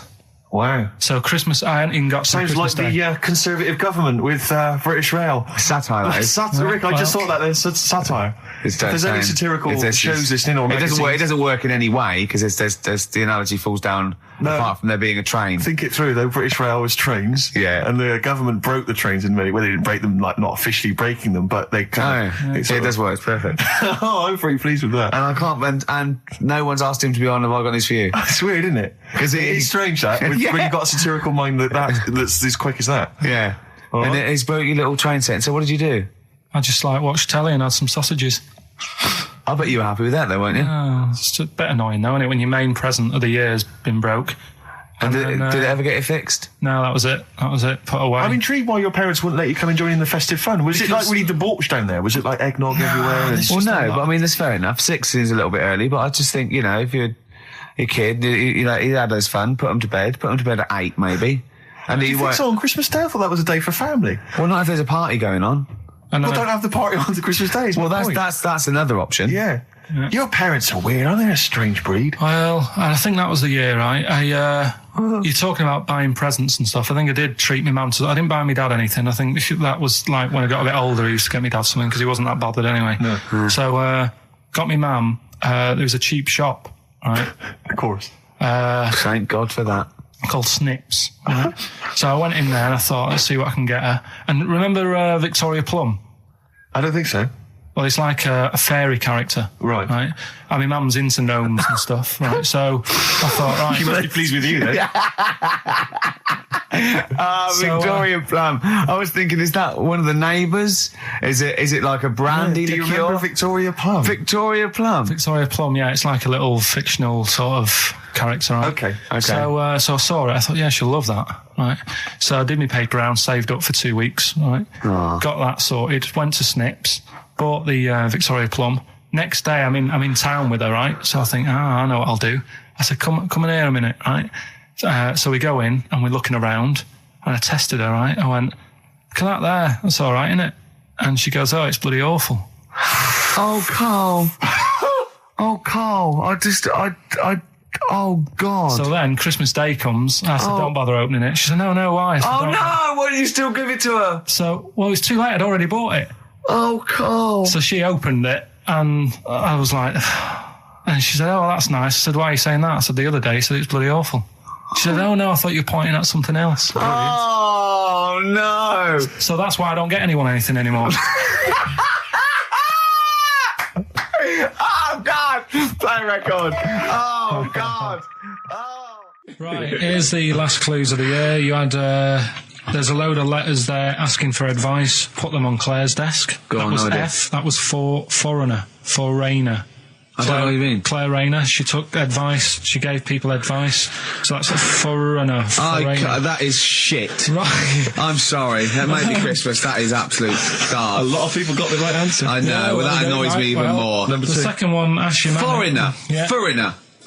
Second one, ask your mum if you should. That was S, that was Shalimar. Shalimar, right? No, bizarrely, what was the clue there? Ask your mum if you should. No, we got a lot of people saying Smashing Pumpkins as the answer to that. I don't know who's saying that today, Mum. Smashing Pumpkins. Merry Christmas, Mum. Smashing Thanks Pumpkins. very much. Nice bollocks. Yeah, exactly. Oh, that's great. That's great. Right. Smashing Pumpkins. Your dad bought them for me for Christmas. Yeah. And the last one, Lovely plums. What, my Victorias? Oh, God. Right, we've got to wrap it up. Come on, then. A couple of people were arguing in the supermarket at the fruit and veg counter. That was B, that was banana drama. They were like having an argument. What do you mean banana drama? Wait. What group is banana drama? What group is banana drama? So, you're a fool. You're a twat. Well, you say that, but you accuse Carl of that. You're also accusing lots of the listeners, including the winner, Nicola Rogers of London, and she wins those great prizes, and she got them bang on. So Banana drama. so can we finish there now? Yeah. What do you mean? What do you mean? Can we finish there now? Just play the ads and go. What? No, what are you talking about? We're going to play Jodie River all day. Play that then. Goodness me, Carl, look at you. We haven't got time. Merry Christmas, Carl. Merry Christmas, Carl. Enjoy the show. Let's give him a little kiss. A little kiss. Oh, no, with tongues, it's Christmas. Oh, don't. Stop messing about. Get up! Can I just ask Carl how he got on over Christmas? Because the last time I spoke to him, you hadn't bought a present for your girlfriend. I had to say I was on tenterhooks all Christmas. Well, you changed it. After that show, I felt bad, even though I shouldn't have done, because... Because you hadn't bought your girlfriend a Christmas present. I said to you, I booked a table at a hotel in Covent Garden, had Christmas dinner there, which was nice, right? It's good food and everything. Didn't feel like enough to me. Well, then I went out and treated some stuff, and then... No. A couple of days before Christmas, he went, I took Suzanne to that hotel we're going to go to for Christmas dinner. We had tea and cakes. And I went, oh, you treated her? He went, no, she paid for it, but I was just showing her what it was going to be like. That was her extra treat. She paid for it. I love that. Brilliant. Yeah. Well, it was a dear. It was like 150 quid for a meal for two, which is pretty dear. So I'm not going to buy her cakes as well. I love that. All right, love, have anything you want. You pay for your own pudding. I'm not mental. Yeah. So you treated her to some other stuff. Some bits and bobs. What, and so she chose them and you paid for them? What, the presents? Yeah. No, you chose them and she paid for them, but, you know, it's the thought that counts. I got them on the way home that Saturday. Well done. And what did you buy? Well, just some bits. It might be personal, Steve. Well, I don't care. Just some bits. Yeah, but bits and pieces. Leave out the personal bits. What bits? Just little things. And then yesterday, right? A monkey wrench and a new washer for the shower. Yeah. Some recordable CDs that you need for your job. Oh, dear. No, when you gave those presents to her, did her face light up? Right. I don't want to tell you what they were, right? But she wasn't that impressed. You're going to tell us what they are now, tell us what they are. You even know what they are, she told you, on Christmas Day. Hold on, wait a minute. But it doesn't matter what they are. It does matter what they are. It doesn't. It does, Carl, it's you, mate. Of course it doesn't matter. Oh, God! Have you just remembered? Yeah! Right, but there's no need. I've got to tell him, Carl. I really want your permission because I don't want to be I know it's not, but we know it's not that embarrassing. It's really quite sweet. Yeah, but in a way, right, the way I look at it is, right, Christmas, even when I was a little kid, right, is not... Please let me tell him, Carl. Well, let me just tell you first, though. Let me tell you why I didn't go all out on the old present front. All right. Justify yourself. Right. First of all, I've covered it up since then anyway, right, with that present, because I bought her some shoes yesterday, and she did say, I'll give you the money for them, but when I get home, I said, it's all right. I said, you can have them, right? So not only did I buy her some food on Christmas Day, I got her shoes. She's probably had a At least feel like a horse. Yeah. It's not like, there you go, there's your shoes, there's your food, right, bed down, see you later. Yeah, but what I'm saying is she's done... fed and clothed. Yeah, did you comb her hair? She's done well this year, right? So... The thing is, done well this year. It's like you're a single parent living on a council estate with a smack problem, and you still managed to buy them some Lego. When I was a kid, it wasn't about what you got. I remember one year when I was about 8. Right? This is going to make me cry, isn't it? This? No, it's not. I'm just saying the way it is. Right? I woke up at about 4 in.the morning. And I was like, what I forgot? And I couldn't sleep. I was that on edge. It's the excitement of Christmas, isn't it? It's like, what's wrapped up? I need to know. Sure. And it's the fact that people are saying, no, you won't know until tomorrow. Yes, sure. That annoys you and winds you up. Okay. So I got up at 4 in.the morning, opened my presents, and then went, right, I know now. I went back to bed, had a great sleep. Yes. Right? So it's nothing to do with the excitement of what you get. It's the excitement of not knowing what you've got. And then what happened when you got up to go down with the presents? What you're saying to me is that you could wrap up a brick because the thrill of Christmas is in hoping and being excited about what it is, not the actual gift itself. Yeah. Is that what you did? Did you get a brick? No, let me tell you now what he got. He got her a present, right? And she said, she came, I said, he got me. It was an industrial-sized packet of condoms. It was a joke gift. No, it wasn't a joke. Gift. It wasn't even a joke. I went home that Saturday after the year, past Boots, thought, might have something in here. They were on, like, some value. Right, you passed the makeup. Were they used? Right, but anyway. The makeup, you passed all the other... Past the makeup, stuff. past the lovely vanity cases. Yeah, the foot spas. Exactly. Yeah. Hold on. How much are these, love, for 100? Yeah. $4.99. Yeah. Do I get them reduced if I buy in bulk? So how many did you buy? What was it? I don't know, probably about 100. Right, okay. And is she allowed to use those with anyone? Did you wrap them? Can she just go out and have a wild Well, you don't need to wrap. They're already wrapped, aren't they? Oh. And then what did she say when she opened them? No, wait. Carl, what did she say? Right, play a record and we'll come back to this. You're worse than my father. That's genius. Made famous, of course, by Jimi Hendrix. Yeah. That's All Along the Watchtower, as originally done by Mr. Bob Dylan. On XFM 104.9. So, Carl, just take us through the moment where you gave this gift. Firstly, you went into Boots, right? You thought, all right, 100 condoms, brilliant. Okay, did you wrap it up? I don't know if it was 100, probably 80. Right, okay, yeah. Right. You don't want to go mad, do you? Wrap them up. I'm just resting easy knowing that he's not trying to breed. Right? No. Yeah. So I got her them. I got her Grease on DVD because she's always watching that. Yeah. Right? Yeah. So just think of when her mum said, what did Carl get you? Some condoms and grease. I was going to say, I'm glad he said on DVD. And, she was surprised anyway, right? Because I bet she was. No, when she got she was thinking like jewellery. No, right? that showed her. That surprised you, hasn't it? All right. So hang on, wait a minute. You thought it was a holiday, didn't you? Yeah. Look at your face. You don't know me at all. So hang on. So did you give these on Christmas Day? Right. What happened is she got in from work that Saturday, right? And I said, look under the tree. Knackered. Right? At least it's Christmas. Yeah. At least I'm going to get a little bit. I said, look, you got some stuff under the tree, right? So did you give her a sugar lump? Right, she was really chuffed with that. But she said she was a bit puzzled because I didn't know we had any wrapping paper, right? So I ended up using wallpaper. You didn't take it off the wall, though. You had some... No, it was some left over, right? So she said, why have you used wallpaper? I said, well, I didn't have any paper and you were getting in a bit and I wanted you to have a surprise. So she said, can I have a feel of them? I said, no. Presents. She thought, right, I've got the right thing. Yeah. Right. And then Christmas Day, I said, no, don't get carried away. It's nothing really good. You know, we said we weren't going to buy each other much. So there you go, open them. Yeah, go on. And can I just ask, had you received your present from her yet? Yeah. So what had you received? What did he have? Had some shoes. Nice. Right. Getaway game for PlayStation. Nice. I'm just tightening up the value of this. Those, go on, yeah. And just also think about how much fun and pleasure you get from them. Yeah. Although, of course, condoms, I can see the the appeal. Well, okay. I think but also add to that bit 150 quid for a meal. If you're going to start totting up, 150 quid for a meal. I bought some shoes, 72 quid. Yeah, that was after the event, though. Doesn't matter. All right, so you'd received these, dare I say it, thoughtful and nice gifts. You handed over the box of condoms. They were wrapped up. She unwrapped them. Yeah. Go on, take us through it.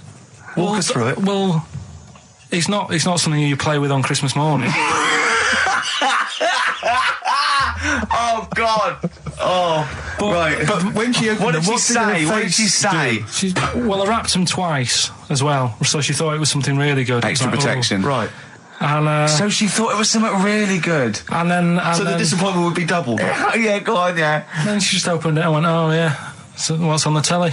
And that was that. Ungrateful. What an ungrateful woman that is. Well, fancy not wanting. I told her a box of economy condoms from Boots. I said to her about the thing about, you know, it's all about the surprise and that, innit? Yeah. You explained that to her? Yeah. What, after she'd unwrapped it? Yeah. Thoughtful. And she was all right about it. Yeah. She understood. Rick, you know I suggested to him that he buy his girlfriend a gift. I'm worried I've done more damage to the relationship by suggesting that than if he had just forgotten. Next time you've got to go shopping for her yourself, Steve. I think I might do. You've better go shopping for her yourself. I'm glad it's all over though. It's mental. Yeah. It annoys me. The whole thing annoys me, and she knows that as well. Yeah. She should know. What? She still insists on having Christmas once a year. Well. Wow. I'm you know.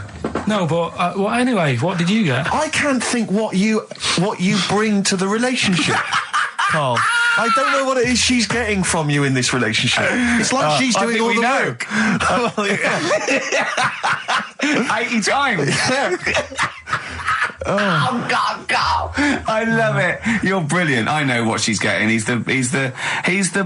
What though? He's not thoughtful. No, but he's thoughtful. He's the best he can do with the brain he's got. Do you know what I mean? Right. He's doing his best.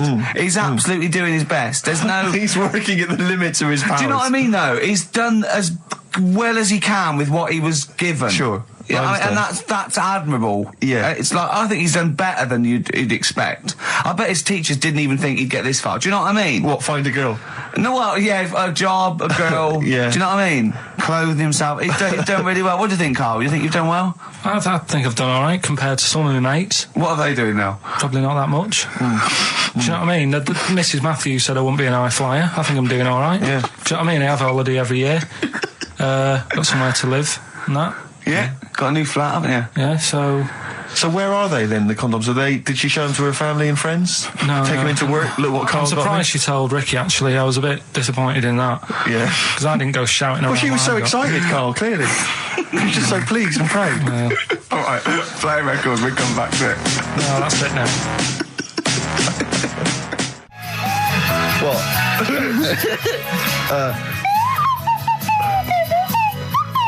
Someone's left one of those little things in here. It's brilliant, isn't it? It's amazing. What are they called, those things? I imagine they're just there. I was thinking of being in the front row at a Morrissey concert and going, can I just play along? They are brilliant. I don't know what kind of sound that is. I don't know. It's only used for when Kenneth Williams yeah, exactly. sees someone undressing. Yeah. That's the only time that is used, that noise. Exactly. That is brilliant. brilliant. But it's like it was specially created for the Carry On films. Yeah, we need, I don't know what it is, but we need something when I walk in and see someone changing. Well, what about this? There is a light that never goes out by the Smiths. I phoned Carl up in the week Yeah. And I said, what are you doing? He went, well, even though it's one of my days off, I'm just doing some research on the web. Found anything that said, yeah, I'm doing science. And then he said, you can get wigs for dogs in Tokyo. That's his scientific fact. And I went, what do you mean? Dogs, if they need a wig? I said, if they need a wig, what? Dogs going bald? And he went, like, this is fine to him. He went, it's a stressful city, Tokyo. The world's all right with Karl. He's always got an explanation. I've only ever seen him confused once. When in Edinburgh, he looked out of his window one day and he saw a bloke putting a parking ticket on some rubbish. Yeah. And that genuinely confused him. Yeah. He couldn't work out, could you? It's a bit weird, isn't it? And the woman breastfeeding her 8-year-old child, you didn't like, did you? I don't like that. But the what's the name? Animals with wigs. I kind of thought, after I put the phone down to you, I kind of thought about it, thought, yeah, it's a bit daft, that. Are you sure he's not the ageing pop group? No. The Animals? But when you think, have you ever seen like a bald pet? No. It's weird. What do you mean? Because my mum, we had a cat, we used to get through loads of cats because we lived on a... Oh, God, it started early today, innit? What do you mean you got It's through only a lot 10 of cats? past one. What were you doing? Running a restaurant? We lived on... Oh, God, what do you mean? No, we lived on like a main road. Oh, yeah. Right? So Yeah. we used to get through a lot of them. My dad It was kept their saying, risk. you know, stop wasting money, you know, it's not Stop good. wasting money, not wasting cats. Right, so anyway, we had this cat that was ill all the time. And It's just bag of nerves, probably. Yeah, malingerer. Yeah, I'm terrified. I'm going to which house? Rome. Oh, God, bloody hell. Rome. Don't let me go to the Pilkingtons. and it, for some reason, it kept being sick all the time. Right? Yeah, that is nerves. That's definitely nerves. So my mum kind of thought, I've had enough of this, and she shaved it. Whoa. Whoa. Now, I know you're not vets in your family, but what correlation did your mum think there was between you being sick and shaving it? Because it kept being sick, and it was a pain to wash, because it kept getting So caught she up. wanted a dry wipe cat. So Why didn't she just varnish it? What? it's weird. It's weird. though. So now he's cold and sick. No, but not all of it. She left sort of the back half, but sort of from its waist, sort of. I love that. Shave it because it's sick on itself. And That is it was the genius. weirdest looking thing. I mean, normally I like cats. I'm always like giving yours a stroke on the head and that. Yeah. But as soon as she did that, it was like, oh, Yeah. can't touch it. And then So now it's sick, cold, and hated. Yeah. Karl. It must have, I mean, the other cats must have been taking the mick out of it constantly. It's just making things worse. Did it get, I'm hoping that it got run over and was put out of its misery. no, I think it got all right, that one. Or is that the? Yeah, it did get run over. It did. Oh, God. Oh, dear. How many cats do you say you've got through? I'd say whilst I was living at home, I mean, it's still on the increase, even though I'm not there. So whilst I was there, probably 5. God. Wow. Oh. Yeah. And were you upset each time, or you just got used to it? It's one of them things, isn't it? Like I've said before, when you first see something, it's a bit of a shock. Do you know what I mean? It's like the Elephant Man or whatever. Yeah. First time you see him, it's that sort of, oh, look at that. Do you remember the first time you saw Steve? No, I'm not being funny. Do you remember the first? Yeah, but I've said this before. It's always, then you get used to how people look and you don't... No. I'm going to burst. You have to play a record. No, but... Because I just see Steve's face. No, but I've got used to it. Shut up. It's a long time since we've had any white van Karl. For those that don't remember this particular hot feature, we basically ask Karl some of the questions that are asked of a white van driver in the Sun. They always have this on Saturday afternoons.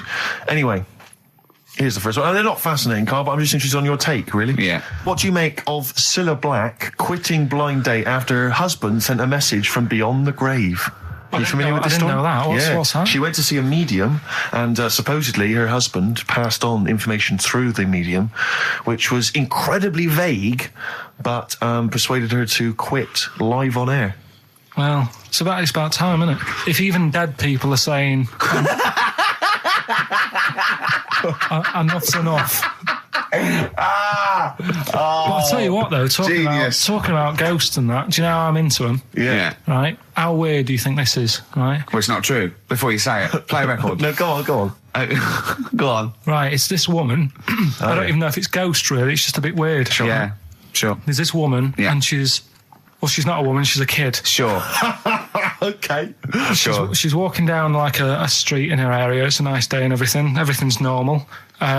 She's walking down, and a woman comes up, cycling past, right? The woman on the bike looks at the kid, absolutely terrified, right? Got a really scary face on her. Yeah. The kid's thinking, why is she doing that? Yeah. Right? So anyway, she thinks nothing of it, goes, I think she was playing in the park or whatever, goes and has a nice day. About 15 years later... Oh, right, yeah. She's, I don't know, I think she was going to work, right, on a bike. She was riding her own bike. Riding her own bike, cycling down the road. Oh, yeah. Looks at the kid. That's the thing that happened, like, 15, 20 years ago. Right. It's her on the bike looking at her as a kid. Right. Not another child. No. So it's her. She's seen herself. Carl? I mean, I don't know where to start. Firstly, where's this information come from? But I mean, why do you ever... I mean, I don't know what part of that you think can be true. I mean, honest, I'm speechless. I don't know what to say. What are you talking about? Bit weird, though, isn't it? But it's not true. It didn't happen. Nothing happened like that. She said it did. Well, then she's wrong. She said she saw herself. She saw herself as a kid, didn't she? Did she carry on riding and as club? an adult when she was a kid? Did she stop and talk to herself, or did she ride on by and think that's a bit weird? There's me as an 8-year-old. I won't stop. I'll be late for work. Yeah. If I'm late again, the boss said he'd be in trouble. Yeah. Oh. Well, And where is this information? Did it happen to someone you know? No. You overheard it on the bus? No, it was in the 14 Times. Ah, right. Well, okay. that's the answer. Good. We've got to the bottom of that. Right, good. What should we do next? It's too much. Do we need them out of the way? Do we need them out of the way? Yeah, just Let's explain it again. if you're new, I'm sort of on a bit of a mission to find out, we've got a lot of animals and insects in the world and stuff. Yeah. Do we need them all? It still amuses me. So we've found out we've got to keep jellyfish. We've done octopus. She said we've got to keep them. This week, snails. Do we need them?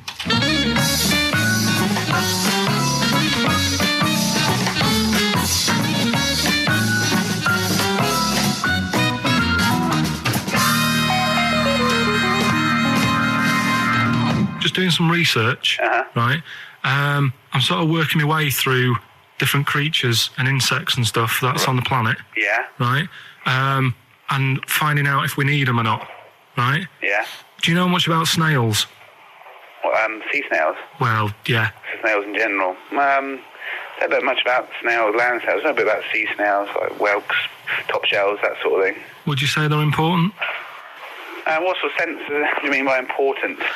Say if we had to sort of get rid of some animals and insects and that because we're running out of room.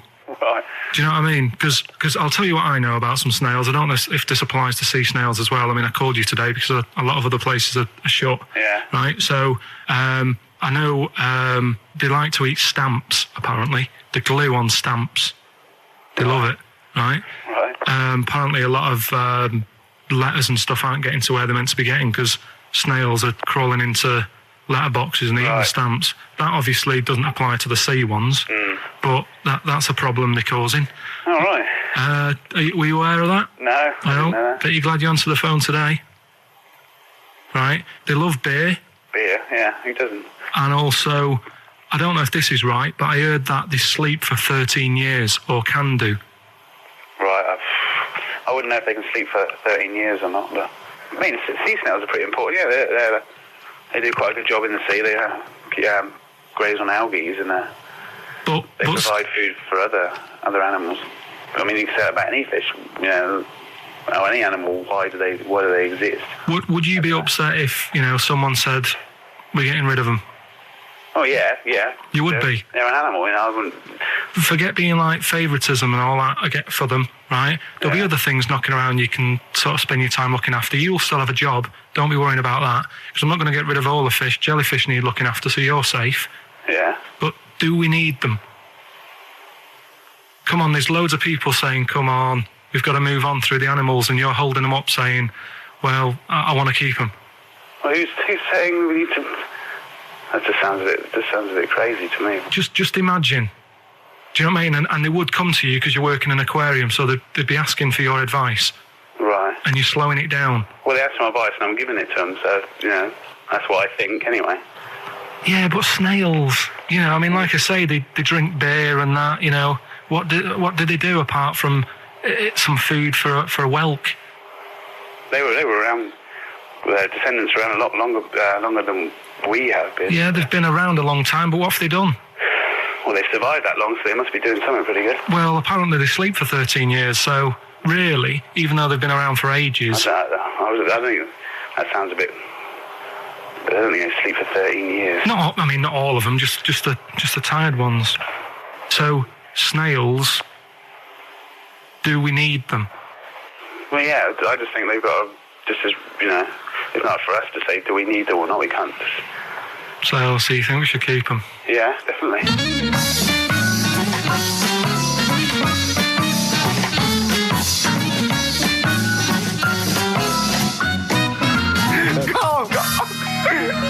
Carl, I'm proud of you. That was getting really quite annoyed. I know. What did he think he was doing? What? I don't know what you tell these people. I mean, you don't get their permission to play this out, do you? You just don't tell them. The thing is, right, I sort of told him what it was about, but we won't say who he is or where he works, because it doesn't matter. I just needed to speak to someone who knows. I know the fact that you were trying to get an answer out of him by suggesting that he would be safe, because he could look after jellyfish if he gave the okay to destroy snails. He was getting livid, you can tell. Oh, God.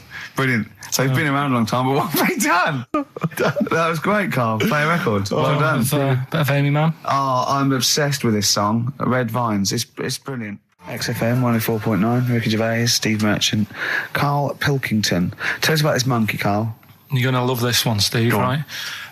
So last week we were talking about how, like, a lad left his family because there was problems at home and that. He went and lived in the wood. He got airy. Right? No. Leave it there, Rick. We haven't got time to go into it. Right, so... That's what happened. And that's what happened. He lived with the monkeys. He went airy. That's what happened. Looked into some other stuff about, like, airy kids and all that.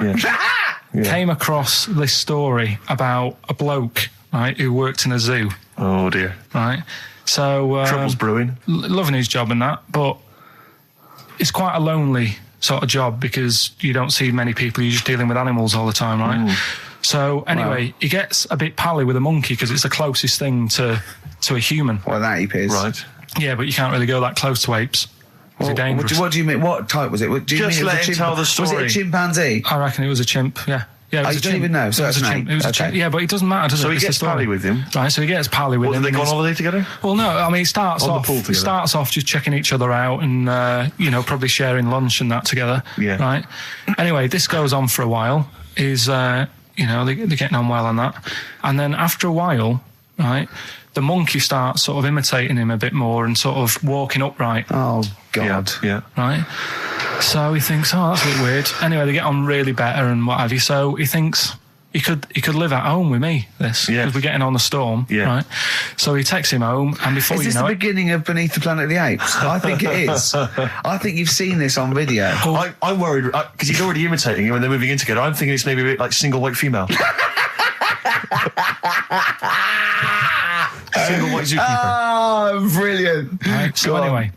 So he's moving in and it's getting used to sort of the normal human life. He's having a cup of tea in the morning. Yeah, PG tips. He finishes the day off with a... Oh, dear. Finishes the day off with what? It doesn't have him move a piano at one point, does he? He finishes the day off with a little brandy. Yeah.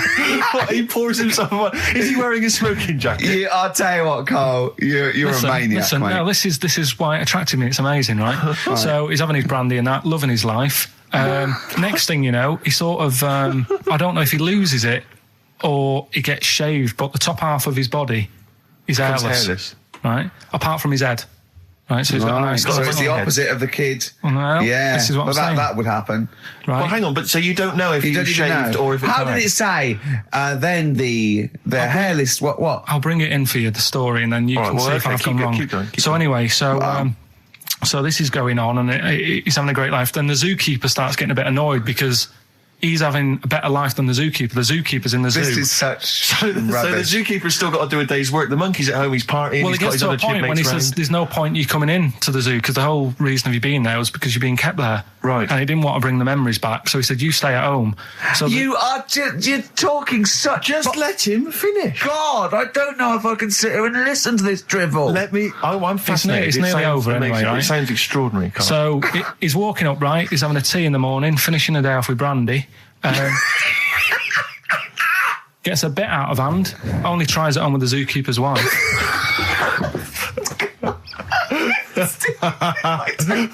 Make him go away, Steve. How does he do that? Well, because he's around humans a lot, he becomes a bit of a charmer. And, but what is it that he could do to seduce her? Pick fleas out of her? he didn't say. He was built. Yeah, he was well done. So what about that? What do you mean, what about it, Carl? It's obviously not true. I don't understand how... I love the fact he becomes a charmer. He's got better taste in brandy. Exactly. And what was it that he was doing that seduced her? I don't know. Maybe because he was at home more than the zookeeper was. But what would he be doing, Carl? He's not going to be talking with her. They're not going to be playing Trivial Pursuit. Maybe she liked the silent type. He didn't go into that. He just said that's when the trouble started. Carl, play a record. Right. Is that what Suzanne did when she brought you in? Bit of David Bowie. When's that ever hurt anyone, Steve? Never. Lady Stardust off Ziggy Stardust and the Spiders from Mars on XFM 104.9. I'm Ricky Gervais, Steve Merchant. Karl Pilkington is in the middle of educating me. Then, educate me. Did I tell you the time when the doctor said I was going to die? All right, keep talking. Right, ages ago, must have been about 15, right? And at lunchtime there was this... We used to have a choice of stuff to do at lunchtime, right? We used to have like a burger place that had an arcade machine in it, right? So we used to go there and play on that and have a burger. Or there was this baker's, right, that my mum worked at, and did great cakes and stuff, right? So she used to like bring some home and that, but she couldn't always bring them home every night because, you know, they'd cost money, and she used to get them for free. And they used to say they'd rather chuck them away than give them to the staff because there's a chance that the cream might be off. Right. Right, so they used to chuck them round the back. So I used to go around the back with my mate and eat a load. Brilliant. Eating out of bins. No, it wasn't out of bins. They were still in trays, but they just stacked them up near the bins, right? So this got out. I mean, it used to be chocker. Once the school found out, everybody used to go there, and it'd be like, well, have a cake. The headmaster fighting the kids off. Right, so I'd have, you just eat, I don't know, 6 jam donuts or something, and then you'd spend your dinner money on the arcade machine. Brilliant. Right? So it was a good afternoon, really, right? So you'd do that, and this one day I must have had 6 or 7 jam donuts, a few Congress tarts. What's the Congress tart? I love them. I can't get them in London, right? So I'd have some of them. If anyone can get a Congress tart for Karl in London, please let him know. So anyway, this day, that was just a normal day. Do you know what I mean? You'd twice a week, you'd have a load of cake. In your life, yeah. Yeah, so normal anyway, day in your life. Were the frog boys there with the webbed hands and the big heads? And the horse in the settee? Yeah. But the day after one of these days, I had really bad cramp in my belly. Right? Okay. I was like in agony, could hardly walk. So I said to my mum, you could hardly stagger to the free cakes. So I was in absolute agony. I said, I don't like doctors, but you'll have to get a doctor in because I don't know what it is. I can't walk. She gets the doctor round. I won't say his name, but he said, well, doesn't look like he's got long left. Blimey. So I was a bit like, hang on a minute, I've only had a few cream donuts. Yeah. My mum was panicking. Sure. He went. My dad came in from work. She said, something's really bad with Karl. I think it's serious. The doctor said he ain't got long left. So he said, what? He said that and just left. So she said, yeah. He said, I'll have to call him then. So he called him up, said, what's all this about? Karl hasn't got long left. How long's he got? So he goes, I was only messing. He's just had some bad cream. Can you believe that? Well, the thing is, I like the fact your mum didn't ask any questions. I know. She didn't go into detail. Can you explain more, Doctor? No, I got to show off. But she doesn't. I don't want to diss you or your family, but I imagine if I was there, I'd have known the doctor was joking. Yeah. That's all I'm saying. I mean, I sound very arrogant there, but I imagine he went, what's he been doing? Yeah, I had about 6 cream cones. Oh, right. Oh, wow. He hasn't got long to live then. I'll see you later. Yeah. That's what I think the doctor did. Yeah. I just like the idea your mum just let him go. Yeah. Terrified, thinking, well, I'm not going to probe him. He's that's it then. Dad comes in. Hi, honey, I'm home. Anything happened? The doctor said Carl's going to die and then left. Did he? I'll call him. But anyway, that's why these sort of things fascinate me. So we'll move on to this next one, right, which is brilliant. Dead short story. So, right, old woman, about 70 years old. Yeah. She's normally fit and healthy and stuff. Nothing wrong with her. She's having a good life. And one day, she goes for a check to the doctor's just to check herself out because she's getting on a bit. Yeah. He says, take your clothes off and that. So she does and checks her out. Says, yeah, you're looking good. You're looking good. Turn round. He said, oh, God. He says, you got a tumour on your buttock. Right? So she goes, oh, what can you do anything to sort it out? So they go, yeah, we could book you in for an operation. It's best if we remove this. Books are in for an operation. Operation day comes, strip her down and that. They're all stood round, the doctors. Start to operate. It only turns out it's a pork chop that she sat on 5 years earlier and it had stuck to her buttock. Right, Carl. I can forward you. Serious. Right, okay, Carl, I'm telling you now, I'm leaving. I'm never doing this show again. No, I'm serious. Honestly. You're talking, I've never had such... What do you mean? You couldn't believe it? No, when I read it, I said, I've got to tell Ricky that. This woman had a pork chop stuck to her arse for 5 years, you mental case. Of course she didn't. Did a bit more research this week. Okay. Found a good story out about a monkey. Right. Which I'll tell Ricky a little bit about it. Tell me, come on, tell it now. No, tease me with we it. should keep this. It sounds exciting stuff. That's got him, right? Tell us about this monkey, Carl. You're going to love this one, Steve, right? So last week we were talking about how, like, a lad left his family because there was problems at home and that. He went and lived in the wood. He got airy. Right? Yes. No. Leave it there, Rick. We haven't got time to go into it. Right, so... That's what happened. And that's what happened. He lived with the monkeys. He went airy. That's what happened. Looked into some other stuff about, like, airy kids and all that. Yeah. Came across this story about a bloke, right, who worked in a zoo. Oh, dear. Right? So... Trouble's brewing. Loving his job and that, but it's quite a lonely sort of job because you don't see many people. You're just dealing with animals all the time, right? So, anyway, he gets a bit pally with a monkey because it's the closest thing to a human. Well, that ape is. Right. Yeah, but you can't really go that close to apes. Well, they're dangerous. What do you mean? What type was it? Just let him tell the story. Was it a chimpanzee? I reckon it was a chimp, yeah. Yeah, I don't even know. So it was a chimp. It was a chimp. Yeah, but it doesn't matter, does it? So he gets pally with him. Right, so he gets pally with him. Did they go on holiday together? Well, no, I mean, it starts off just checking each other out and, probably sharing lunch and that together. Yeah. Right? Anyway, this goes on for a while. They're getting on well on that. And then after a while, right, the monkey starts sort of imitating him a bit more and sort of walking upright. Oh, God. Yeah. Right?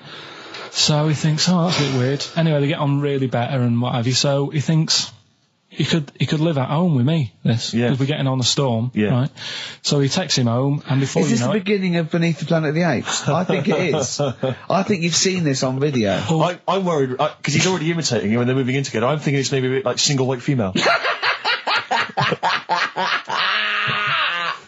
White Zookeeper. Oh, brilliant. Right, so anyway...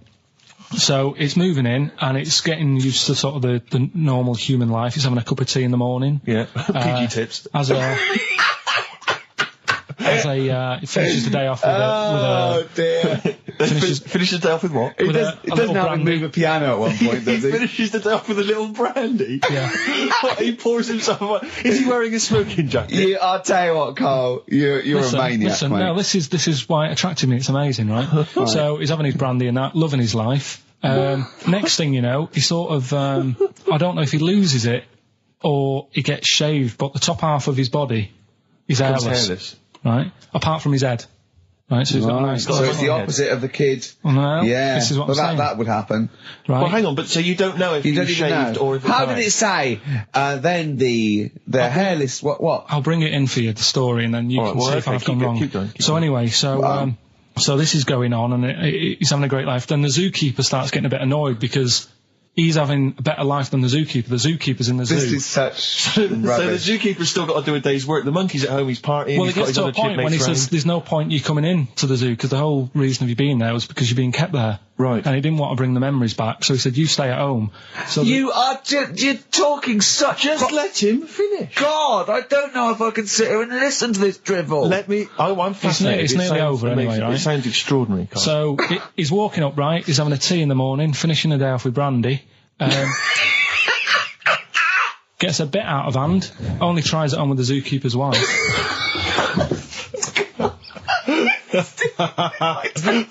Make him go away, Steve. How does he do that?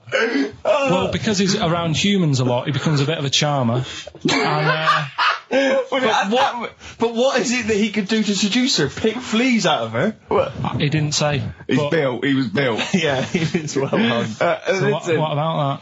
What do you mean, what about it, Carl? It's obviously not true. It's obviously not true. This wasn't on the internet. This was in a book. So it's not a quick joke and just put it on a website. This is in a book. I don't understand how... I love that he becomes a charmer. He's got better taste in brandy. Exactly. And what was it that he was doing that seduced her? I don't know. Maybe because he was at home more than the zookeeper was. But what would he be doing, Carl? He's not going to be talking with her. They're not going to be playing Trivial Pursuit. Maybe she liked the silent type. He didn't go into that. He just said that's when the trouble started. Carl, play a record. Right. Is that what Suzanne did when she brought you in? Coldplay, Clocks on XFM 104.9. Ricky Gervais, Steve Merchant, and Karl Pilkington. Right, give me some monkey magic, Carl. Hang on, you better do the jingle, ain't you? Oh, chimpanzee that! Oh, you'll like this one. What I've found is, found out like a lot of monkeys' names. Like that's how I found out about Oliver. Yeah. What do you mean you found out a lot of monkeys' names? Well, there's a lot of monkeys out there, and you think they're just called monkey and what have you, but they're all given names, right? So this one that I found about, bit of a weird name anyway, it's actually called Crap, its name, right? And so they're not born with those names. It's not like their parents give them those names. You know, they're just chimps. Yeah. Well, this one, right? And it's called Crap. Yeah, I know. Right, but do you know what it's famous for? What crap? Yeah. No. Go on. Is it involved with this show? It's the first monkey to have its name tattooed on its head. Yeah, again, I will say not by choice. There is no way that a chimp would go down to Camden Lock and go, are you a registered tattooist? I am, yes. Yeah, it's the cleanest, yeah. Go, okay, Can I have a look through your book? I'm looking for something quite gothic, but, I'd like, what's your name? Crap. Oh, I'm not sure I can do that because you're not drunk, are you? I haven't had a drink. I've had some Mbongo, and that's all.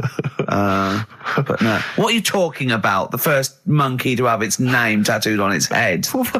What are you talking about, There's got to Carl? be more information. Don't tell me you're leaving it there. There's got to be more information. That was it. And then I read it thinking, well, that's weird because that means there's loads of monkeys with tattoos on their head. If that's the first one. No, it could be still the only one. The first and only. Yeah, but would they report that? What do you mean, would they report it? This isn't the Washington Post you're reading. This is mentalists who do websites about themselves every day. What? There's got to be a third act to that news? story. Why is that news? How did you come across that?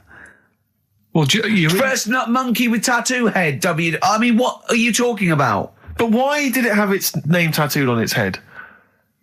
No, it didn't say that. I mean, yeah, I know, it's mad. But he didn't say why. Was that enough for you, though? Did you feel satisfied having read that?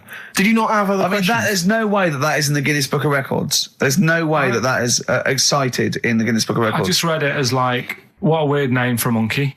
And then, you want to have that on your head? What would be a good name for a monkey? I don't know, anything but that, really. Yeah. Dave. Ted. But what do you think of that then? Well, I don't know what to think about it, because I don't know what you're telling me. I don't know that that's news. I don't know that it's true. I mean, I don't know where to start with that. Is that all you found? You found something about a monkey? I'll tell you, right, when I was searching for stuff on monkeys, right? Yeah. I was searching around like I always do, finding information, right? Yeah. And found out, are you aware of the Iceman? The Iceman? Yeah.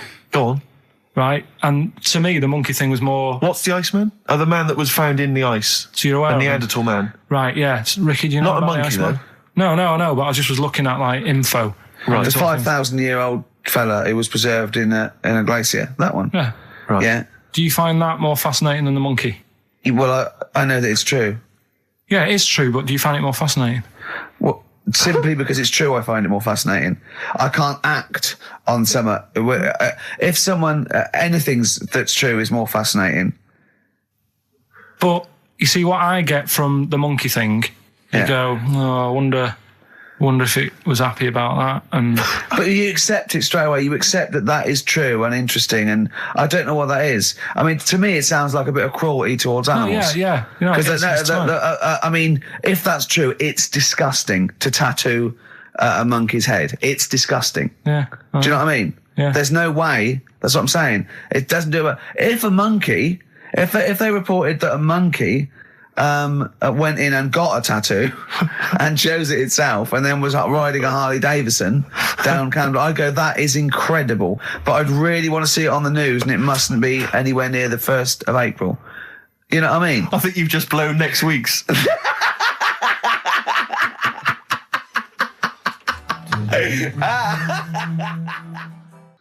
Well, listen, still to come, right? We've got the monkeys thing.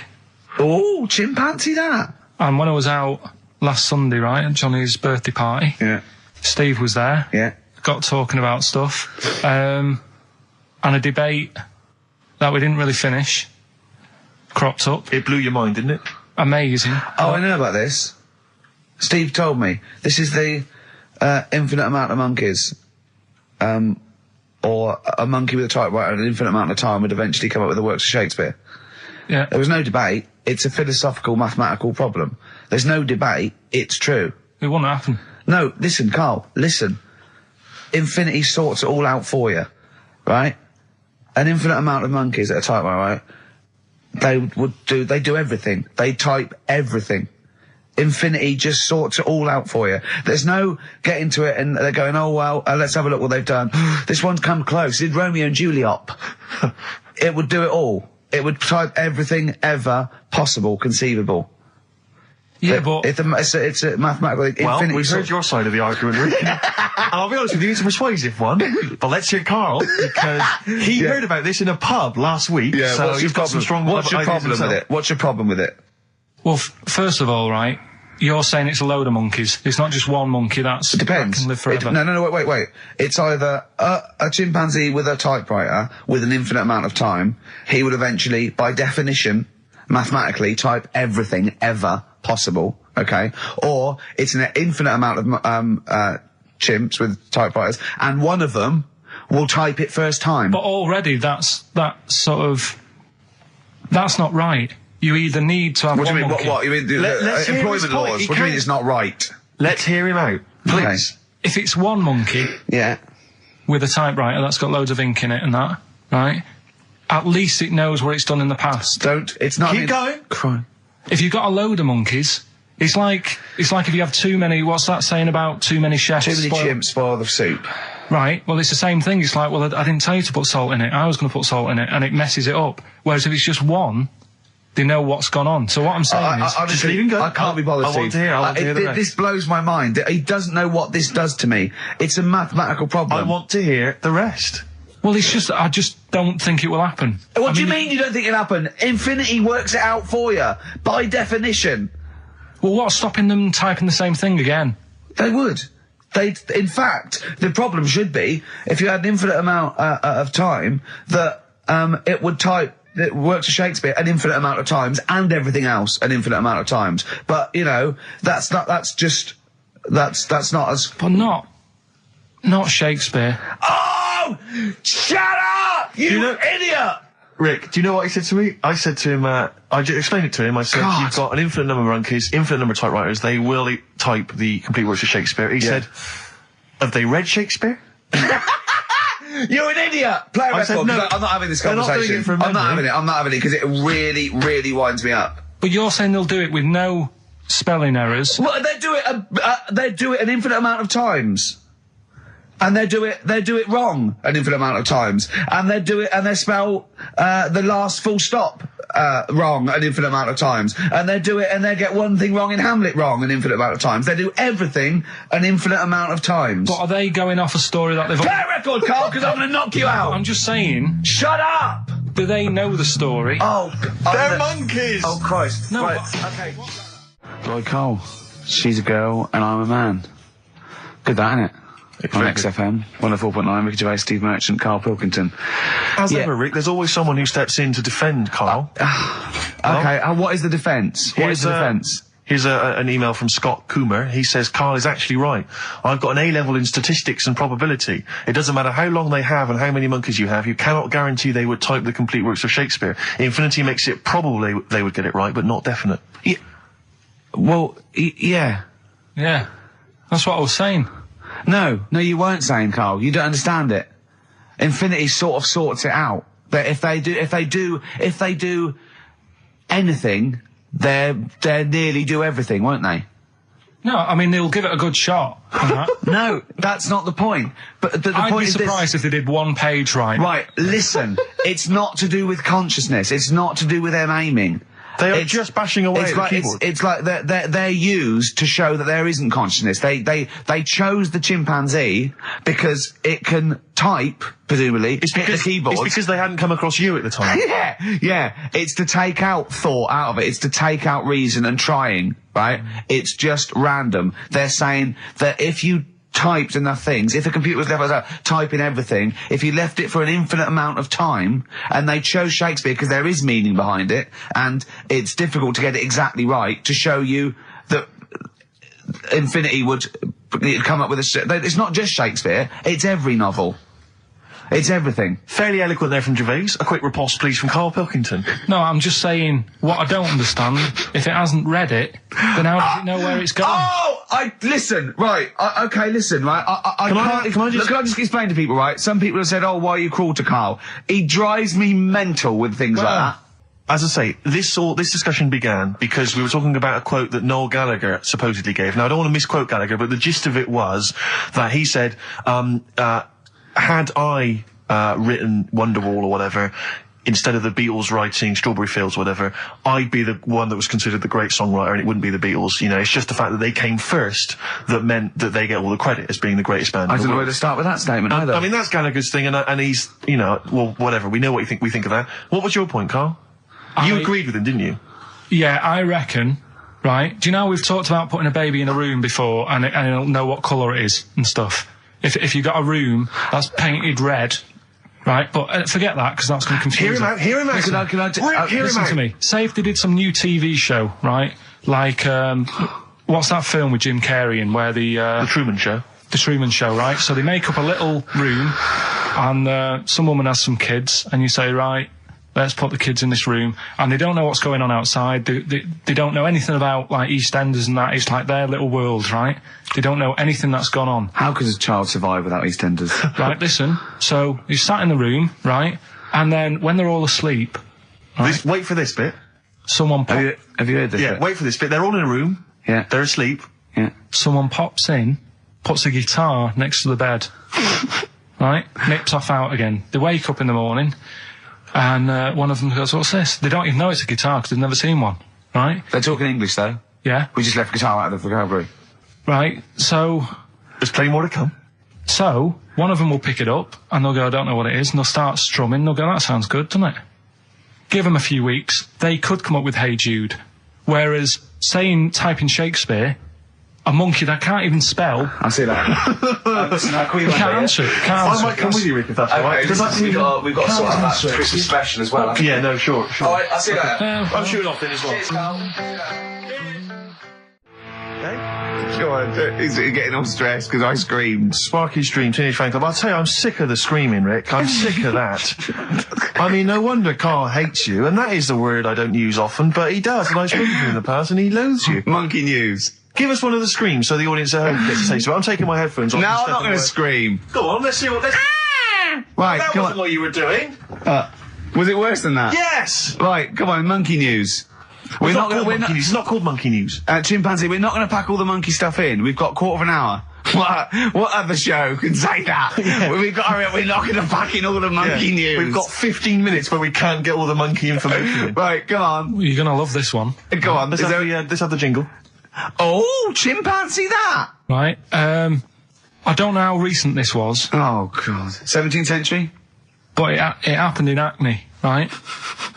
If you're outside London, that's in a place in London. And it's this monkey that's going about Hackney, nicking DVDs. Even the monkey didn't go for videos. Even the monkey knew, well, there's no point getting on VHS. The Grudge you're on VHS. You're having a... Throw it back. Right, and there's a girl called Lisa who works in our office here, right? And I mentioned it to her because she lives in Hackney. I said, you familiar with this? And she said, oh, I remember something about it, which annoyed me. The fact that a monkey's running riot, but she didn't know the full story, and she lives there. What do you mean a monkey? Do you mean a chimpanzee or a monkey? I don't know. Is he a zoo in Hackney? Is he a zoo there? I don't know what sort it was, but it was like. Is there a zoo in Hackney? I don't know. That's what I was asking. So right, get on with the story. So anyway, it's been robbing stuff, and the other bit that really puzzled me, right, is the fact that. And you're not easily puzzled by monkey news. They took fingerprints. What do you think about that? Well, they took fingerprints presumably because they didn't know it was a monkey to start with. No, they did. They saw it, nicking stuff, and they said, get fingerprints. So that means there's more than just one doing it. I'm going to have a heart attack. He had to fax them to Interpol. Yeah. We know that is, It's Brian the monkey. Yeah. So sorry, I don't understand. He was stealing DVDs, specifically DVDs. DVDs, I think it said watches and stuff. What, breaking into homes? Yeah, in Hackney. Maybe. Are you sure it wasn't a kid with a mask on? No, seriously. How was he breaking into homes? They're good, up the drain pipe. They're good, aren't they? They're good, aren't they? But how would they do that? So is that the news? Well, how much do you want? Is that monkey news? For this week? Well, I don't know that it's true. Again, I've got... There was other stuff. There was another story that I found about a monkey, but I would like to know from someone in Hackney do you know what I mean? And I missed that one on Crime Watch, which would have been good. Right? But there was another story about one that kept getting on buses, not paying its fare. And just sat in a corner reading the paper. Reading the paper, Carl! You're an idiot. Well, that wasn't in London. You're an idiot. That was in America. It wouldn't read the paper. Why would it read the paper? Because its way of sort of going, oh, well, if I'm reading something, maybe the inspector... the inspector won't notice my hairy hands. Oh, Carl, you're such a fool! Well, Pilkington. Carl, we've just had a news flash that an infinite number of monkeys in Hackney and an infinite number of typewriters. Yeah. We don't know what for. At this stage, we've got no more information. And they've taken back an infinite amount of graduate on the video. This is rubbish. Did you watch the monkey programme last night? You told us to watch the monkey programme. We all stayed and watched the monkey programme. Alright, wasn't it? It was rubbish, wasn't it? Obviously not half chimp, half human.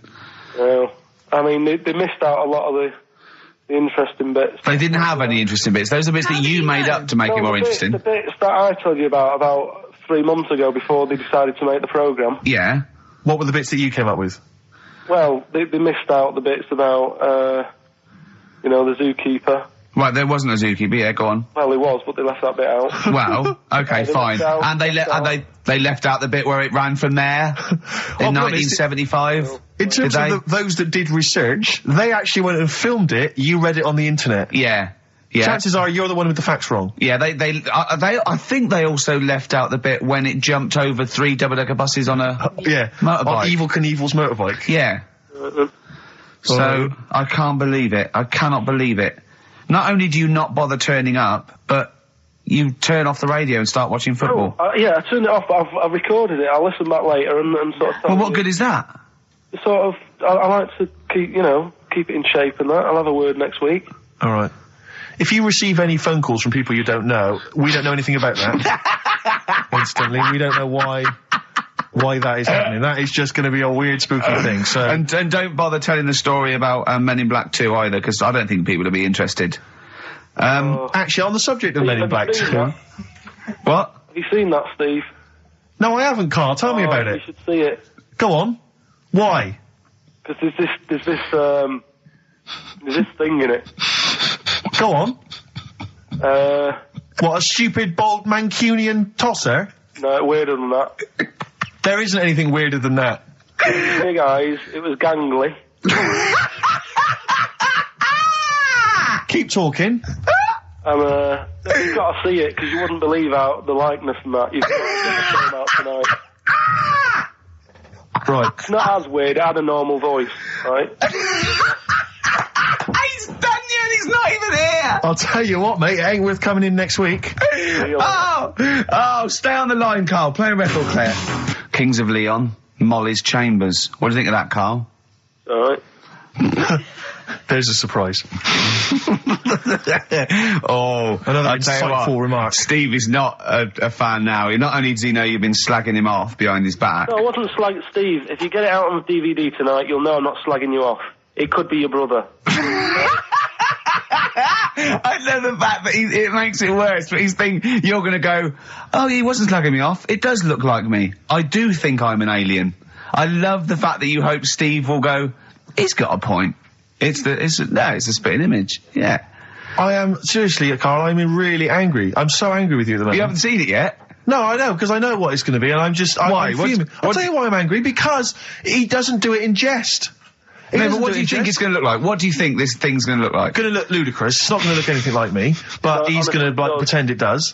Go on, what? Go on. No, it does look like you. Yeah, of course it does. And you looked like the Human Z. Well, I mean, to be honest, you did a bit, Carl. You walk like him, you're bold like him, you got a sort of gormless face like him. Any more? I don't smoke. That does. Hang on, I'd love to have some monkey news, though. Go on, then. Got any monkey news? Yeah, I got some monkey news. Go on, then. No, Rick, come on. Cheer up. Well, it's just sort of like... He moans that he's got too much time on his hands, and he comes up with that Okay. Shite. Monkey news. The jingle, please. Oh, chimpanzee that monkey news. Okay. There's been quite a lot of stuff going on. There was a few bits in that Guinness Book of Records book that cost me 20 quid. Yeah, well, that's not news, is it? They printed that probably last September. No, so that's there's one in there. New music. New monkey news from last September. You're a lord. Come on. Waster. Please, Ricky. Monkey news. Right. There was this monkey in a zoo in Brazil. Right. And there's a little man monkey, a little woman monkey. And you're a scientist, aren't you? Go on. And they said the people in charge were like, oh, wouldn't it be good if they had kids? Brilliant. Right.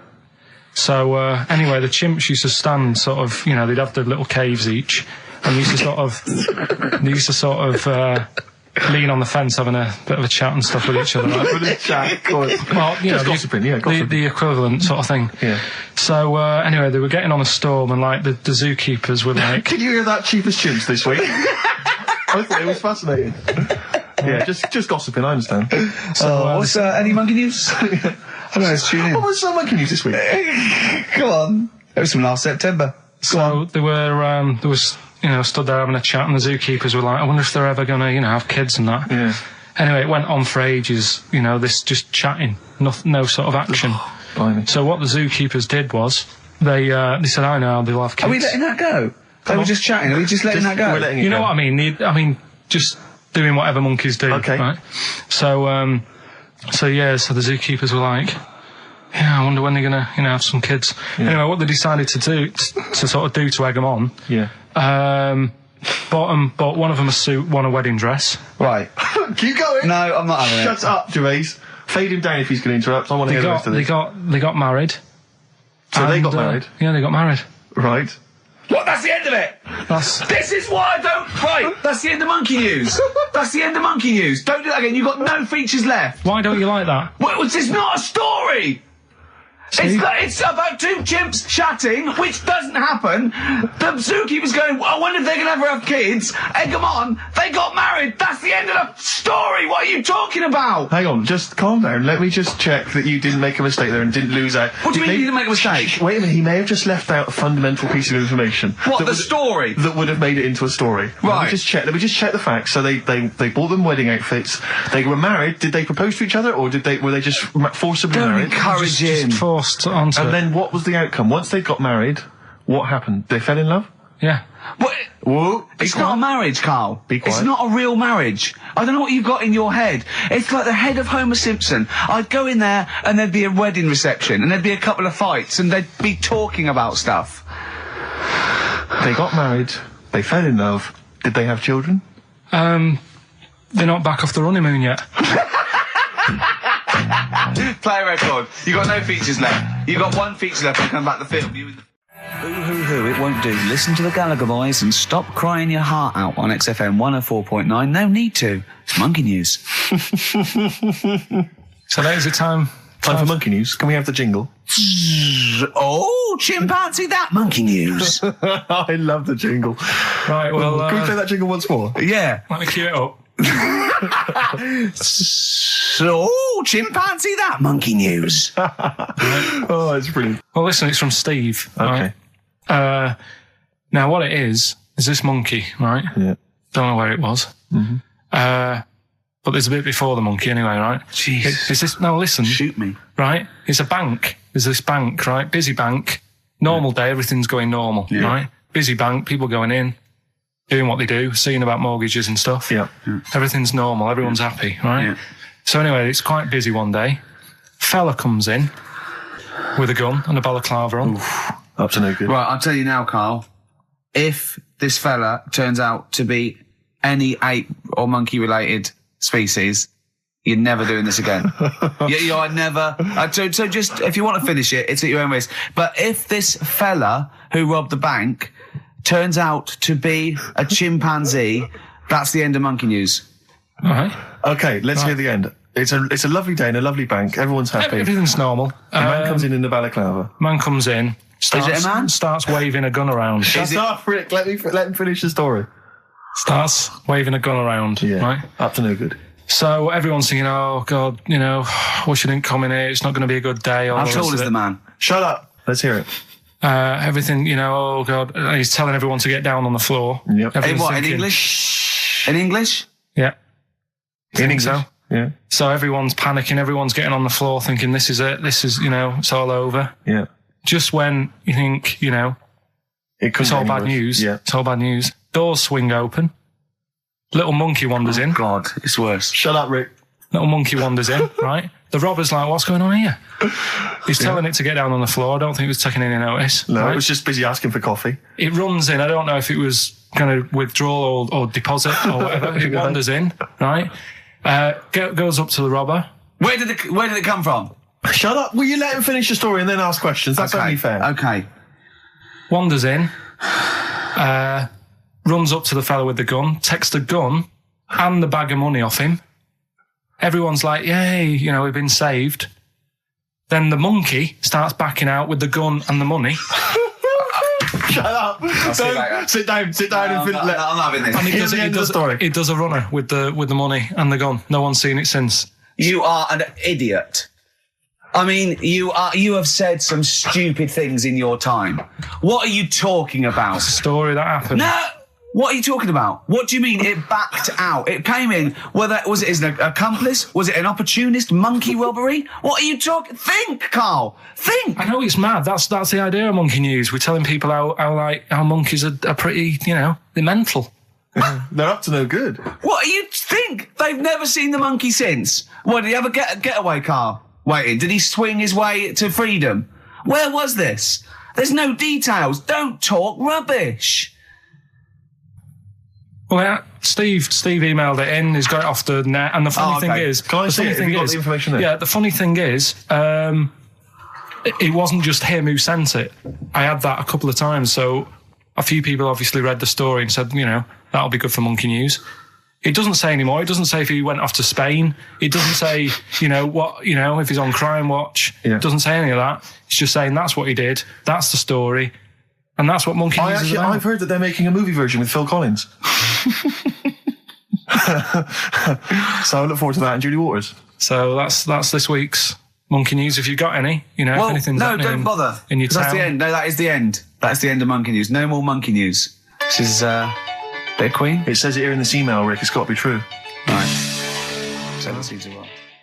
Oh, chimpanzee that Monkey News. Right. Now, before and again. Go on.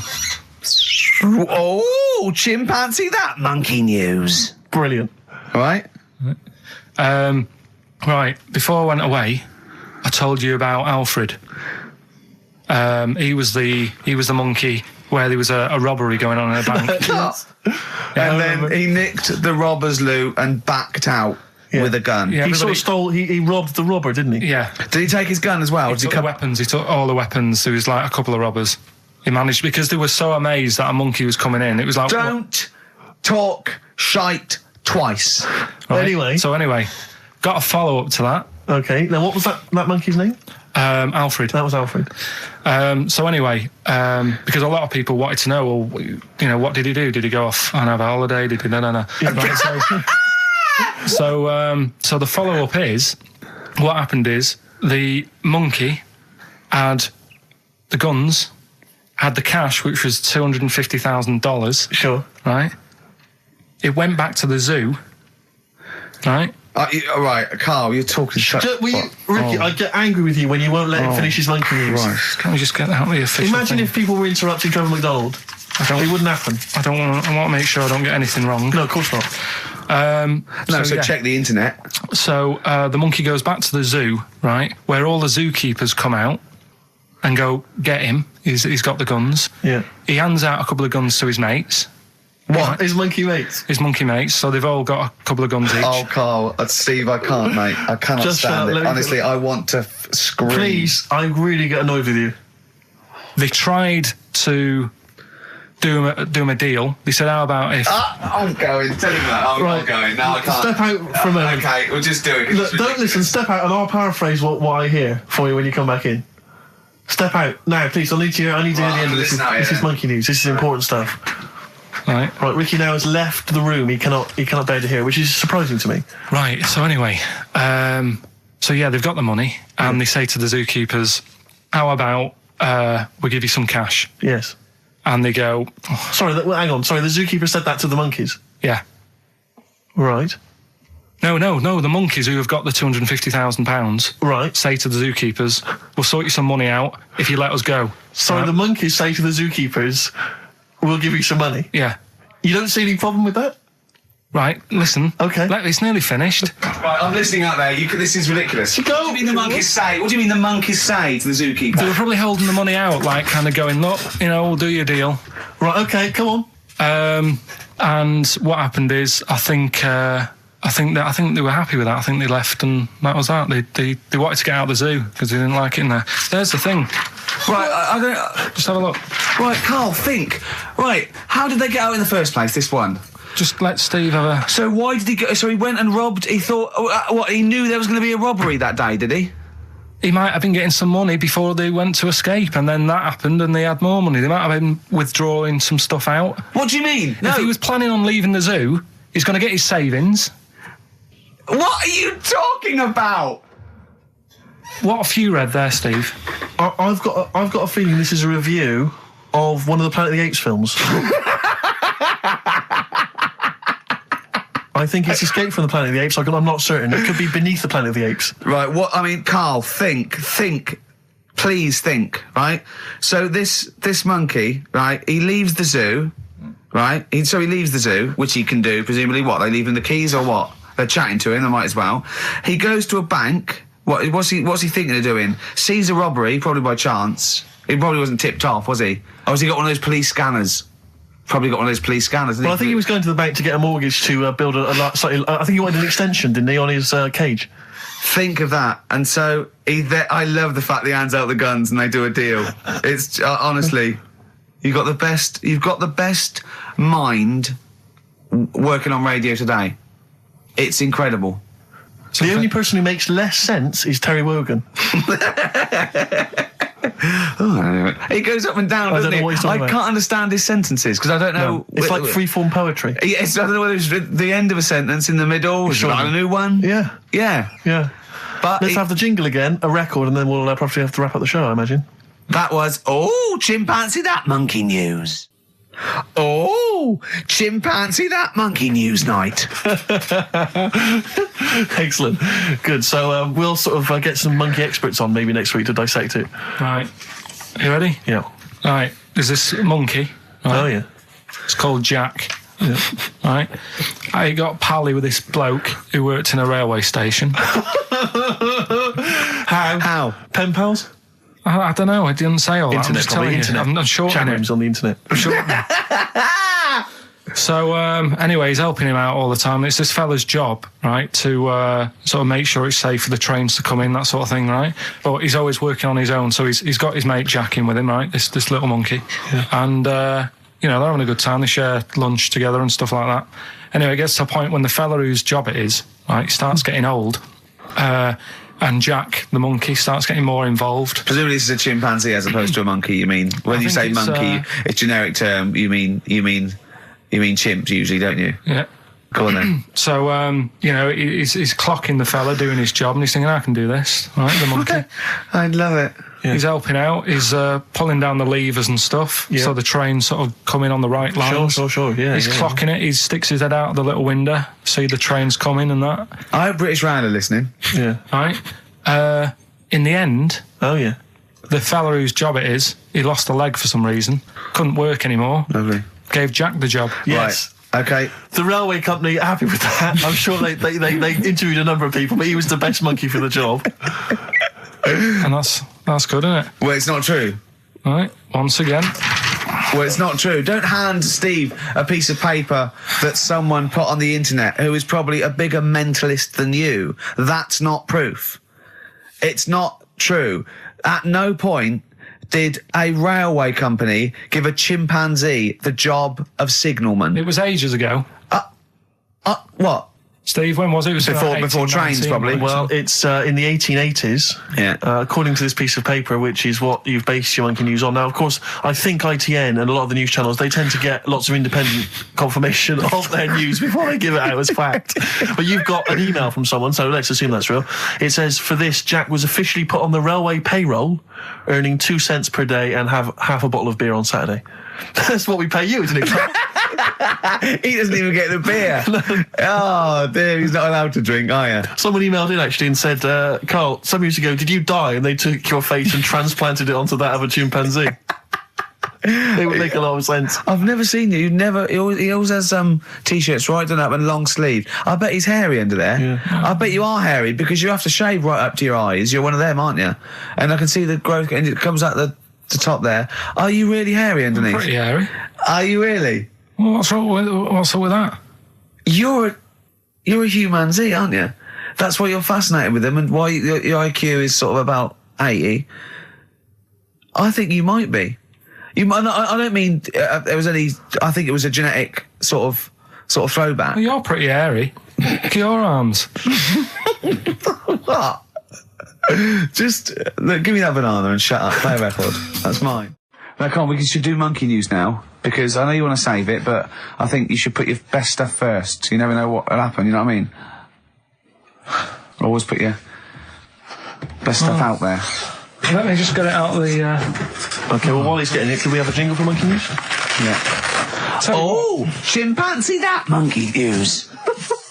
Tell you what, right, about putting your best stuff first. Yeah. Right. Do you know we were saying the other week about in Chinatown? Not really a town. Well, it's not a town, right? And like the restaurants, they have like those old dead ducks and chickens just hanging in the window, yeah. An octopus and all that just hanging there. Yeah. And that doesn't like make you want to go in, does it?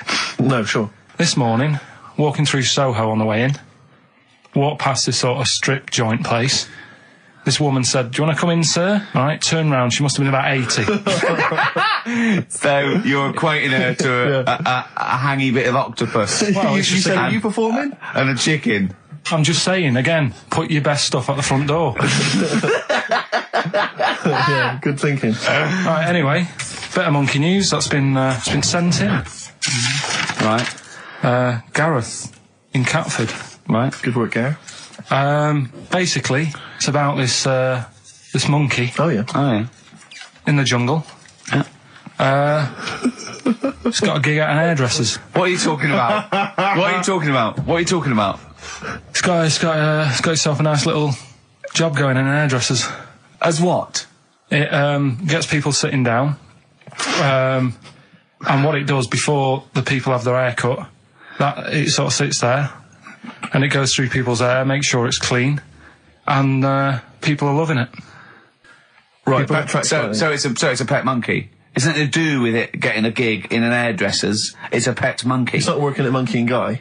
Yeah.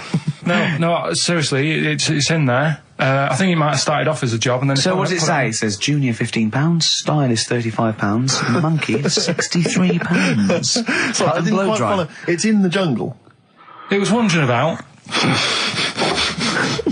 Right. Maybe it did start But it looks good, its hair looks good. Someone thought, hang on. But never, ever, you see, people make that mistake with hairdressers anyway. I always say, well, if the hairdresser's got a good haircut, go to where he's going. So, can we just go back to monkey news for a second? So anyway, that's why, yeah. I didn't quite follow why he's still his salon is in the jungle, or where is it? No, he was doing what he does in the jungle, right? Right. He's walking about, he wanders into the hairdressers. Yeah. Maybe they didn't have him on, like, as a job straight away. He was just there. He was training, this is nice.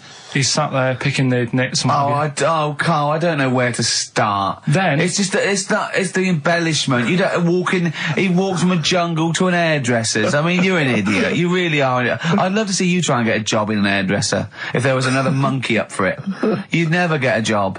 So he was good at that. People said this is relaxing. Apparently, he had really nice hands, soothing, right, on people's heads. They said, let's put him on the payroll. Let's put him on the payroll. What do you mean? No, I'll give you that. Okay, this is the news item, is it? Customers are queuing up to have their hair done at a salon in the jungle by a monkey. Judy, a pigtailed macaque, has a reputation as the best exterminator of head lice in Com Cane. She is so good, some customers fall asleep under her gentle touch. Regular Amporon Chakema said, Judy's hands are so soft and gentle, I really feel I can relax. But you know that is doing what it does naturally. It's looking for, like, salt and stuff in the hair. Yeah. And nits. It's not on the payroll. It doesn't complain about when it gets deducted at national insurance. It's not part of the union. Yeah. Do you know what I mean? But a good monkey news, you know, backed up with good tabloid journalism. With solid evidence there. So now I think maybe we should start marking the monkey news, Rick. I don't know what you think. Giving it marks out of 10, maybe. For both interest and validity. Well, for interest, I'll give it 7. For Carl believing that there was something to this monkey, thinking it had a job and getting paid. But it was also doing kind of perms 2 and colouring. 2. Yeah. Ridiculous. Again, ridiculous. More monkey news next week. Hopefully let's just hear that jingle again. Oh, chimpanzee that monkey news. So let's have official monkey news. Play the jingle. Oh, chimpanzee that monkey news. Right, we've got to be quick. But this is something that was sent in to me ages ago, and I don't know why I haven't done it yet, because it's brilliant. We were talking about monkeys typing, the Shakespeare theory and all that. Well, this is about a little monkey called Marty, right? Basically, it's in some science lab, right? It's in there. It was wandering about out of its cage, right? The lab fella was busy on the phone or something, right? And typical. It's wandering about. It goes up to a PC that's in the corner, a little computer, types down, my name is Marty, right? So the fella got off the phone, saw this on the screen with the monkey sat there, says to his mate, have you done this? Right, hold on, Carl. Let him finish. Before you question, always let him finish. I don't know what to do. Time's against us, come on. He said, have you done this? He says, done what? He said, this on the screen here saying, my name's Marty, right? He goes, what are you talking about? as he's having an argument with his mate saying, "You're lying, you did it," Monkey's sat there typing, "This isn't a practical joke. My name is Marty." Right, and that's the end of the story? I'm not coming in next week. I think we need a week off. I actually think we need a week off. He's doing a web chat or something. You can go online and have a chat with it. The Monkey's doing a web chat? I don't know. Has he got his own website yet? His favourite Buffy the Vampire Slayer? Have a look at that. Right. Do you believe that, Carl? It's all there. No, but do you believe it? Do you believe that Monkey could type that and then say this is not a practical joke when he's still arguing? Weird, isn't it? Oh. What do you reckon, Steve? Yeah, well, it's obviously a wind-up. It's a joke. It's not even... You haven't even got some of the facts wrong. It's just a wind-up. Have you noticed the date? Is it April the 1st? It is April the 1st. You are joking. That it was sent. You're an idiot, Carl. It was sent on April the 1st, Carl. So you're saying the Monkey knows it's April the 1st, but you don't believe... doing a wind-up, yes. Yeah, I think the Monkey has thought, I'll do it on April the 1st so that people think that it's a wind-up. In actual fact, I am a monkey that can type and read. It's a shame you never went into investigative journalism. You could have brought down, the Watergate scandal. Poor Carl. Well, I was thinking of a song that sums us three up. Yeah? What are we? What do you think? How would you sum us up? Tricky. Well, young, gifted and black. True enough. Apart from a couple of them. Yeah, well, we're not gifted. No. And we're not very young. No, I'm certainly not. Shall we take a week off? Yeah. Should we maybe just knock it on the head altogether? We'll take a week off and see what happens. Okay. See you next... No, let's not see you next week. See you in a couple of weeks. Yeah. Cheers then, Carl. Right. Is there some monkey news? Goes without saying. Of course. Does it really? That monkey news is safe, isn't it? It's not like, You're always going home with monkey news. You know it's there. Yeah. It's like songs of praise on the Sunday. Well, it's that time. It's getting exciting. We've got Rockbusters results, but before that, a little bit of monkey news with... Oh, chimpanzee that monkey news. Karl Pilkington. Brilliant. Let's do it. I haven't read that for a couple of weeks. Go on then. Alright, so, it's like this little monkey. Oh, yeah. Who lives in Morocco. Right, I'll just warn you now, you're on thin ice from last time, okay? So, make sure, is this real? It's been Don't say anything stupid. Think about it. As you're saying it, think to yourself, oh, is that true? Do monkeys do that? Do they think like that? So, go on then. So anyway, yeah, so there's this magician in Morocco, right? He's got a little monkey working with him, right? The way it used to work, magician used to do his thing on stage, do a little bit of magic, people loved it. Then the monkey came out, had a little cap, walked around the crowd and stuff, got the money, had a good little team thing going on, right? Yeah. So anyway, the monkey's name was 86. Right. Because back then there was so many monkeys, it was like, oh, what names, do you know what I mean? What names do you use, what do you do? So they just named them, right? So this little monkey... What, he had 86 other monkeys? No. It's just like because a lot of monkeys were sort of working back then, helping magicians out, doing bits and pieces, busking, what have you. Well, Rick, you know how there's so many... Why would there be a confusion with that? If he only had one monkey, where's the confusion? People would go, oh, I'm not going to go and see that. I want to see 86. He's the better monkey. Do you know what I mean? What does it matter? I don't know what you mean. Well, why do they need... Where was the confusion? With people going to the circus and going, what monkey are you going to go see tonight? I don't know. It wasn't a billing, was it, with a monkey? But, Rick, it's just the same with humans. There's so many humans now that we can't give them names anymore. Yeah, they all have to have numbers. Exactly, yeah. There's so many humans, with 5 billion people. We can't give them names. It's impossible.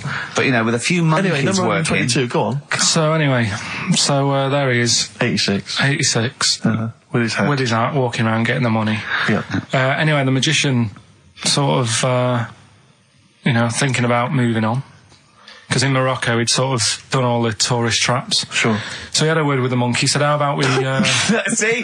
No, let him continue. Think. Let him continue. He didn't have a word with the monkey. Let him continue. So what do you think about going over to Spain? Yes. Sure. So, the monkey was in agreement? So he said, go on then. Right, so they get in the car, and, the magician knew he'd have a bit of a problem on his hands because you're not meant to take monkeys out of the country. Yeah. Right? So he thought, right, what I'll do, I'll get a car, right? Right. Stick the monkey in a boot, right? get on the boat and hopefully sort of, stick it in some luggage and what have you. Yeah. We'll be over there, we'll be earning big money, everything's going to be great. So the monkey was like, brilliant. So they get in the car, they're on the way to the boat, and pull over at a petrol station. And just before filling it up, he opens up the boot and he goes, "You all right in there?" And it's like, yeah, it's sound. So he leaves the boot open so it can breathe and get a bit of fresh air whilst it's filling up. Goes in to pay the money. Yep. Pays the money, goes, I'm just paying for the... Right, this monkey is not going to drive away in that car, or we're never doing this feature again. Carl, what happens? What's number 86 up to? So... 86. So, That's the ending, isn't it? That's the story. Come on, let Carl finish the story. It better not be. Brilliant. You're going to love it. Right, so he's in the petrol station, and he's going, right, I'll pay for pump 4. And the fella says, what are you talking about? Pump 4, isn't that a monkey? No. Sometimes I use numbers for monkeys, sometimes I use... No, I mean pump 4. Sure. So Yeah, he says, what are you talking about? There's no car at pump 4. Right. Keep going. Sticks his head out of the door. Yeah. The monkey's giving it some. Went over to Spain on its own. I don't know what to do. Well, hang on, let's just get a couple of the facts right here. Well, what do you mean, couple of the facts, right? There are no facts. So, number 86. Number 86 he drove to Spain. You are, honestly, Carl, you must know. It was an automatic. Right. Carl, you must know that is shit. There is no way a monkey... That's the thing with he his gets stopped at customs. It's mental. How did he get through customs, Carl? Has he got a passport? No, he was sneaking about because he didn't have a passport. So he parked and then snuck through. Do you want the facts? Let me see it. Right, I'll examine this, Rick, and we'll play a record. Play a record, because I can't... That's nearly as bad as the armed robbery. Right, go on. Yep. Play a record. Better Suede? Yeah, Stay Together. My favourite. One of 86's favourites. Is there any monkey news? I've got some, but just because it's not that good, something else I found out that I thought I'd share with you. Go on. I was looking in the Guinness Book of Records, right, because I thought they'll have something in there about monkeys or something, right? Mm-hmm. And there's a little monkey, I think it lives in Asia, right? There's loads of them live in Asia. Might just be travelling, but yeah. And something they found out, I don't know if they've got it right, and that's why I want to bring it up. Apparently, it's the mammal, right, that's got sort of the pointiest eyes that pop out of their head. Steve.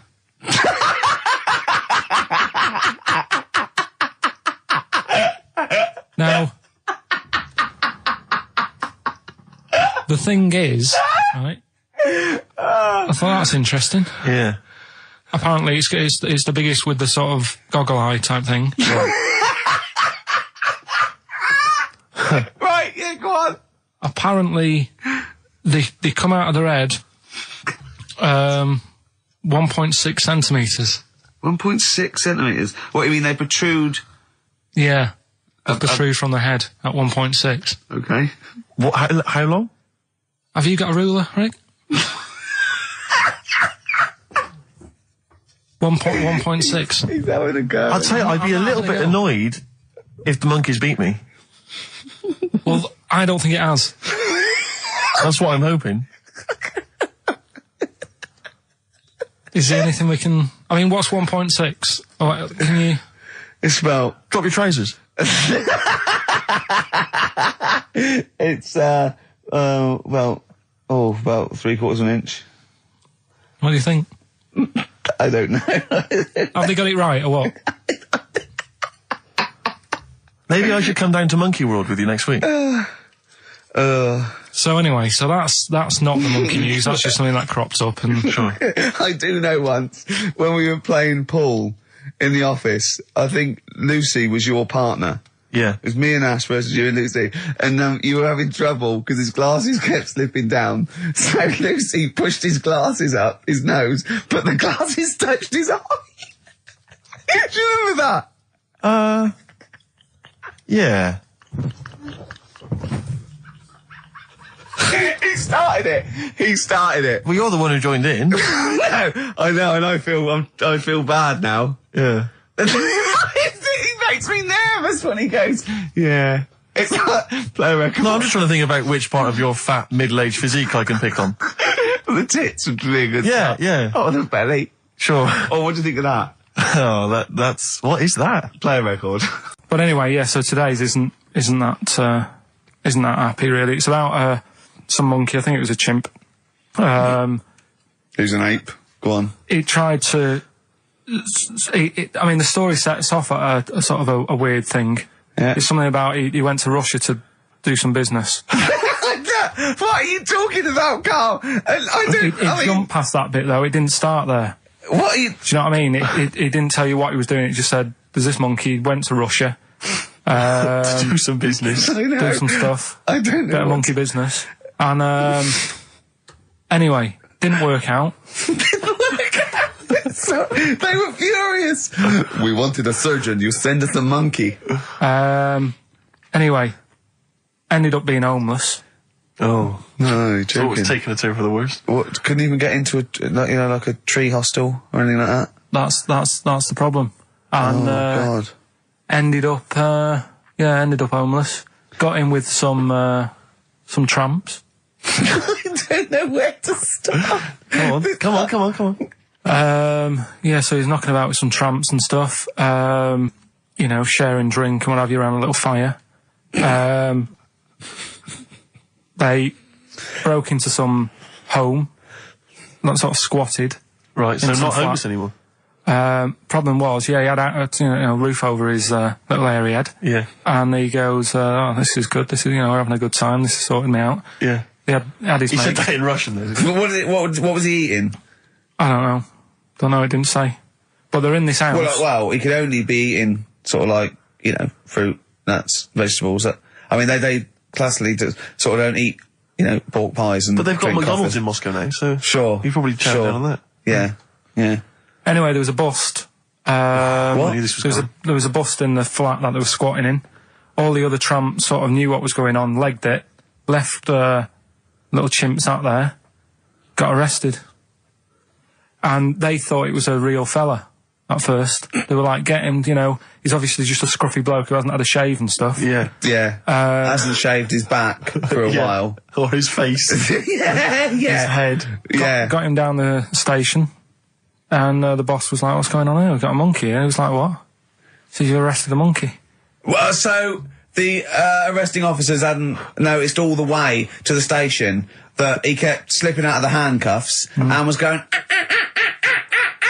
for the entire journey. They didn't notice till they got there. What, did they put a hood over his head maybe and just like, I don't know. I'll give you the story if you want. There's the headline. What is it? What's the headline, Steve? I don't want to see it, but... The headline, this is once again from supposedly reputable news organisation Ananova, homeless monkey arrested in Russia. Did you read on, or did you see the headline and make up that whole story? Most of it is there. What isn't there? What bit isn't there then? No, I think Steve can have a look over it, check it out and stuff. Point out the embellishment for me, Steve, will you? Well, what it doesn't say is that the police didn't realise it was a monkey. That's what I was guessing. Really? That they got it back and they said, what are you doing? We've got a monkey. And they go, yeah? Yeah. Oh, God. Familiar with the phrase monkey business? No, never heard that one before, Carl. That's brilliant. Right, well, it came about. This has been emailed in and I haven't really had a chance to look at it, so I'm just weighing it up now. God. Yeah. This is the biggest shambles on air, isn't it? Really? I'm ashamed of it. I mean, what was Dr. Fox? Dr. Fox must have been really polite. He must have been thinking, I don't know how to put this. He must have wanted to scream and go, you shouldn't be in the radio authority. My parents listen online. I can't look them in the eye. Right, I think I've weighed it up. Long time ago, right? Yeah. In the olden days, yeah. In the Amazon jungle. Yeah. Right? Yeah. Little family of monkeys in there. Mm-hmm. Right? Having a good life. Right? Didn't have any predators in there. Right? So, they were loving it. Yeah. They had a load of food around them. They had loads of banana trees. Yeah. Right? No, I don't think so. No, they did. Sorry. Everything's going great. So, they're happy in that. They go to bed. Okay. Wake up in the morning, load of bananas gone. Oh, hang on, interesting. Hold on, wait a minute. So either your dad's been around or This isn't the great Amazon banana robbery, is it? So anyway, turns out it was another load of monkeys from another part of the island, from the rough bit. From the rough bit! I love it! They went into a middle class area. they're the ones with the earrings and the leather jackets. Oh, that is brilliant! From a rough part of the island. So the monkeys thought, well, there's no point getting into a fight with them because they're harder than we are. Yeah, of course, and they carry chains. So I love all this conjecture. They got flip knives and tattoos. Yeah, go on. So basically, they said, let's do some business with the bananas. Let's do some business with the bananas. This is such shit! This is such... What are you talking about? Oh, Christ! Right, calm down, we haven't got much time left. Oh, God! What do you mean this? Forget it. No, don't forget it! Carl, do not press that! Switch the record off. Switch the record off. Christ. Switch the record off, Carl. What are you talking about? What do they do?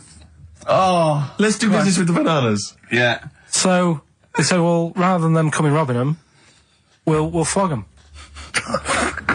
So that put a stop to it then. The monkeys came. They didn't have money. They said, give us some bananas. And it says so what, they exchange bananas for bananas? For berries and nuts. So that's where the phrase monkey business comes from. Little business to set up. Right, there, God. That's the end of that as well. So that's the end. That is a shame. That's the end of Rockbusters and Monkey News. Well done. You've done it in one show.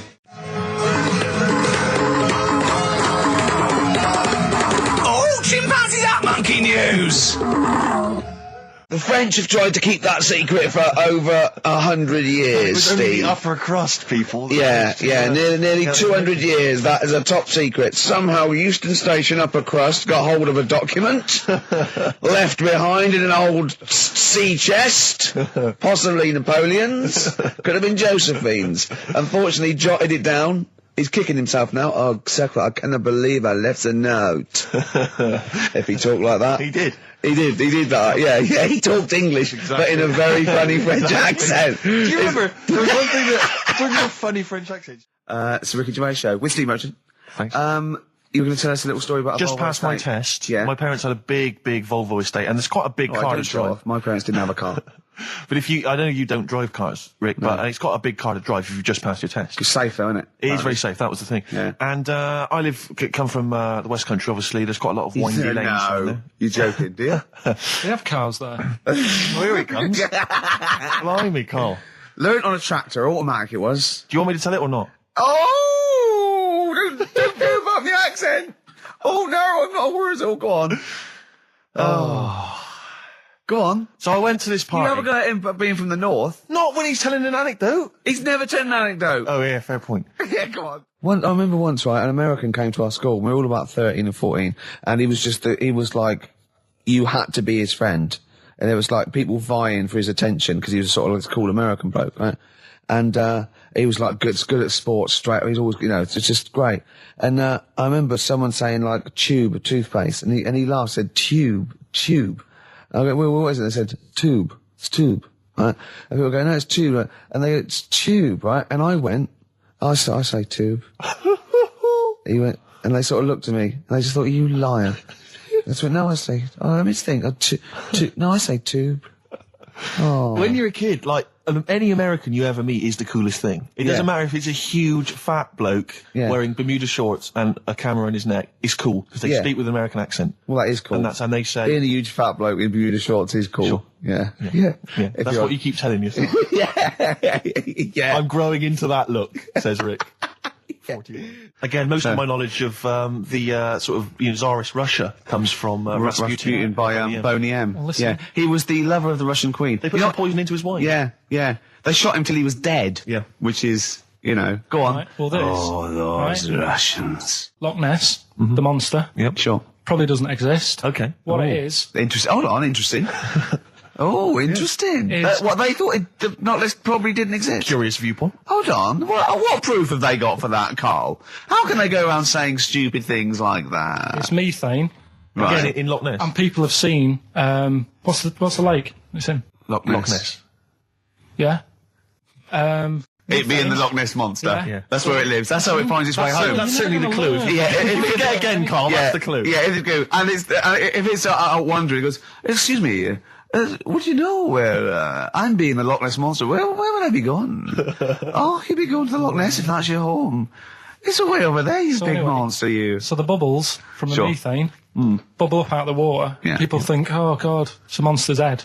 But it's not, it's just water sort of shooting up because of the bubbles. Well, that's two of the great mysteries of the universe solved by Karl P on a Saturday afternoon. That is fantastic. Yeah. So, that makes me think a lot of things. So, you know, when mediums are sort of like going, oh, I've got something coming through. Do you think they are exhaling a lot of methane gas? And thus making them not think straight? Do you think everything's down to methane gas? Do you think that all the mysteries of the universe are down to methane gas, Carl? What did it say in the documentary you saw? About what? What was the budgie happy? We know that budgie was sad. Was it in a room? Because they used to take canaries down the mines, didn't they? They used to take canaries down the mines, they'd smell the methane, and then the budgie would be happy. I'm not going to teach you anymore. Play a record. Oh, should we introduce this, shouldn't I? Go on, then. Oh, it's Beatles, Long and Winding Road. Smooth. Are we getting paid for this? Our Freaks Electric, Richard X and the Sugar Babes on XFM 104.9. Well, nearly through. We've had a few laughs again, a few tears. Absolutely, as always. Excuse me, and don't be alarmed. I look quite frightening, but I'm merely a nice monster. I seem to have lost my way home. Could you direct me in the right direction? Nice to meet you. Yeah, Karl Pilkington. Hi. What's your name? Why do you need to know my name? Well, it might help me to find out where you come from. Oh, my name's the Loch Ness Monster. Okay, all right. Give me a second. What was your name again? Loch Ness Monster. See, this is what I mean. I just run this one past you just on the off chance. Yeah. Because maybe that you change your opinion slightly. Yeah. Feng Shui teaches you to use your environment wisely. Sure. If your land and the surrounding area is undulating, it's said to house auspicious dragons. When land is flat and featureless, the dragon is missing and the land is said to be less auspicious. Excuse me, they call me the Brixton Dragon. Sure. I seem to have lost my way. I know it's South London somewhere, but could you help me find my home? What's your name? Well, they call me the Brixton Dragon. Right, where are you from?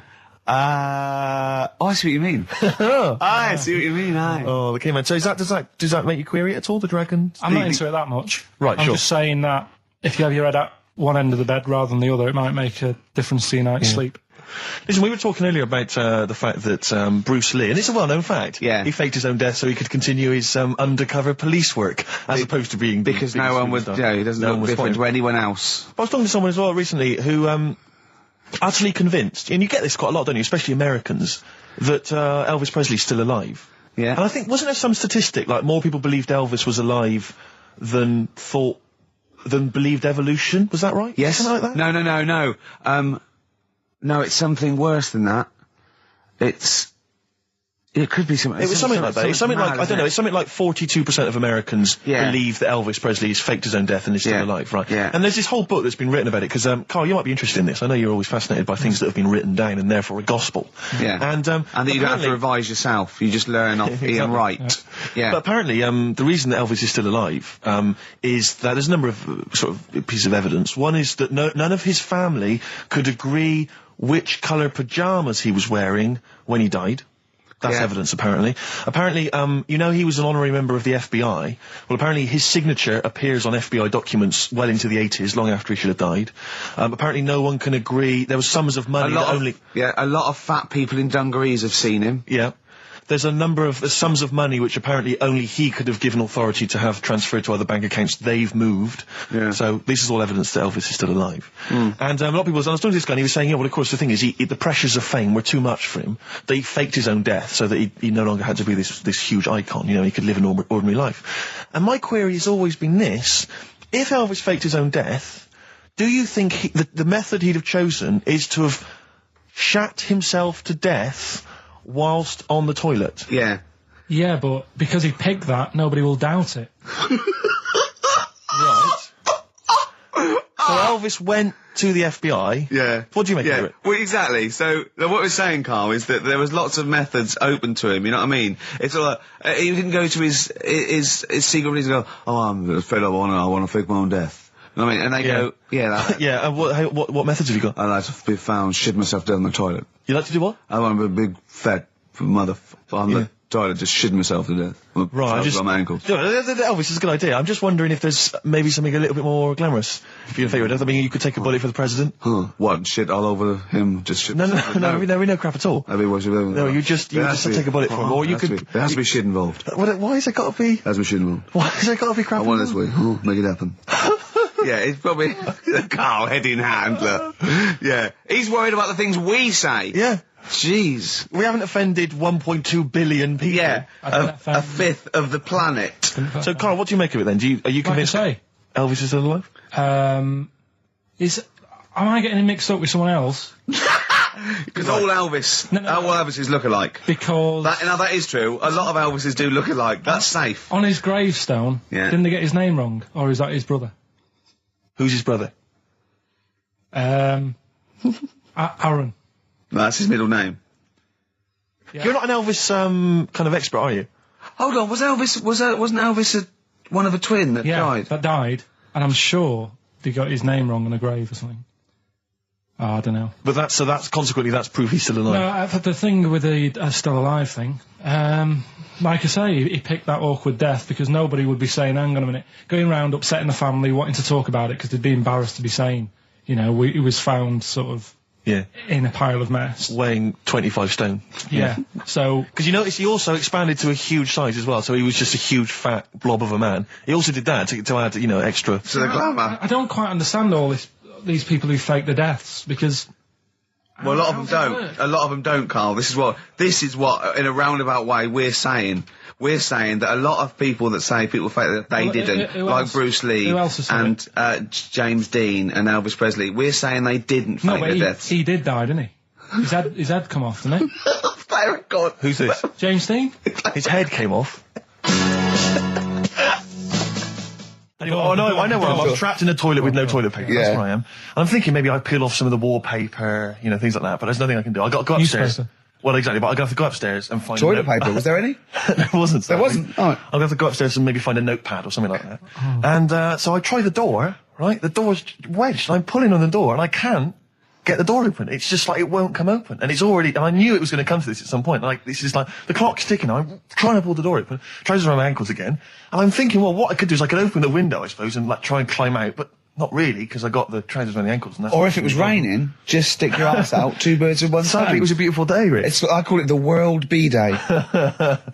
And so what I'm thinking is, I got my mobile phone in there, luckily, because it's in my pocket. I'm thinking, well, maybe I can phone... I was seriously... Kleenex. Maybe I'll phone the fire brigade. By this point, I mean, it just dried. No, it hadn't. It was... Hold on. Was that little puppy not around? Because sometimes you can call that. It's got a little bit wrapped round it. Listen... Or just use the puppy itself. There's 50 million people around the world going to hear my voice in 30 minutes. Exactly. Where's Steve? He's not locked in the toilet again, is he? Exactly. Oh, no. I watched Call My Bluff in the week. Is this with Toxic and Colin? It was quite good. I quite enjoyed it. I imagine you could get on there if you want. I used to watch it with, what's his name? Famer. Famer. Yeah. Oh, that was great. You're brilliant impressions, because obviously while Bowie was playing, you were doing your infamous Bowie impression, which is the best one you do, actually. Well, that's just because Carl said, you know what? He said, I'd love to go out for a drink with David Bowie. Of all the people that come in here for sessions, I think he's really good at him. And I said, I think he'd like you as well. That's all. And I just went, hello, Carl. You're strange. You're alien. It interests me. Myself and Ian, I'd like to put you on there. Yeah, I just imagine you and Bowie in a pub somewhere. Isn't that pretty much the same impression you do when you do Ian Canfield? No. Ian Canfield's more like that. But not on air. On air, he's sort of like this sort of eloquent 40-year-old capital DJ. Yeah. But when you talk to him in the studio, he's slowly turning into Tommy Vance, isn't he? Mm. It's one of his pillars of rock, Canfield. He loves Vance, Lemmy, Diano. If we run out of material later in the show, which is likely. Yeah. Considering we're now talking about... we ran out of it at 1:05. Exactly. But could I maybe just sort of interview you as David Bowie? Yeah. In a sort of humorous sketch? Yeah, that would be fantastic. Maybe it could be the idea that what if, like, David Bowie was, a cab driver? What would he say? What was some of the funny things he would say? We saw that, what was that in when it said Dead Ringers coming up? If you've ever wondered what it would sound like... Dead Ringers is this impressionist show. They did it's on Radio 4 and they did a TV version. Yeah, I saw it. What did you make of it? Didn't like it. It was all right. No, it was just that the write-up in the Radio Times, the Radio Times said...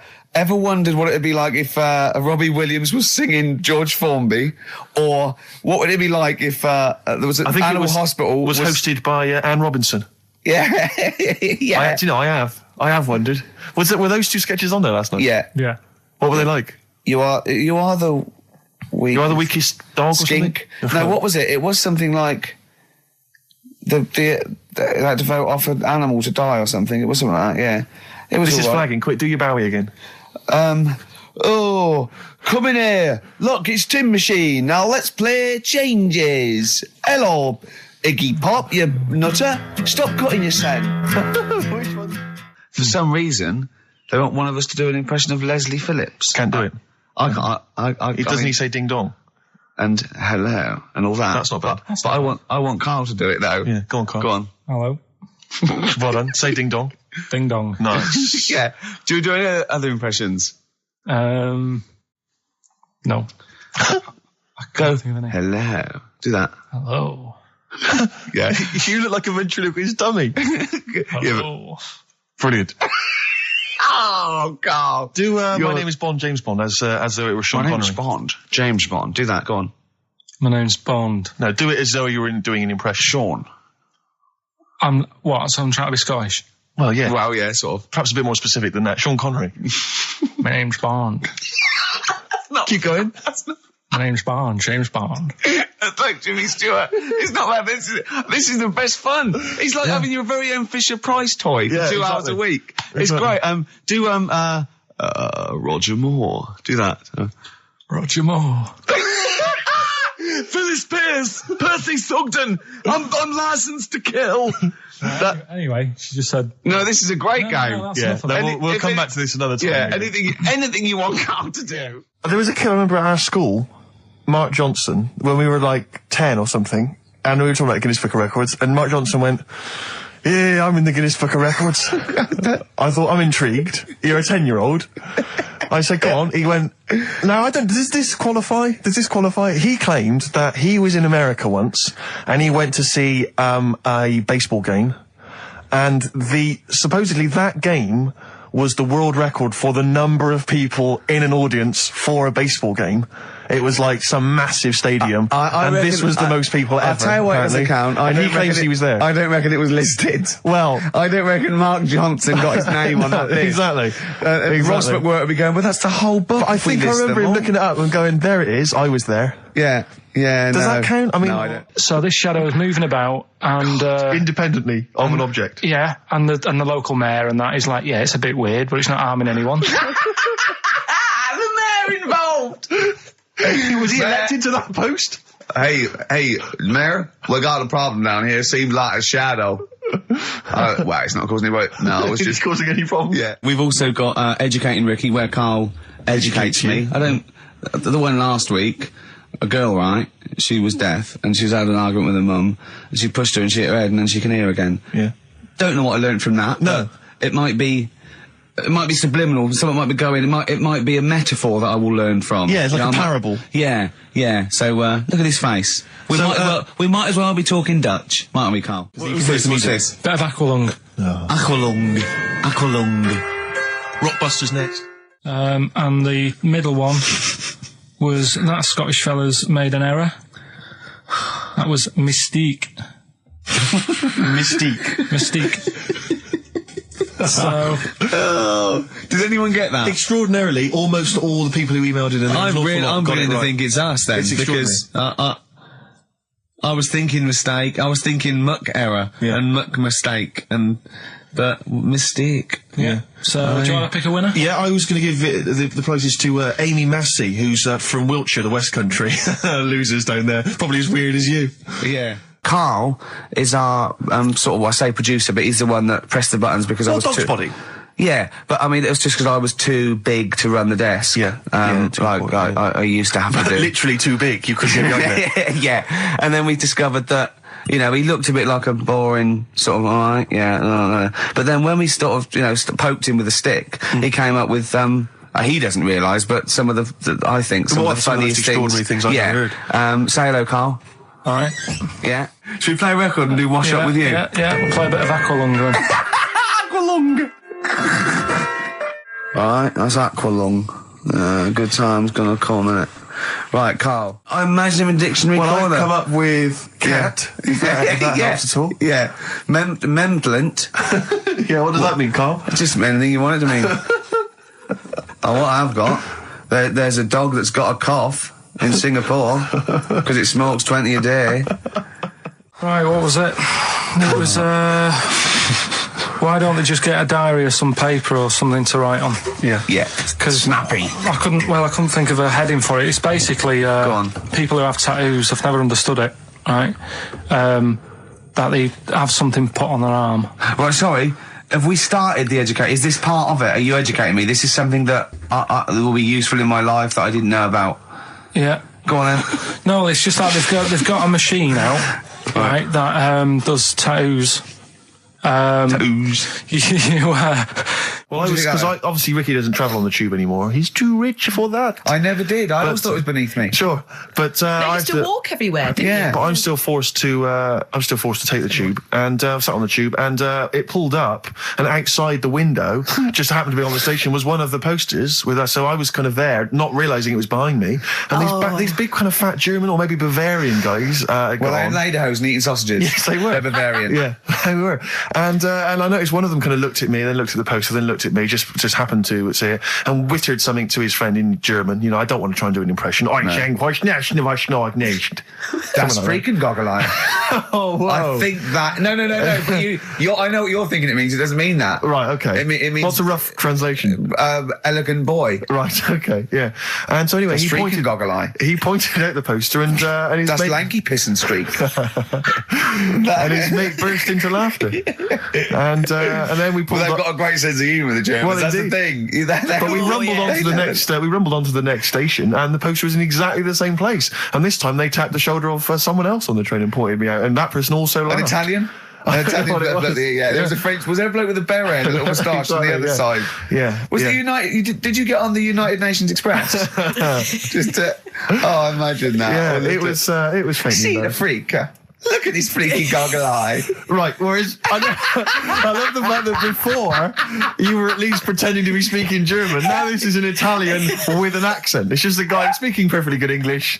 So you've not even disguised the insult there. Oh dear. Oh, that'd be lovely. Try and insult me in other cod languages. You could bring Europe together if they just instead of Esperanto, that there was just one common language. The language of freaky goggle eye. I'll tell you what would bring the Europe together is you maybe representing England on the Eurovision Song Contest. That would be great. With a self-penned tune. Shall I do that? That would be magnificent. It's got to be worth thinking about. Just about everyone being the same. Yeah, like just about people being equal. Everyone, not everyone.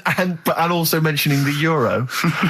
Yeah. Just doing that. I like all different cheeses. Oh, je t'aime la musique pop. Yeah. La Babybel. Et le cheddar. I'm not a fluent French. Le grand fromage. Yeah. Oh, it'd be lovely, wouldn't it? And they'll all be there, all in their different. Well, every uniforms. line could be maybe in a different language. Yeah, and what would I wear? I'd wear sort of like a kilt. You'd wear a kilt, but you'd also have on your head one of those kind of big, what are they called? Those big furry hats that beefeaters or whatever wear. Or one of them. Is it kind of a busby or something? A busby? Yeah. Wear one of those, or maybe a kind of policeman's helmet, a Bobby's helmet with the kilt. Yeah, you'd have the clogs. I'd wear the policeman's helmet under the kilt, so they just thought I was really enjoying the show. Yeah. Good idea. Hey, excellent. I think we talked for about 3 minutes without having to mention some kind of genitalia. We should celebrate by playing one of my tunes of the year. Really? What one is it? U2 Electoral Storm. I know you're a big fan. Good choice. Well done. Cheers. Anyway, I didn't get around to getting drinks. I can't believe it. Didn't get around to getting the drinks. Right, so I said, right, I'll pay for the cab. Right. Oh, what a lovely Christmas gift that is. Yeah, So, £2.50. I paid, it was like in £3 Manchester there, it is. £3 back. So £6 you spent on him? Well, no, I spent more. See, that's what he said. He You said, get a Bolton and back, can't you, for that? He said, oh, you spent on me £6 for my birthday. I said, no, I haven't, because I gave the taxi driver a tip. I'm a little bit worried about his attitude as well. Because even if, I mean, that is a stingy present, but you don't say... Well, let's be honest, that's the worst Christmas gift ever, because, I mean, you're pretty bad, like we discussed in the past, but at least you spend a bit of money. Yeah. It's just thoughtless. Yeah. This is nothing. I know. You haven't given him any time. I mean, I would... And I knew my demographic. They loved it, my family. the they couldn't believe their luck. You know. Well, a tenner. You spent a tenner on him? Well, the cab fare was £6. But the thing is, I don't think he's saying that. I think it's the fact that this is like, you know, frittering away and over it's their kind life. of thoughtless, He would have loved to, I'm sure he would have been appreciative of a lovely £10 gift that you cared about and bought. A book he probably likes, Fly Fishing, doesn't he, by J.R. Hartley. If you'd have bought that, he'd have gone, that's what I was looking for. Well. Or what I was looking for, Carl. Bloody hell, Carl, you little bald twat. That's just what I wanted. So, alright, so just calm down. So what have you got planned for Christmas? Is this what, I mean, are you doing the same punch with Carl, Suzanne? excellent. You've paid me milk bill for this week. That were nice. I'm spent this year.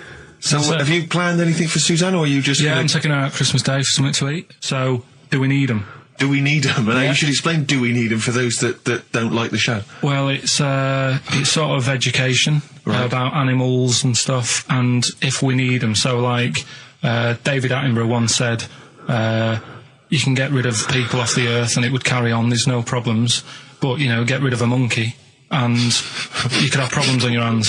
So is that a direct quote from Attenborough's current autobiography? Something like that. I think so, yeah. So what I've done today, right? He always starts everything with, right, so then. Yeah, exactly. Yeah. So... And he always ends things, you got yourself all sorts of problems. Yeah. So that's that. That's done. That's coming up. Enjoy that. Enjoy that. I think I can just sum up the station, can't I, Steve, with that just last I comment? think you're probably right. I just came in, I just went to the toilet there, and, it's a disabled toilet, it's close to it. So, you know, you go there, I had a wee, I thought, oh, the thing doesn't work, didn't flush. I came back and I said, oh, the toilet doesn't work, doesn't flush. And, Carl went, no, you just stick your hand down and pull that wire up at the... Think of that. Put your hand in the water. I mean, just when when David Bowie interviewed Zoe, come on, there's toilet's not flush. He goes, all right, babe, just stick your hand down, pop the shit down the U-bend, and just wipe your hands on your pants. Thanks very much. I mean, sums up this station, doesn't it? Absolutely. Next week, we've had loads of suggestions, Carl, for your best bits. It's basically all your best bits. Me and Steve are largely irrelevant in the voting. Yeah. So, you can compile your best bits next week, and they'll be loving it. We had a request for the little Chinese fellow in his pants, a horse in the house, cutting your hair on the railway station. If you haven't heard those stories, what does that mean? The little Chinaman in your pants, you've got to be tuning in next week to find out what that is. The only thing is, the old horse in the house was in the last best of. Was it? Yeah. Well, that doesn't stop. What's his name? If you're one of those people that want to see these clips again, tune in. Oh, is it on over Christmas? It'll be alright on the night 84. Yeah. Someone kill me. I think I'm going to live forever. It's like we said before, who goes to the recording of one of those? There's people in the audience. Yeah. I don't even know why she even gave you that interview. When you start off with, trying to find out if I need you, but what did you tell her to get her to talk to you? Just said I'm doing some research on stuff. Did she think you were a schoolboy or something? No, she just said, oh, all right. She said, you know, how long will it go on? I said, not long, just like 5 minutes, have a quick chat. And she loved it, didn't she? She sounded happy to take part in that. So the fact I love the fact that you've got an expert and you suggest that she's going to be having sex with Noah. He's a good info, so you're happy. She goes, yeah. Oh, I took Suzanne out for a walk, right? Yeah. Went round Covent Garden. Right. Past the place where it was on. The stage door was open, you snuck in. Well, I said Madness are alright. And because when you think about it, Madness songs are quite sort of musical anyway, aren't they? So you can't... They're quite musical. Do you know what I mean? They sort He of... means they're like a musical, like a musical. Knees Up Mother Brown. I thought it was alright, enjoyed it. Blur the musical would be good, wouldn't it? Blur the musical would be excellent. Yeah, little Cockney So Sparrow. what, you bought tickets there and then and just went in? No. They're not selling, are they? It was fairly quiet because we only paid the lower price and we got upgraded for free. Nice. So you enjoyed it, did you? I'd loved it. And would anyone like to come on stage with us? Yeah. The little bald fella. Yeah, go on, I'll give it a go. And what home are you from? Where are you? What are you doing tomorrow? Well, I'm going. No, you're coming here tomorrow. Come here tomorrow. Is he not doing well? That's a disappointment. I don't know. I mean, it was New Year's Day, so maybe that's why it was quiet. Carl, what have you got lined up for us as the producer? Right. Well, Rockbusters. Been off this week again. Has he? Yeah. Another week off? Another week off, yeah. No, I didn't have a full week off. I had 3 days off because I was working all over Christmas. Yeah. And still didn't stop working, preparing stuff. You've got a nice load of prizes there that I've sorted out. I had to come in especially to sort that out. Yeah. Rockbusters. Did you rifle through the drawers at Capital Gold instead of down? Yeah. Rockbusters, we're still doing that. Yeah, you're bigging it up. Yeah, he's bigging it up. Yeah, still doing that. We've got that. We talked a lot about hairy kids. We have discussed that a lot. I love the fact that Simon Sharma has never started a programme like that. The Jacobites. We've talked a lot about hairy kids. Go on. It's a little bit. I mean, it's not your traditional science stuff, but it's still interesting, and it's a little bit. It's still. Yeah, we talk about hairy kids. We have disproportionately, honestly. I think this show's talked about hairy kids more than any other radio show. This is what I was talking about Time Out. I said something about in Time Out, and he went, yeah, do you read that? I went, yeah, I read it. I get it every week, yeah. He went, there's no point though, is there? Because it's like a telephone directory. If you want to look something up, you look it up, but you'd never sort of browse the telephone directory. And I went, that's an interesting point. He went, although I did. When I was in Scotland, I just looked up how many Macs there were, and there was 42 pages of them. How bored are you in your hotel room in Scotland to suddenly start working out how many people start with Mac? What would you do if you got loads of phone calls, right, from women going, Carl, whenever you're on the radio, I just have to do it. I just have to do it. Your voice makes me... I say, right, well, it's all right. I'd be happy with that. Would you? Yeah. I mean, just in case anyone is doing that. What would you do to sort of like egg them on a little bit to help them out? What do you think? What sexy things would you say? What do you think is your quality? What do you think people would find, pretty horny about you? Is it your sort of mank wine, do you think? Like, just say this. London shit, innit? I think say that, but, London, it's not that good, is it? I think you've done it there. So that's say something quite sort of sexy though. Say something like, well, I love to love you. Say something sexy. Say that. No, say something sexy. If Susan says to me, do you love me? I go, yeah, you're all right. Where I went wrong with this one, the Jamaican fella, he had to have some aspirin. Why? It's my fault. I'm not cutting. There's no point passing the buck or anything. I said FD. A lot of people were saying Fred Durst, like forehead hurts, which is a good one. Yeah, which would have been as good as any of yours. But I made an error, so we'll roll it over. No. What is the answer? What's the answer? Over. Jamaican fella, what? Add some aspirin. Why do that? What's the thing? FP. It was Frida Payne. Frida Payne. Frida Payne. That's awful. Carl, you've got to write these down next week. I'm sorry, you're the producer. I know, but I've had a busy week, haven't I? That's not an excuse. Have you not? The point of a rollover is you've got to add to it. That's the excitement. Yeah, there's a couple of albums that. Okay, well, there's also the Fools and Horses video with the free. I don't think I'm bloody jealous of that. I like that little yellow thing. It's a little. There's a little kind of model three-wheeled van. Rodney, you plonker. Oh, dear. What's that? This is what looks to be some kind of best of the stereo MCs. Don't call me a plonker, you wanker. The David Attenborough DVD collection. Oh, Unc shit himself again. Oh, yeah, the big prize that we tried to give away.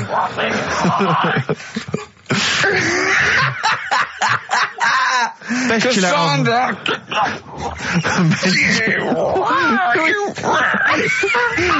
Who is that supposed to be an impression of? Which member of the cast is that? Is that Cheeky Dell? I don't know. Best chill out album ever, the best air guitar volume 2, and of course for all our fans, Doctor Who, The Aztecs. That's on DVD, and that's one of the William Hartnell Doctor Who. All right, that's the worst impression I've ever heard. That's brilliant. Right, Rockbusters then. Right, three cryptic stuff. Oh, come on. Right. Rodney, Three. I can't do it. No, come on! So I'll give you a little taster. We were having a pizza in a pizza establishment. When was it? Wednesday or Thursday? Yeah. And he was going, I'm a good organiser, I'm a good problem solver. Give me any scenario, right? Obviously he didn't say scenario. And I went, okay then, so you're the manager of this place, and there's a couple there, elderly couple, they're about 60. They've had a lovely meal. He went, yeah, right. I went, but the gentleman, he's got a little bit of a heart condition, he takes a pill after his meal, as he should, after meals. He's only taken Viagra. Oh. And now he's stuck in. Wedged in. It's all been there. It's gone, and it's stopping him getting out from the table. Yeah. So what would you do? He went, what? He's stuck in because of his dick. I went, yeah. He went, right. He said, I'd use the situation, I'd make cash. I said, you're not going anywhere, do you want a pudding? Entrepreneurial. I like it, Carl. And he went, so that's that sorted, I've got the job on that. Next, I went, okay. Now that, you won't believe it. Next day, there's a little problem in the toilets. Two gay men were having sex and they got stuck in each other. Yeah. He went, right. I'd say, is it the same fella as yesterday with the Viagra? If so, why was he let in again? He was on the door. Yeah. I went, it's not. It's too different. He goes, right. Does his wife know he's cheating on him? Yeah. He went, right, I'd go down. I'd go, and then he went, I'd say this isn't a restaurant problem, call an ambulance. Strictly speaking, not a restaurant problem, no. But am I right? Huh? Am I right? Well, I don't know. Would you give me the job if say, like, you were the boss of that restaurant and you... Do you know what I like about this? At no point did he say, Gervais, why are you being so mental? Yeah. Why would someone get stuck because they took Viagra by mistake and two people get stuck in each other? But you've heard the stories from his past. That is a perfectly legitimate situation to find yourself in. You grew up in his part of What would you Manchester. do if there was two fellas with big heads and webbed feet and they had a horse in a... Well, what I'd do is... What would you do? What did you do when you first saw them? The dancing. Brilliant. Right. That's that solved. Brilliant. I wanted to be a dancer. After I did the boxing, right, I joined a dancing thing just near Man United's ground, right, called Twiggy's. Went along, I wanted to learn some moves. How old were you? Well, it was when Michael Jackson was, like, pretty big, so about 83, 84, 85, something like that, around there. Wanted to do it. When I went, it was shut, and I'd become like a warehouse for toilet rolls. So in a way, I wonder what would have happened. Sorry, how is that an anecdote about you going through dancing? You've told me before, you did boxing for a while, you did dancing for a while. You had a true fight in the boxing, you didn't even get in the... That's not an... Imagine if that was a film! This is a boy's dreams of becoming a dancer. Oh, it's shut. Next on. I mean, how is that a story? Yeah, that was Billy Elliot. Do you think it would have won quite as many awards? Yeah, brilliant. Footloose. All right? Yeah. I'm fed up they banned it. Let's go. Oh, it's shut. Flash dance. First, there was... it's a warehouse. Never mind. I'm just saying, you'll find something else. I think I got a go-kart after that. I bought a motorised go-kart and kept myself busy with that. So... There's always other things. Just think, Alan Bennett has to sit down and really sweat over his stories. Yeah. He just opens his mouth. You are a living Alan Bennett character. So that's solved. Well, Jay, don't worry about that. There's no emotional problems I can foresee if you follow that advice. So the advice there is do an arranged marriage. If she's not ugly. minging, she's not completely minging. Yeah. And don't worry about dancing. Get a go-kart. Cheers. Great. Keep your problems coming in. Badly drawn boy. Born Again on XFM 104.9. There we are then. Ricky Gervais with me, Steve Merchant and Karl Pilkington. Raring to go. He's a bit grumpy, Karl. Woken up at 8 o'clock. Because he's from the north. Yeah, because he's in London. And London's rubbish, right, isn't it? Well, you can't even get a Band-Aid in London, can you? Or grouting. In Manchester, I could walk to the next shop and definitely get some Flash or maybe some Vim. You can't get it down here. You got to go to a trendy bistro, haven't you? Karl, why are you grumpy?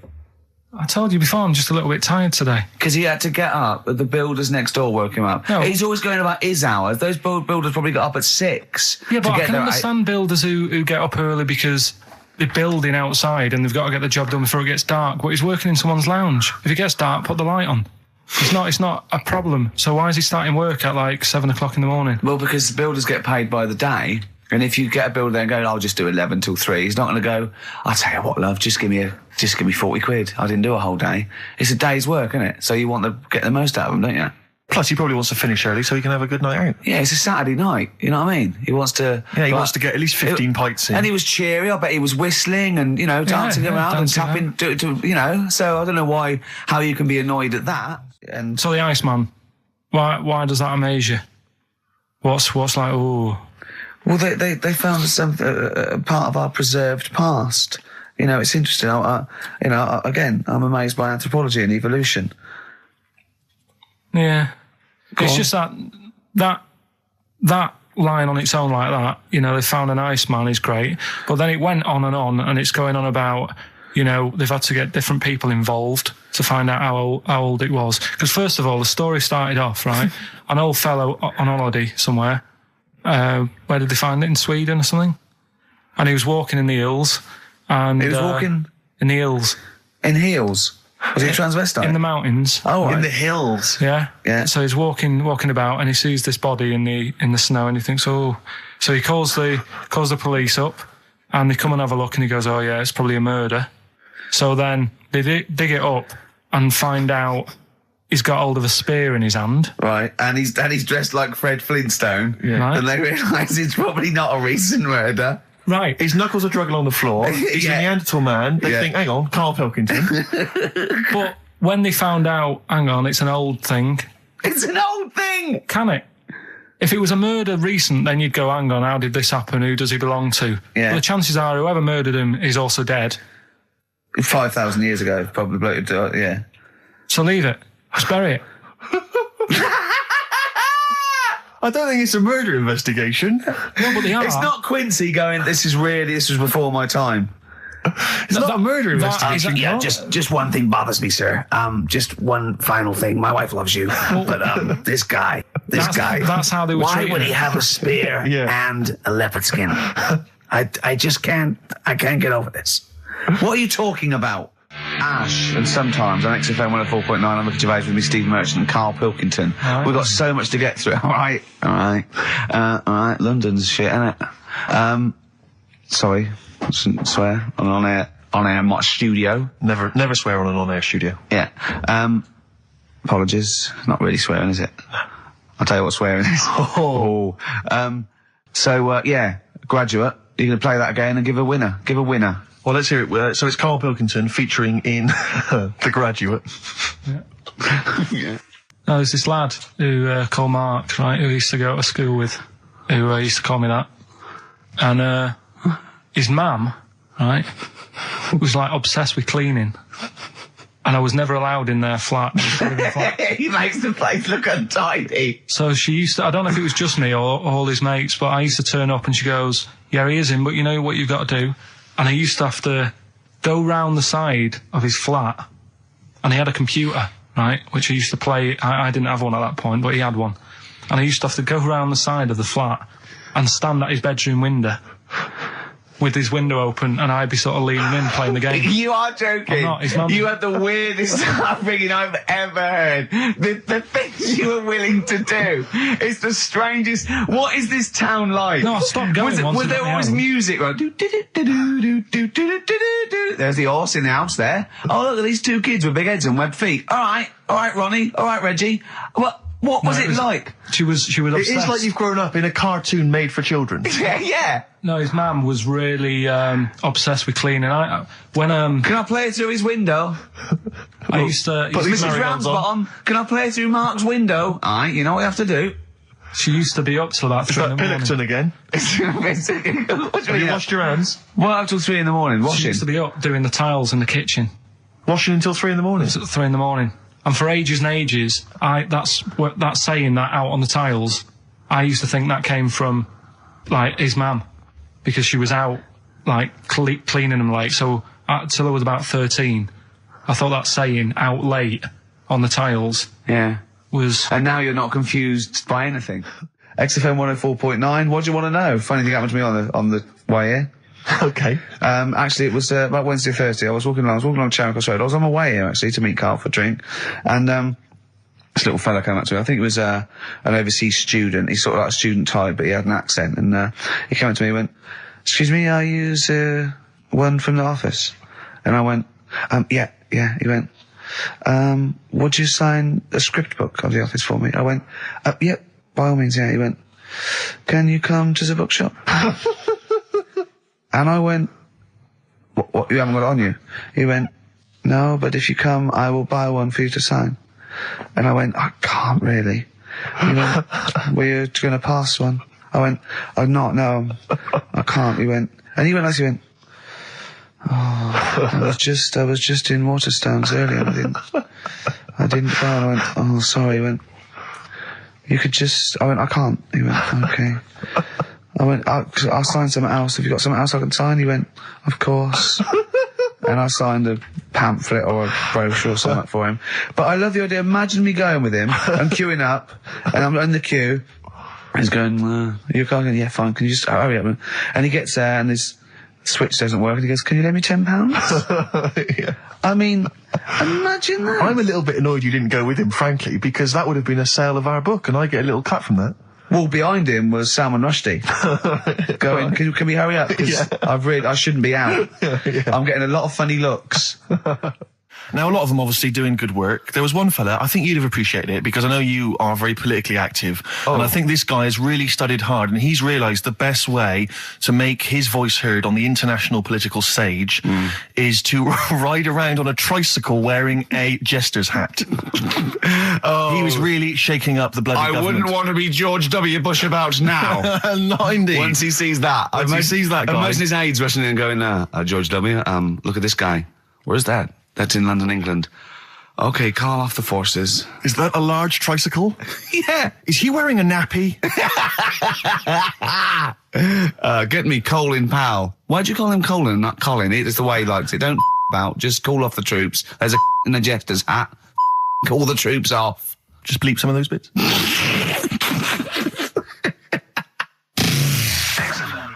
I remember when I was growing up in Manchester. No, you can't. And it's funny to me. I tell you, XFM 2.9. I said no. I saw a weird thing. I saw what was where in Leicester Square I was coming through China. I saw a hairy Chinese kid. No, I don't. It was weird because they're not usually hairy, are they? Did I tell you about me Auntie Flora? Is that supposed to be Manchester? Did I buy as like? Did I tell thee about me Auntie Flora who shat herself for 3 hours once? Did I tell you? I don't. There was a woman born Carl, once. you have to phone us. We've got nothing. Oh God, he's so annoying. Little twat. Flaming Lips on XFM 104.9. Well, we got through it without Carl. I think so, yeah, I've enjoyed myself. Didn't mention him much, did we? No, I don't think so. I don't think we need him. I always quite enjoy it when he's absent, actually. I know, because we can have a nice chat as opposed to just going, remember when I had Chinese hair and they were old woman eating her own legs and my dad put a Forrest Gump in a wheelie bin. Yeah. Claire brings a certain kind of level of class to it, dare I say that, you know. She's inept in her own way. In her own way, yeah. I mean, there's no one, there's no one any good working there. I mean, no, there's no like proper, the only proper DJ is probably Camfield. Do you remember once when we were talking about the A-Team, and I was slagging it off on your show in the old XFM. Yeah. And I was going, I mean, I quite like the A-Team, but sometimes it's too far-fetched to enjoy without it being ironic or it being for kids. And I could hear fuming from outside. I could feel him going. He didn't know who to call. He wanted to call Vance or someone or Lemmy. He didn't know. Right? And then I said, and if you can't find the A-Team, they outwit the might of the FBI every single week. But an old woman who's having trouble with her landlord can find them. Yeah. And the door burst open, and Campy went, "That is because Hannibal sometimes disguises himself as an elderly Chinaman." And that was his explanation for the whole series. Yeah. Oh, that was for Camfield. That's lovely. That's for his 12th birthday, which is coming up very 13. soon. Oh, he's 13. Yeah. Teenager, Oh, he's gonna rock, Steve. Indeed. Oh, you'll have the Scottish widow coming round. Oh, dear. That's, what's her name, by the way? I heard you talking about that. That's, Amanda Lamb. Amanda Lamb, who's in the Place in the Sun programme. Is she actually a widow? Is she a Scottish widow? Hoots, man, my husband's dead. Do you want any money and a bit of my clam? Brilliant. All right. That's the sort of quality you've missed out on today. Well, anyway, you're going to be back next week. We need you back next week. Yeah.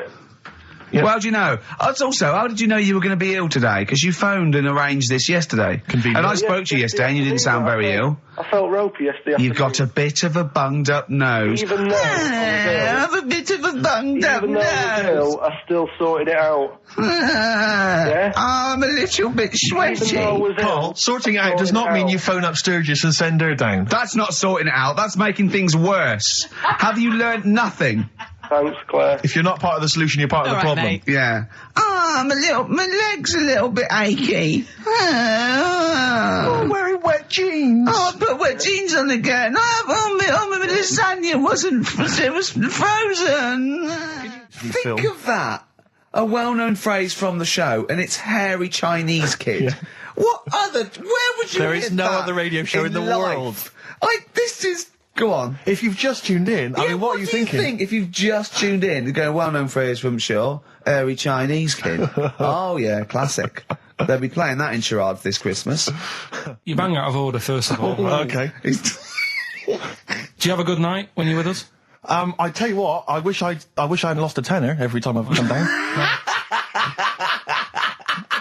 That would have improved it. You point out there about the football analogy. Mm-hmm. Alex Ferguson, when did he score a goal? Right. He doesn't. He tells the others how to do it. Right? That's my role. He doesn't take in up there. one of the 11, though, does he? No, exactly. It's not like you can only field 10. Yeah. Because we only got 10 again. I want to be in the 11. Exactly. He's not running around in midfield, falling over. Yeah, shouting, oh, what have I told you? Yeah. No, well, you know, my mum and dad have sort of moved from Manchester. They've retired now in Wales. Oh, yeah. And it is... Look at his face, turning his nose up. No, but it is pretty depressing. Do you know what I mean? It's just one of them places that... it's like you go back in time and that when you go there. I mean, maybe the major cities there, maybe Cardiff is all right. What, even coming from Manchester, it's like going back in time? It's like one of them places that it feels like every day is Sunday. Do you know what I mean? It's just depressing and grey and slate Lots everywhere. Lots of vicars walking around going, I'm late. Well, yeah, it is the sort of attitude they have, right? This is true because my mum and dad live there and that, right? And they love it. It's all right. It's an healthy place to go when you get older and that. But this is why they don't move on in Wales. Well, I'd just like to make another... No. Sorry to any Welsh people listening. We're not saying you don't move on. Carl is. No, but... Sorry about the little Chinese shoes again. The thing is, it's good that, in a way, that they do that, and they don't want to be, like, you know, rushing about everywhere, because the way London isn't that great either, is it? Because it's totally opposite here, right? Yeah. So I'm not having a go. It is a bit dull. I think even people who live there will agree with me, right? But, like, one of the shops that my mum and dad use, right, it's only a little sort of villagey type shop, can't be bothered staying open for hours and hours, right? Because there's not enough people who use the shop. Yeah. So what you do is, they get used to what you buy. And they leave it out. They put it in a phone box outside. They put it in a phone box? Yeah. So it doesn't get wet. So my dad's loving that. Well, Once he found that out, it was like, brilliant. But how is that a bad thing? That's brilliant. Well, it's not for other people. It is for my dad, because he's picking up all sorts of stuff. Oh, no, he's not. Oh, yeah. He's not nicking other people's shopping. Well, it's not like nicking, is it? Because it's not theirs yet. Oh, and you've stitched him up on radio. Well, of course, because they're going to think, who is there in town with a Manc accent who keeps making phone calls and is getting fatter? Yeah. That's You've stitched him right love that. I love that your dad was excited when he found out. Oh. I can't believe that he's moved there. He's retired to this little village where it's based on trust and community, and he is abusing it. He's using his scally Manc ways. Bloody hell, Lakers, no bread again. There's old women going hungry. Yeah. Their cats aren't getting fed, and your father is just... I can't... That's obscene. That's obscene. Oh, I think it's Die Thief. That fella from Manchester. Come on, Monkey News. We'll play a song and we'll... No, do Monkey News. Let's play a song. Oh, it's a great track. Cheer up, Carl. Is it new? Is this Waiting for an Alibi with Thin Lizzy. Oh, what year? Doesn't was have to this be new. It's brilliant. What year was it out? Oh, Einstein wasn't new when he came up with the greatest theory ever. Oh, hold on. Hey, hold on. You're not new. You're not new. So anyway, I found these things. Do you know what I mean? Yeah. So what's it? Explain this again. Right, so I got back off holiday. The first job I found out I've got to do is work with Ricky for a voiceover. I do a regular thing. I do X-Ray magazine, but I'm allowed to make the script up, and they said I could, so I did. Right, so imagine this. Well, I know you, Rick, and I know you like to put a lot of work into these things. Yeah. You want to do a good job. So he rolls up, he says, let's do it then. He said, what's in the magazine? I said, well, here's a selection of stuff. This is what you've got to sell. He said, leave it with me. He goes into the little booth, and the first one he comes up with is this little advert for it, right?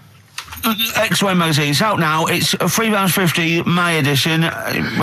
Music of Tomorrow. Dandy Warhol's picture, and there's a free CD with all the Placebo and the Donners and Smog and Nightmares on Wax and Alpine All Stars. Only £3.50. It's out now. Buy it, innit? Have you got a sore throat there? Well, that's all right, isn't it? And he was going, you can't. I said, we are doing that. I've done one. That is it. That's it. So I persuaded him. He went, right, okay, we can possibly put that on XFM, right? I'll have to see, right? I wouldn't do it again. And he went, but you need one for Capital. He said, right. Capital will know what I went, right, I'll do one more for Capital. Because all the stations advertise the XFM magazine, right? So this is the one that you thought would be all right for them. Hello, you loonies in Radioland. Dr. Frog here to tell you about the new edition of X-Ray magazine. It's out now and it's only £3.50. You've not heard of it? It's a great music magazine. And you get a free CD featuring bands like Placebo. They wear makeup, but leave them alone. Gold Chain, Smog, OK Go, The Donners, and all great bands that you'll love to... Froggy here. Hello. Bye. Ribbit, Froggy says bye it. Oh, well. So then... He says, that's it. It's good to see, is Dr. Frog still on there?